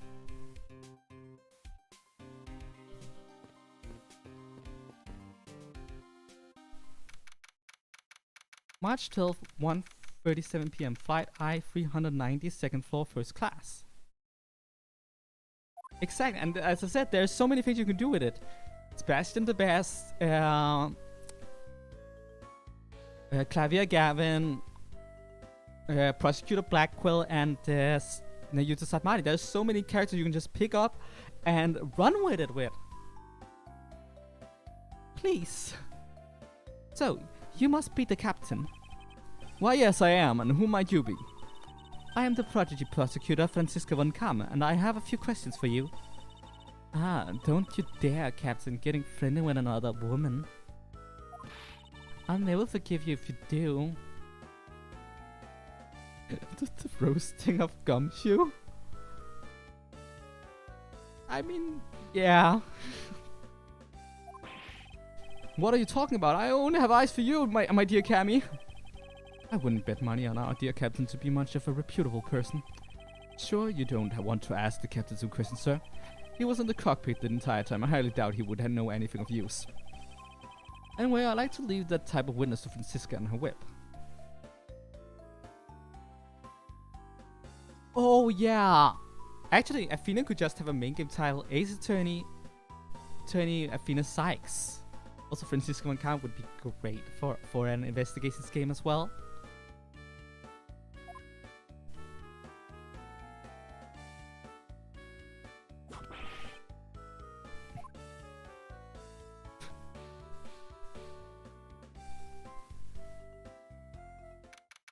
March 12th, 1:40 p.m. Flight I-390, first floor lounge. Now see here.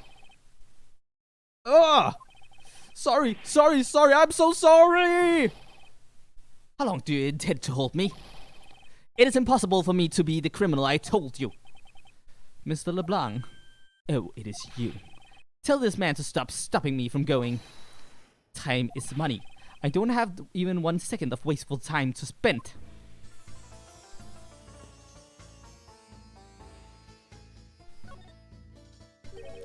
Did you finish taking his statement yet?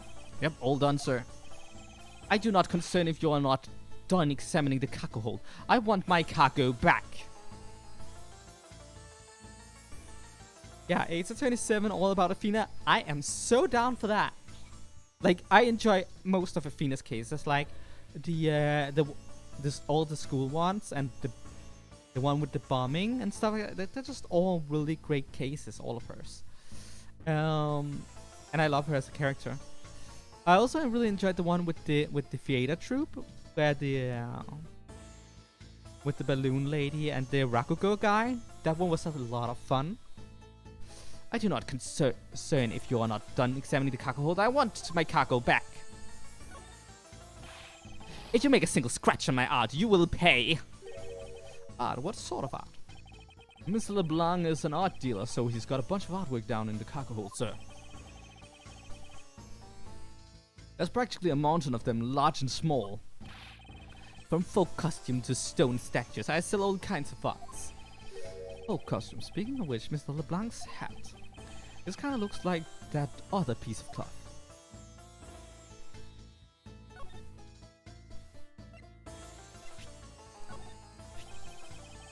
Miss Blanc, can you please take a look at this for me? Oh, it's a Bukginian cloth. As I suspected, your hat is made of the same material, I suppose. Yes, of course, this fabric is so famous, orders come from around seas for more. Then this is the cargo you were talking about earlier. No, my cargo this time is much many gigantic. You detective, when can I have my cargo moved? You can get your cargo back when we're done investigating, pal. The stubbornness of you police, it is no good.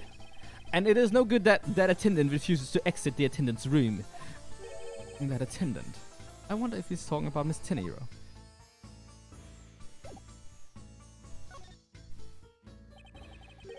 What did you mean by that attendant, Mr. LeBlanc? She was taken into the attendant's room for interview. Then they still have not come out. They make no sign of coming out either. Yeah, the sprites are fantastic and very expressive. Like LeBlanc's. Oh, yeah. Looks really good. Why is Miss Tin in your interview the only one that's taking up so much time? Miles Edgeworth, you given free rein to examine the plane, weren't you? Yes, I was able to obtain the cooperation of the flight attendants. Speaking of attendants, I'd like to speak with Miss Tenero. I wonder if you might grant me permission to enter the flight attendant's room? Before I do, you still have to clear up a few issues surrounding your own circumstances. I understand. You may have tricked those attendants with your sophisticated talking, but you can't pull the wool over my eyes, Miss Edgeworth.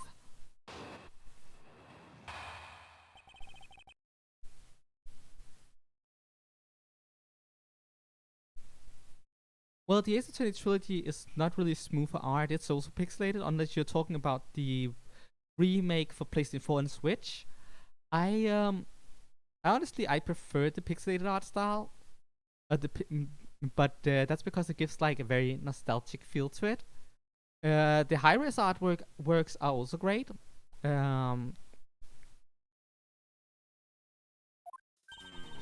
Let's not complicate things and go with the most obvious conclusion.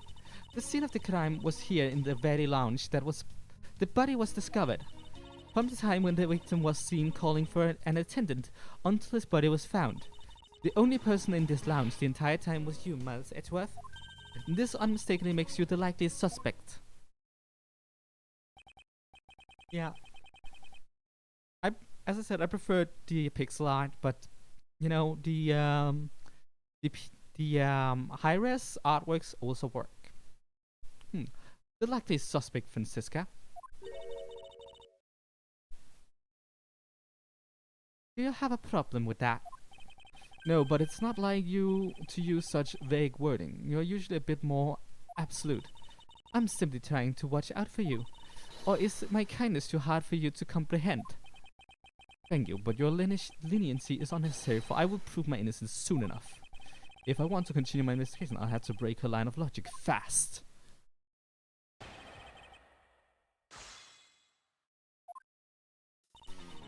Let's not complicate things and go with the most obvious conclusion.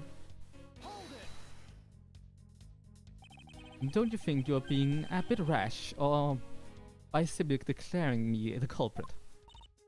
I like my affairs to be simple and perfect. I'll show you the meaning of both when I finish this whole thing within 3 minutes. Hey, you say that like you're cooking a pack of instant noodles. I won't allow even 3 seconds of useless testimony to be uttered in my presence. I see she hasn't changed a bit, but I won't allow her to send me to prison so easily. The scene of the crime was here, in the very lounge where the body was discovered. So tell me, Francisca, do you know all there is to know about the crime scene? I know that all I need to know in order to arrest you. Nothing more. Are you saying there's more I need to know? Oh, why did you whip me, sir? Sorry, Scruffy. My hand must have slipped. It would appear that Francisca doesn't have all the facts of the case yet. From the time the victim was seen calling for an attendant until the body was found. What do you mean by seen? Please stop pretending like you don't know. It's insulting. Obviously, I'm talking about how Mr. Hicks was seen calling for an attendant at 5 AM. And then from the time after that, call until the body was found.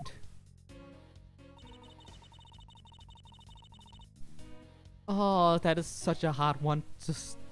They're all great. I'm sorry, I can't pick one. I love all the soundtracks.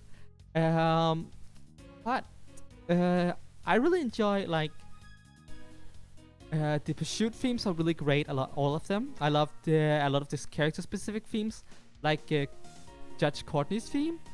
There's a lot of really great themes. And there's also like the great Ace Attorney games themes. Also like amazing how they like make things feel very Japanese in some segments, and make things feel very British in other segments. It's just there's just so much great music in this franchise. The only person in this lounge with the entire time was you, Miles Edgeworth. While it's true that I was in the lounge the whole time, that fact alone does not make me the criminal. We'll see about that at the conclusion of this investigation. However, there is one thing that even you must admit at this time. This unmistakably makes you the likely suspect. Yeah, Cats, you got that right. Courtney's King is just... Under the circumstances, I suppose I can agree that I am the most likely suspect.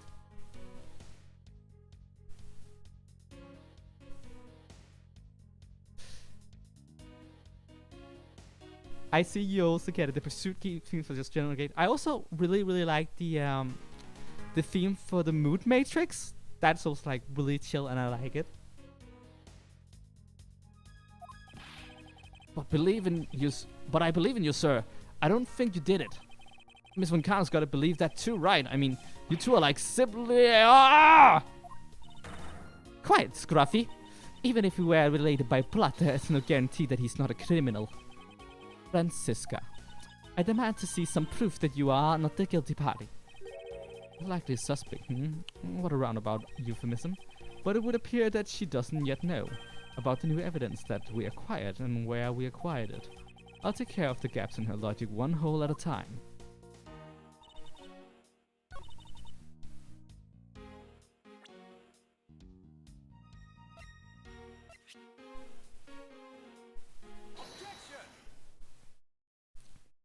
Tisk, my dear sister. It would appear that you did not have all the information you need after all. And what does that mean? I found a nice piece of evidence just before I was forced to stop investigating. A piece that proves that the body was moved from a different location. The killer used the suitcase to move the victim's body.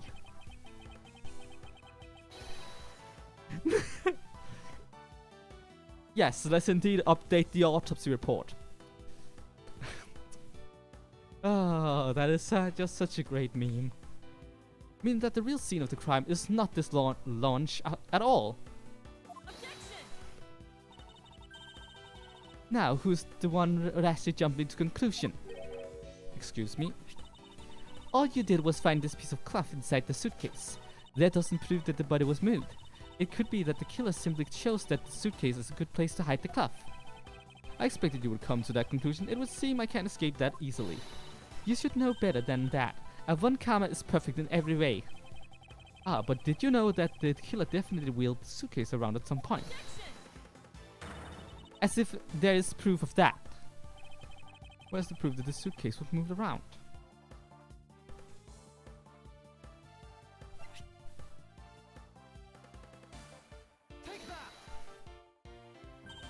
They spilled grape juice in front of the elevator. Yes, and I'd like to draw your attention to this area here. Where's the evidence that proves the killer's suitcase? But through here. This mark here, wouldn't you say that it looks suspiciously like tracks from two wheels? I suppose. Further, there is also grape juice residue on the wheels of the suitcase. This means that the suitcase containing the victim's body definitely passed through here. I suppose this means that the killer did move the victim's body from somewhere else.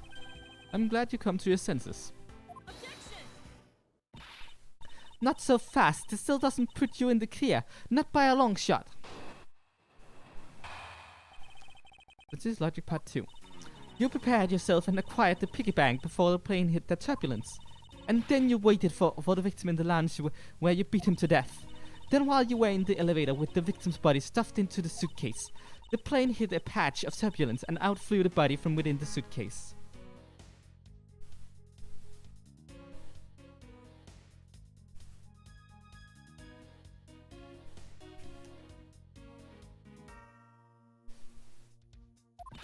With no way out, you hastily put the suitcase back where you had taken it from, and pretended to be the discoverer of the body.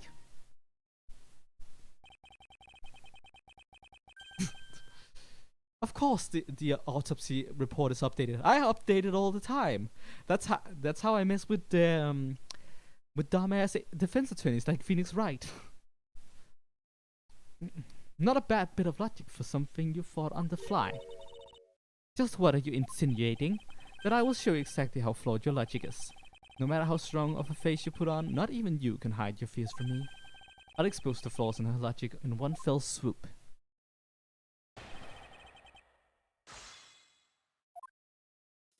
You prepared yourself and required the piggy bank before the plane hit the turbulence.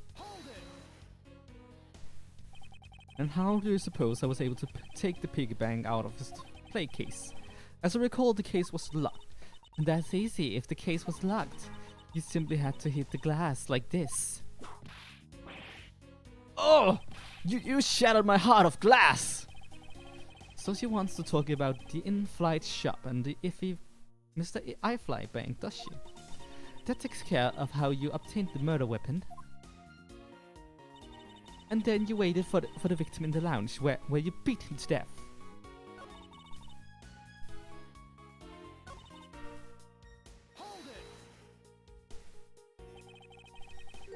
Yeah, I do enjoy that this case took place mostly on a plane. It's generally a really good case. Generally there's a lot of really great cases in the investigations game. I thought there wasn't any of the victim's blood found in the lounge. Well, I thought you'd say that. What, did you think I wouldn't have noticed? I think you just found a way to cleverly hide the blood splatter in the lounge, by accidentally spilling grape juice on top of it. Are you accusing me of tampering with the crime scene now? We'll see, won't we? The forensic scientists are hard at work on that as we speak. And what do you propose I did after that? And while you were in the elevator with the victim's body stuffed into the suitcase, and then you waited for the victim in the lounge where you beat him to death. Then while you were in the elevator with the victim's body stuffed into the suitcase.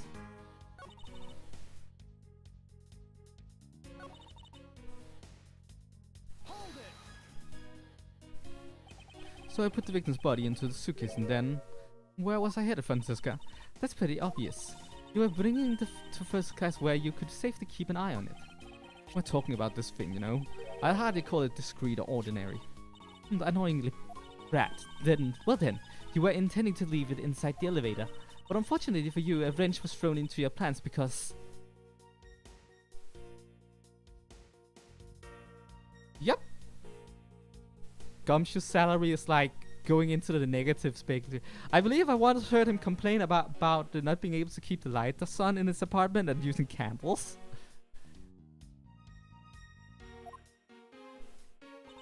The plane hit that patch of turbulence and out flew the body from within the suitcase. You experienced turbulence on a flight before? Of course, many times. You get used to it after a while. The patch we hit was especially rough, and I passed out briefly, but only for a second. Good thing it was only for a sec, sir. It would have been bad if you had really blanked out. Yes, indeed. Unfortunately, blanking out is exactly what got me into this mess in the first place. That's enough of your idle chatter. I'm not through with you yet, Miss Edgeworth. And with no way out, you hastily put the suitcase back where you had taken it from. If you really were a criminal, do you really think I would be so easily caught? You are certainly in the middle of being caught right now. I have to find a contradiction fast or I won't have much of my own hide left to say. I have to say you are looking rather caught right now. And I'll tell you exactly what you did after that. You loitered around the lounge and pretended to be the discoverer of the body. I didn't pretend to be anything. I really was the first to discover the victim's body.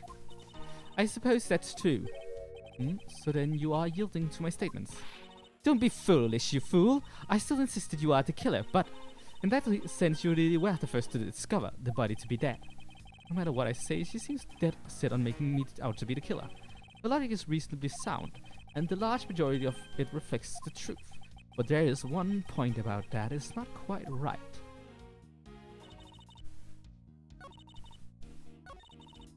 Then you waited for the victim in the lounge where you beat him to death. While you were in the elevator with the victim's body stuffed into the elevator, the plane hit that patch of turbulence and out flew the bird in the suitcase.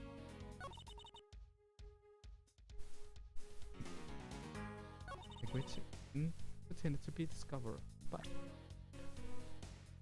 let's see about that.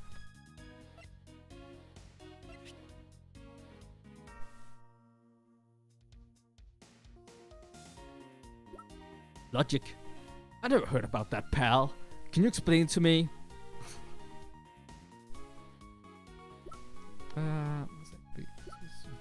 Made a brief stop for transfer cargo. This was taking out its display case in the flight shop after the turbulence.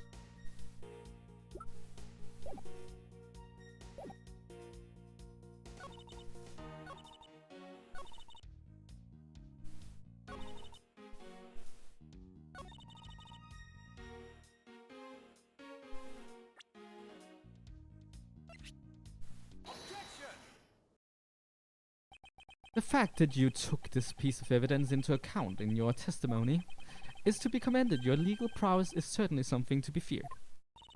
Evidences and logic, essentially tools that those who would stand in courtroom must learn to master. But what if there was a fake piece of evidence thrown into the mix? A fake. This Mr. iFly piggy bank is just such a fake. It is not the real murder weapon. What? The timing of when the bank was taken from the shop is important. It was taken after the turbulence had occurred.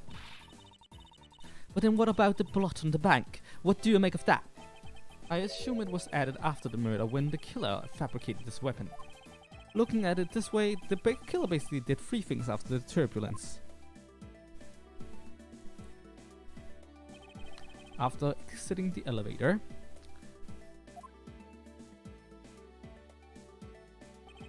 the killer brought the suitcase to the shop and left it in there. Then the killer proceeded to pick the piggy bank off the floor and took it to fabricate a fake murder weapon by hitting the victim on the head. Finally, the victim's wallet was planted on my personage, in my pocket to be precise. Everything was done so that it would be I would be framed for the murder of Mr. Akbay Hicks.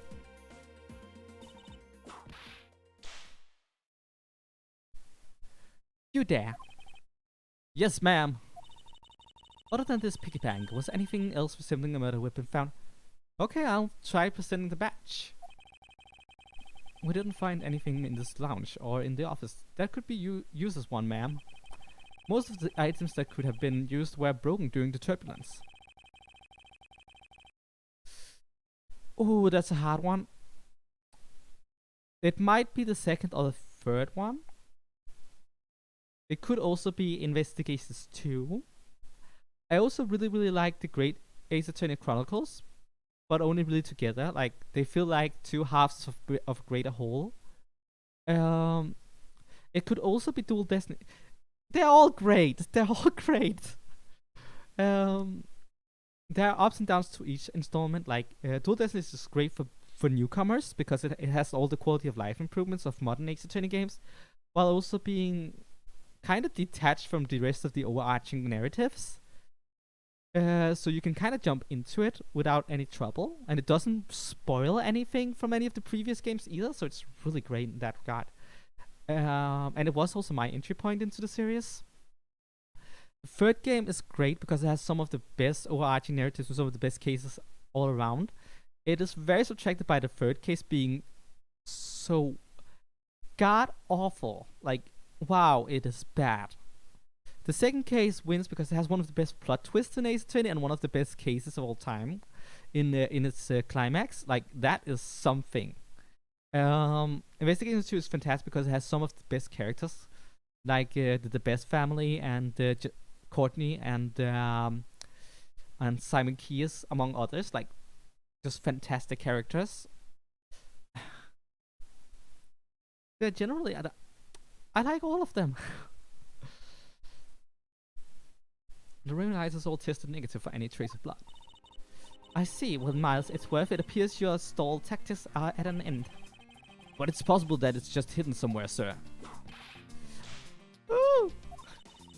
If the criminal had wanted to hide the weapon in a safer place, I'd think the weapon would have been hidden in the same place as the bloody club.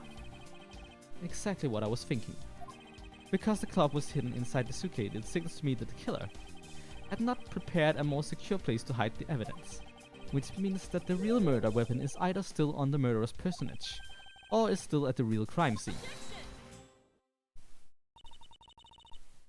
There is one more possibility, and that would be that the piggy bank is in fact the real murder weapon. But didn't we just... Let me finish. The killer took the bank out from the display case before the turbulence, by opening the lock on the display case door. And it was at that time that the glass pane in the door was broken. I'd say that a perfectly reasonable line of reasoning, wouldn't you? Let's see, so that means that the killer had the key to the display case. Franziska, the person you're talking about. Not so fast, I'm not finished. The person I'm talking about also committed another sin. He tricked the captain, and granted you permission to conduct your investigation. Yes, it is the sin of a lion. Speaking of which, I recall that you also wish to speak with her. Yes. Very well, permission granted, but only if I can sit in on your interrogation. You understand each other? I have no intention of interrogating her, but you are welcome to accompany me if you so wish.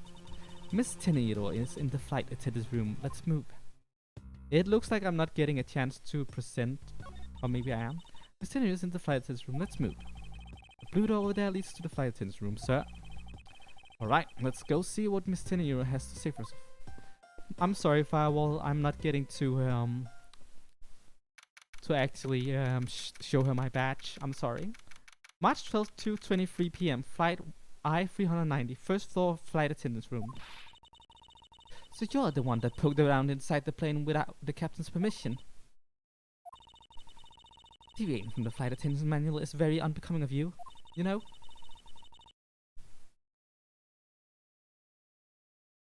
Free is ridiculous dumb, like, it's an idiot plot. None of the plot would have happened if just one person wasn't an idiot. Like, the judge should have noticed the Fury Tigre is not, was not Phoenix Wright. Maggie should have noticed something was off, even though she's never met Phoenix Wright before. Gumshoe should have noticed something was wrong. Godard should have noticed something was wrong. Like, his badge was made of paper. It annoys the heck out of me. Then there's the witnesses, like the old man, where you're just who's like this forgetful old man. All you're doing is just discrediting him because you don't have any proper evidence. That's just being mean that's just being mean at him. And then there's the whole situation with Armstrong, which is, I find Armstrong infuriating, insulting. He feels like an insult to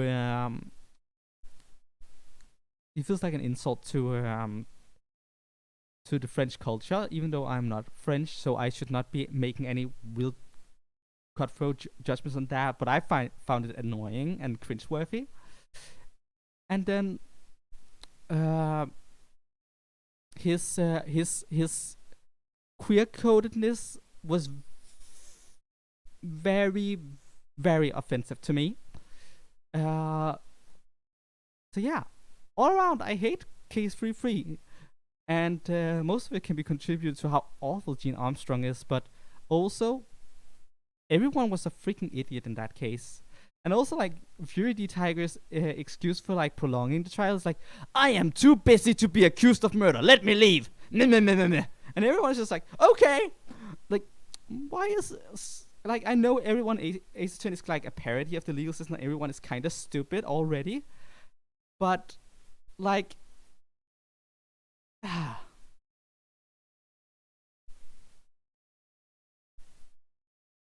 Cats, I like that headcanon because that makes so much more sense than what actually happened, but I still don't like the case. It doesn't salvage it. What were you hoping to accomplish by doing that? Miss Tenero. Ah, Mr. Edgeworth, you're here too. Can you please help us and shed some light on why you did what you did? All right.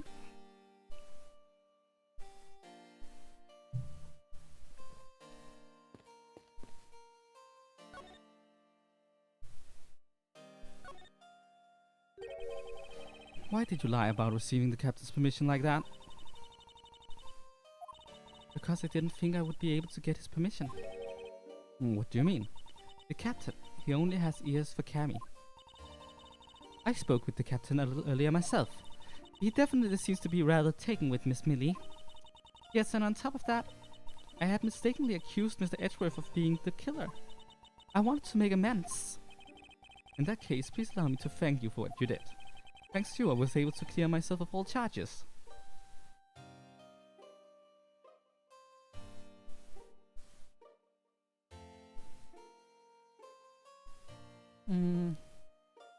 You know, for as fun as that might be, I don't think I need any more of that case whatsoever. I am thoroughly done with it.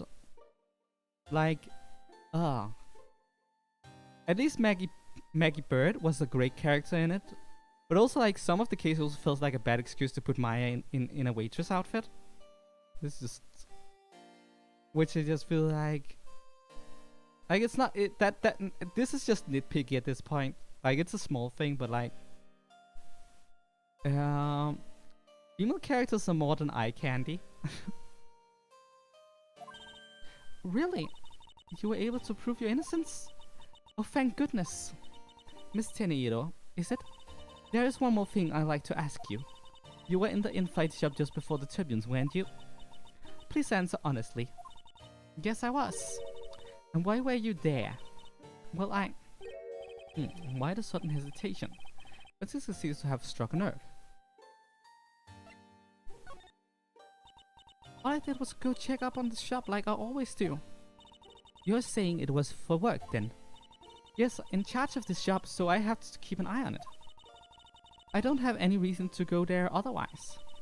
After your visit to the shop, you paid a visit to this room, correct? Yes, I came back to freshen up and adjust my makeup. I'm sorry, but there isn't much else to tell. Miss Tenero claims to have the reason other than duty to go to the shop.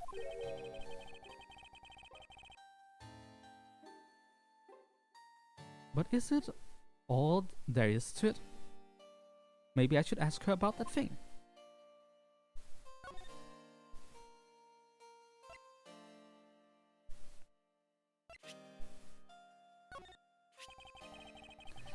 If you could please take a look at this for me, Miss Tenero. Oh, that suitcase. Yes, about the suitcase. You are the one who designed it, correct? And I figured something else out about it. This suitcase is the reason you went to the shop, isn't it? There's nothing you won't find out eventually, is there? Won't you please tell me more about the suitcase? Yes, I was interested in seeing how the suitcases I had designed were selling. I know that as a service professional I'm not supposed to care, but I really wanted to know. And I was glad to see that it was the last one there. Last one there.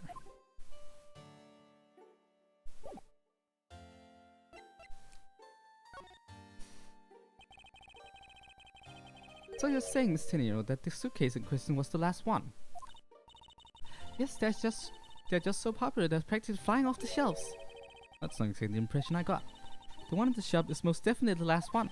Well, we're currently looking at that suitcase. Really? Then I guess we sold all of them. Thank you very much for taking the last one. I didn't say anything about buying it. Then say you'll buy it. Oh, that is also like, you're asking me all the favorite stuff, my favorite stuff about Ace Attorney, but there's so many things that are great about Ace Attorney. It's always hard to pick. Like, Bobby Fulbright is great. Black Quill is great. I love Apollo. Robin Newman. I love Robin Newman. He is great. Athena Sykes is awesome. Francisca Von Karma, I love her. Simon Keyes, Matt and God, they're just all so great. And as for favorite case, that's also a hard one. Like 2-4 is amazing, as I already said. Most of the cases of Trial and Tribulations are amazing. 1-4 is great, like great. This one is really good too. I also like the tutorial case for this game. There's also the flashback case from this game. Is that investigations 1-4? I think it's 1-4. That one is really great too. I love Callisto U and how everything plays out in terms of the Argarasu. Investigations 2, 4, 2, 5 are both really great. And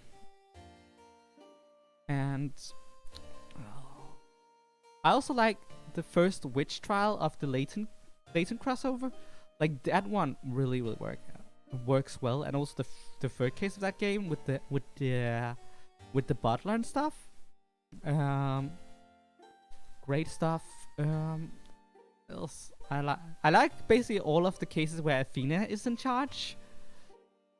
And I also enjoy 5-5 as well as 6-5. 6-5 is great. And 6-3 is also really good, but that's also one of the Athena cases.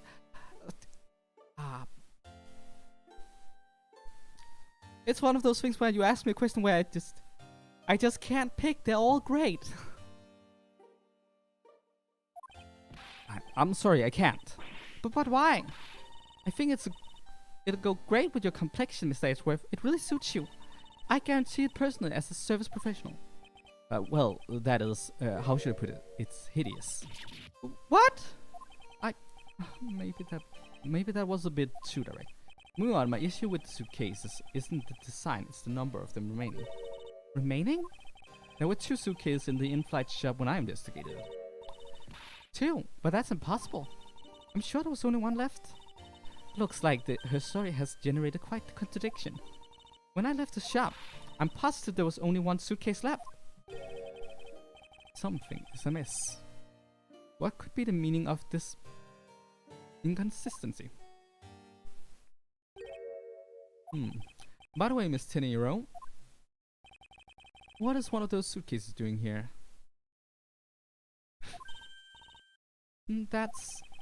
I thought you said there was only 1 left.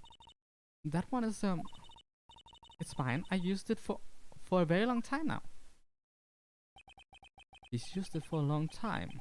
I think not. Miss Tenero, I appreciate it if you wouldn't lie to me. Excuse me? I don't believe for even 1 second that you used this for a very long time. What proves that this hasn't been used for nearly as long as Miss Tenero is claiming? Take that! The suitcase suits Edgeworth. The suitcase suits the guy in the suit.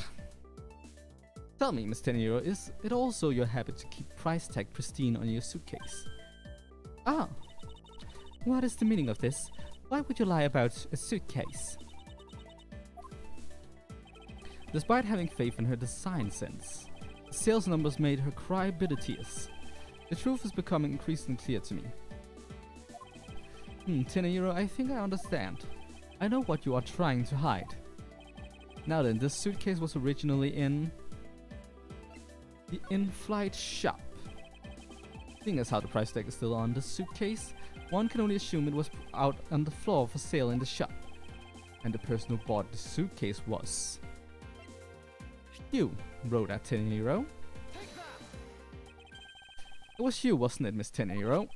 I hate to say this, but this suitcase that you designed, it hasn't sold very well, has it? You saw how poorly this design that you poured your heart into was selling, and were deeply hurt. That's why you wanted to make it look like it was selling by buying it yourself. Isn't that right?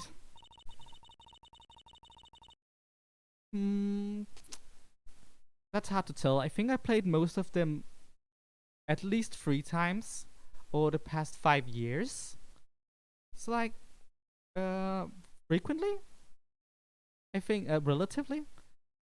And that's despite the fact that I don't really have a lot of time. I really like the cases and the stories of Ace Attorney and all of the characters. So, you know. Then the reason you went to the shop and came back here was... Oh, well... Let's add a level of... what is called? Within reason. Like, I haven't played the great Ace Attorney Chronicles 3 times because they just came out in English. I did try to play the original one in Japanese a couple of times, but I'm simply just not fluent enough in Japanese to get through an Ace Attorney game yet. I need to get better at kanji. I need to get better at Keiko. I need to get better at a lot of things in order to fluently read through that. But it was fun trying. For what it was worth, and it's generally just a fun challenge when you're learning a new language to try and play a game like that. But yeah, I was being very successful. And I think this is like this is the third time I'm playing the investigation game. I also only think I played the Layton games, the Layton crossover twice. But yeah, within reason. Like, the older the games are, the more likely I have played it 3 times. Like the trilogy and Dual Destinies, probably 3 times each. Spirit of Justice twice, I think. Yeah. Like, I know I just said I probably played all of them 3 times, but no, within reason. The newer they are, the less likely I have had to play them 3 times. But you know.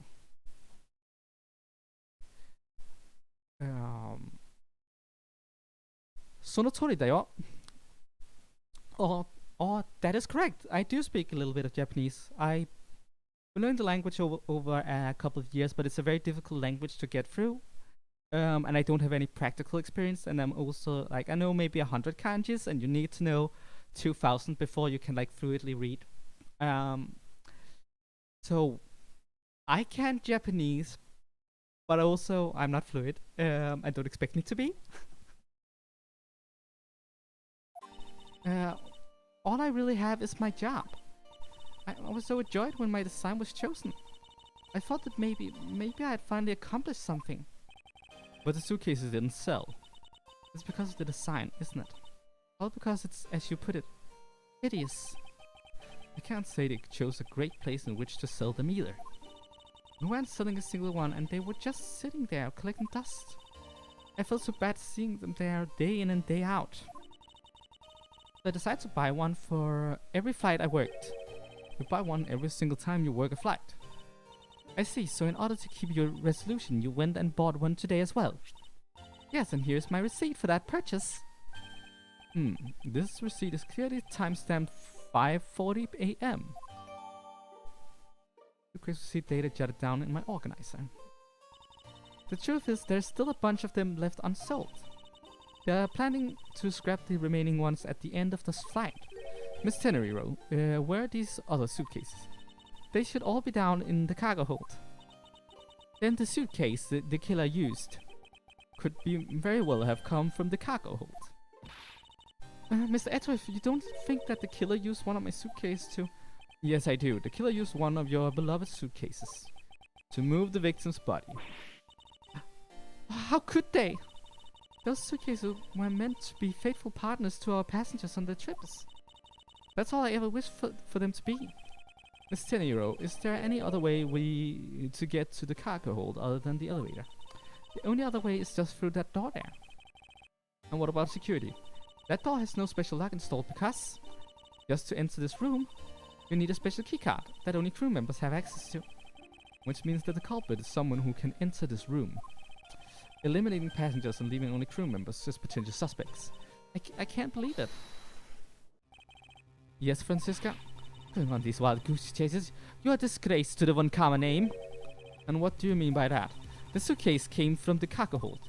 And that fact alone tells the whole story. Yes, which is why I said the culprit must be the crew member who used the keycard. Miles Edgeworth, you're proposing that the killer rode the elevator from the cargo hold, correct? Yes, that is the only realistic possibility. That other attendant, Miss Millie. I asked her earlier and she had this to say. Francisco got information out of Miss Millie. In order to make the elevator go down to the cargo hold, a different keycard is required. A different one. Yes, and the only person who holds that particular card is you, Mr. Roratinero, and only you. Oh! What? Is this true, Miss Tenero? Yes, I kept that keycard in my locker at all times. Could you please show us the card right now?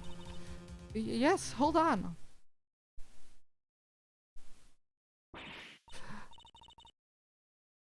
Oh, I don't believe this. It's... What's wrong? The keycard, it's gone.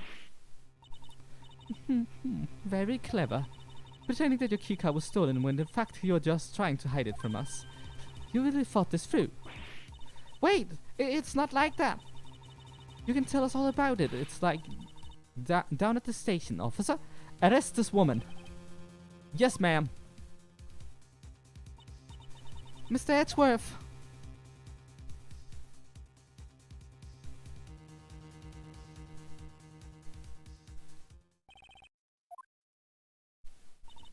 What's wrong?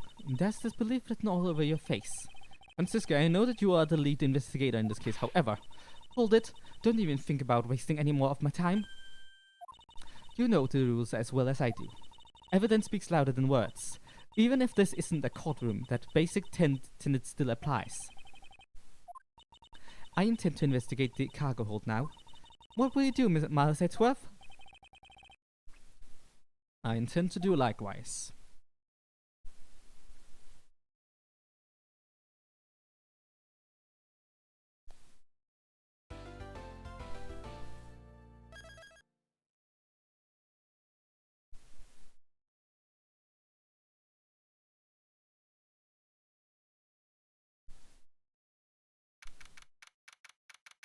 March 12th, 2:52 p.m. Flight I-390 lower deck cargo hold. Wow, so this is the cargo hold, huh? It's so big!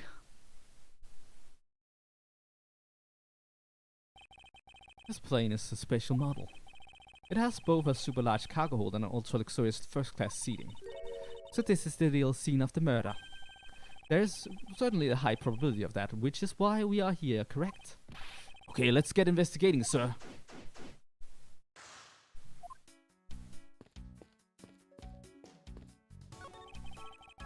Holy suitcases, Mr. Edgeworth. It's like an all-you-can-use suitcase fair. These must be all the leftover ones they couldn't sell. The ones the company is planning to dispose of after this flight is over. Paint job is really cool, don't you think? It practically screams artsy. Oh, why not purchase one then? I'm sure it will bring you much happiness. You think so? Then maybe I will. Let's see here. $1,200! I think I'll pass. And Miss Tennier wonders why they don't sell. You need 2 jobs just to buy one. It definitely looks like one is missing. What is this brutal substance I'm stepping on? It's a bunch of glass fragments.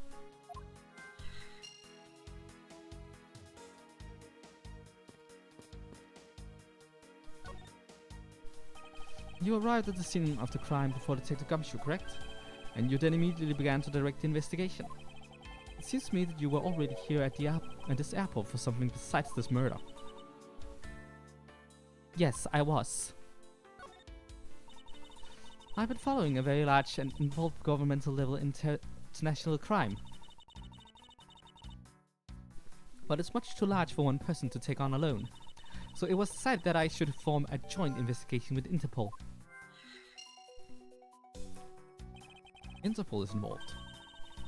It is a top secret operation, so I really can't tell you any more than I already have.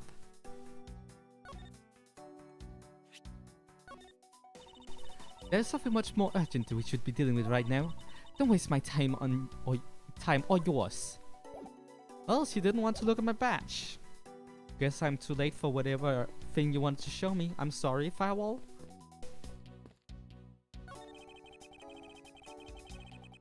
Keeping track of this many pieces of cargo must be very taxing on the cargo crew. This sure brings back memories of when I worked as a part-time mover, sir. By the look of his eyes, he's waiting for me to ask about the rest of his story. But no matter how he pours on the puppy eyes, I have no intentions of doing so.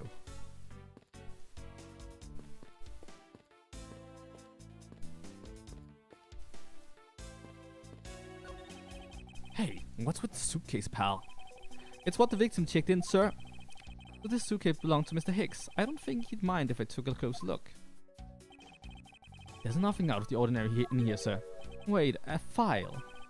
And there's a photo of Miss Von Karma in it, sir. It looks like a profile on Francisca. Why would Mr. Hicks have had a file on her? Interesting. All sorts of boxes piled up here. This one says flammable, and this one it says pharmaceuticals. This one says for exorcism use only. Just what kind of operation is this airline running? Sure, she didn't whip you as you promised me. I didn't know that this plane was capable of carrying such large pieces of cargo. This thing is taller than two of you on top of each other, sir. It would probably take 20 of you to cover the entire surface of this monstrosity. What, really? Yeah, I guess that sounds about right. There's really no need to take that throwaway estimate seriously, detective. Now for some logic, shall we? Yes.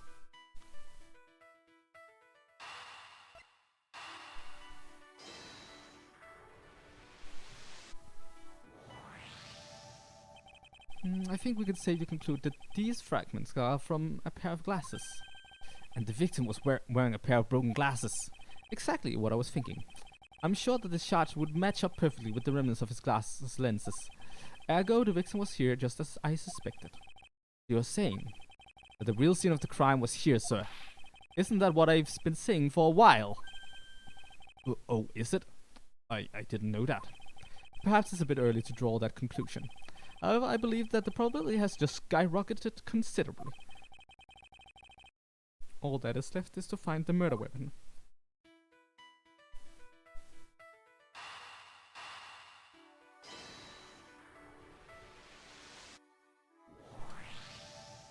Now, why would Mr. Hicks have documents profiling Francisca? Oh, I know. I bet she's a big fan of Miss Von Karma, sir. Francisca said she had come to this airport as part of an Interpol investigation. Oh, maybe Mr. Hicks had heard she was coming here and he followed her. Detective, I think it's more likely that Mr. Hicks was in actuality Interpol agent Hicks. I think Francisca has some explaining to do.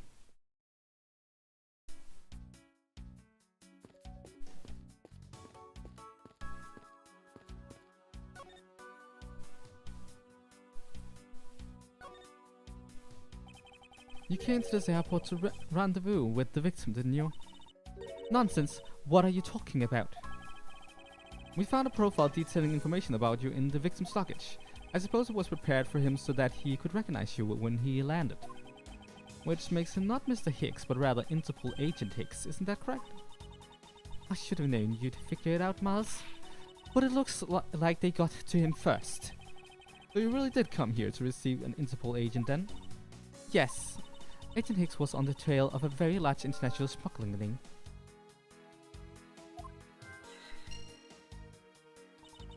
He went undercover to investigate this crime, and it was I who put him on this case. I was supposed to receive a call from him on his cell phone once he had landed. I never expected to receive a call about his murder instead. I think we now have pretty definitive evidence that Agent Hicks came down here to the cargo hold. What was he doing down here, sir? There's nothing but luggage. Oh, I get it.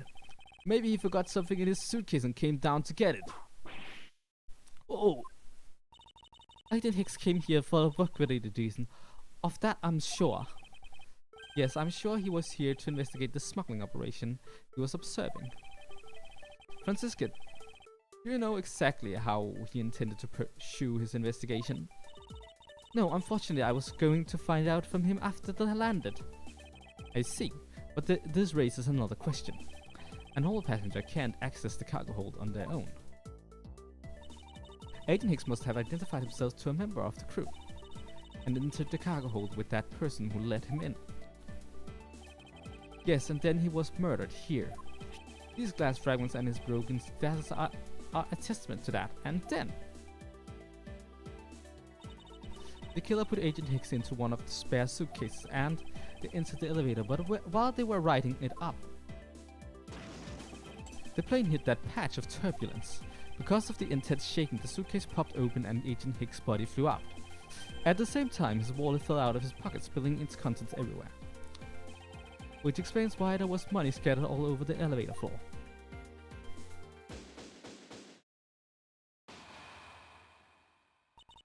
I think it's pretty easy to say who the culprit is at this stage.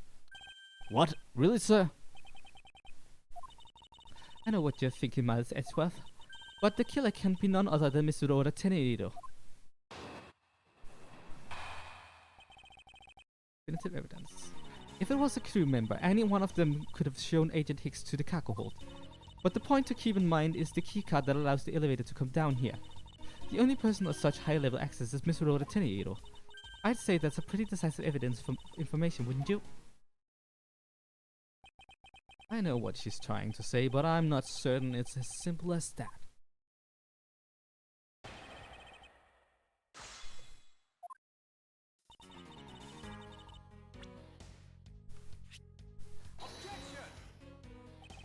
Francisca, I believe your testimony just now conflicts with this piece of evidence. And I believe that when you use the phrase, I believe, you are anything but certain, which means that showing me that piece of evidence is just a way to waste my time. She did not want to look at my badge this time either. She meant to whip the evidence at the same time. Oh, why did you whip me too, sir? That's one more week to beside myself in the evidence. If it was a crew member, any one of them could have shown Agent Hicks to the cargo hold. That might be true, but then it could be anyone, including Miss Mealy or even the captain. Don't be a fool. A plane without a pilot in the cockpit is like a horse without a rider, crop in hand. Much like Scruffy over there. Ugh. I can't disagree with her on that. The tail Gumshoe does always need a guiding hand. Very well then, what about the other flight attendant, Miss Mealy? I thought you might ask about her. But the point to keep in mind is the keycard that allows the elevator to come down here. But it's highly likely that the keycard was stolen from Miss Teneido. It's highly likely. Is that possibility the best you can come up with? And you call yourself a disciple of my father? Yes, well, while I don't have any evidence, Be quiet, you're a disgrace. There's more evidence pointing to Mr. Oda Teneido, you know? It's not just the keycard that gives her away. Are you talking about the murder weapon, the Mr. iFly piggy bank? Yes, he is also the one person with a key to open that display case. Further, there is a matter of the key to the display case that held the murderer's bank.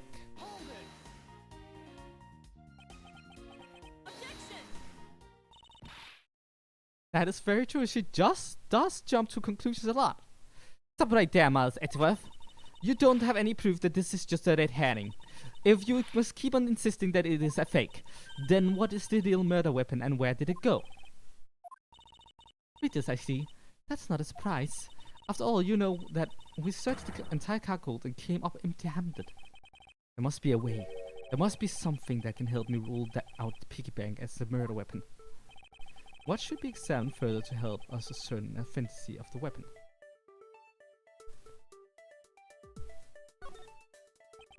I think we should examine the crime scene in more detail. We might turn up the murder weapon if we search all of the cargo and luggage. Did you think I hadn't thought of that? Even now we're searching through them. But we haven't found anything that even closely resembles a murder weapon. Alright then. I suppose we should examine something else.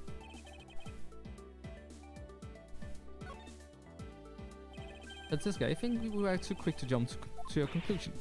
Oh, I was? Yes, we don't even have the autopsy results yet. How can I not say that you made a snap judgment when you have yet to even see the autopsy report, which I also like to have updated, please? If the wound on the Agent Hicks' head is consistent with the murder weapon... Scruffy? Yes, sir. Contact the medical examiner's office at once. I wish to hear the results of Agent Hicks' autopsy. Yes, sir. She likes to jump to conclusions because she wants the swift judgments, to be fair. That's like all she's about. Like, I want this finished in 3 minutes, therefore, this is the obvious answer, therefore we do that. We got a problem, Mr. Edgeworth, sir.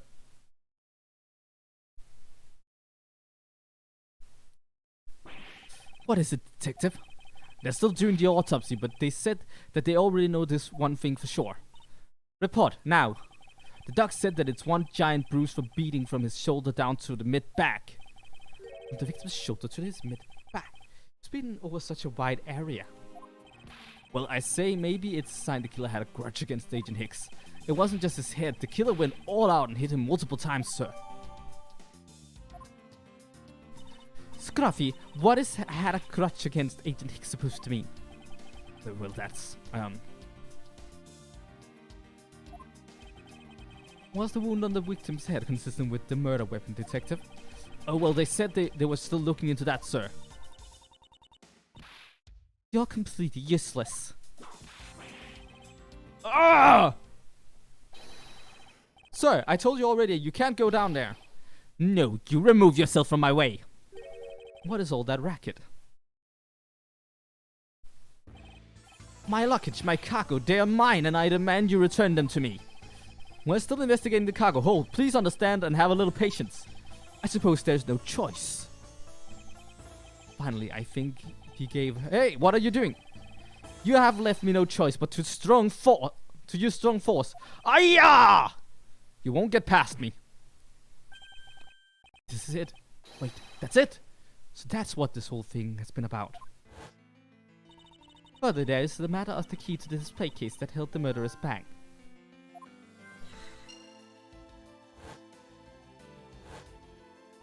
After all, you know that we searched the entire cargo and came up empty-handed.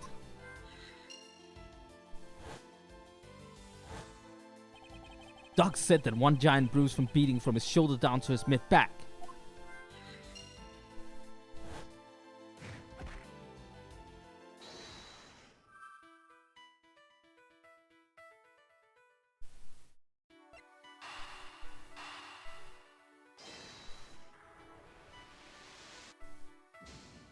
Oops, that was wrong.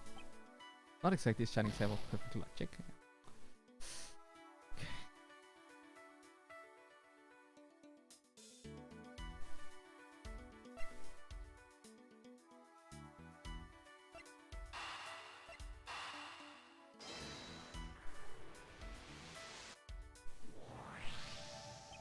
Allegedly, the killer struck the victims many times over, which is why there is central bruising over such a wide area.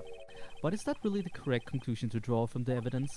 The bruise from his shoulder to the middle of his back is one continuous mark, which is more suggestive than of a single blow to the back. If that's the case, then the big piggy bank is much too small to have caused that. Therefore, the murder weapon must be something far bigger.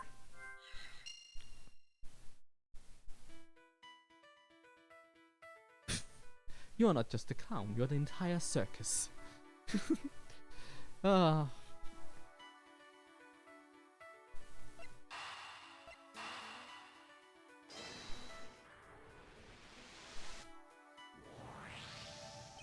If we're looking for a rather large weapon, you'll think it would stick out.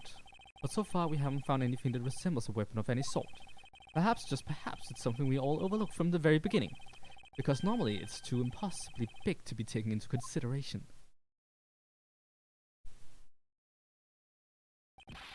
What was that all about? Was he trying to jump his way down here? Franziska. What? What do you want? I found it, Franziska. I found the real murder weapon. You did? Oh, he really jumped. We didn't realize it until now, but the answer has been right in front of us this whole time. And with that, I'm gonna end it right here with the cliffhanger. Ooh, what is the murder weapon? But yeah. It is 5 p.m. Where I live at the moment, so I should be getting ready for dinner. Takes time to cook, takes time to prep, stuff like that. But yeah, I hope you guys enjoyed the stream. I had a lot of fun. I'll be streaming Pokemon on Monday. I'll be streaming next month on Wednesday. I'm gonna be uploading a video with me unboxing a Digimon display Friday. Yeah, if you don't want to miss that, I suggest you subscribe. And I'll probably be playing more Ace Attorney next Wednesday. No, not next week. Next Saturday. But we'll see. Thank you all so much for watching. And other than that, I guess I'll be spawning out. Bye.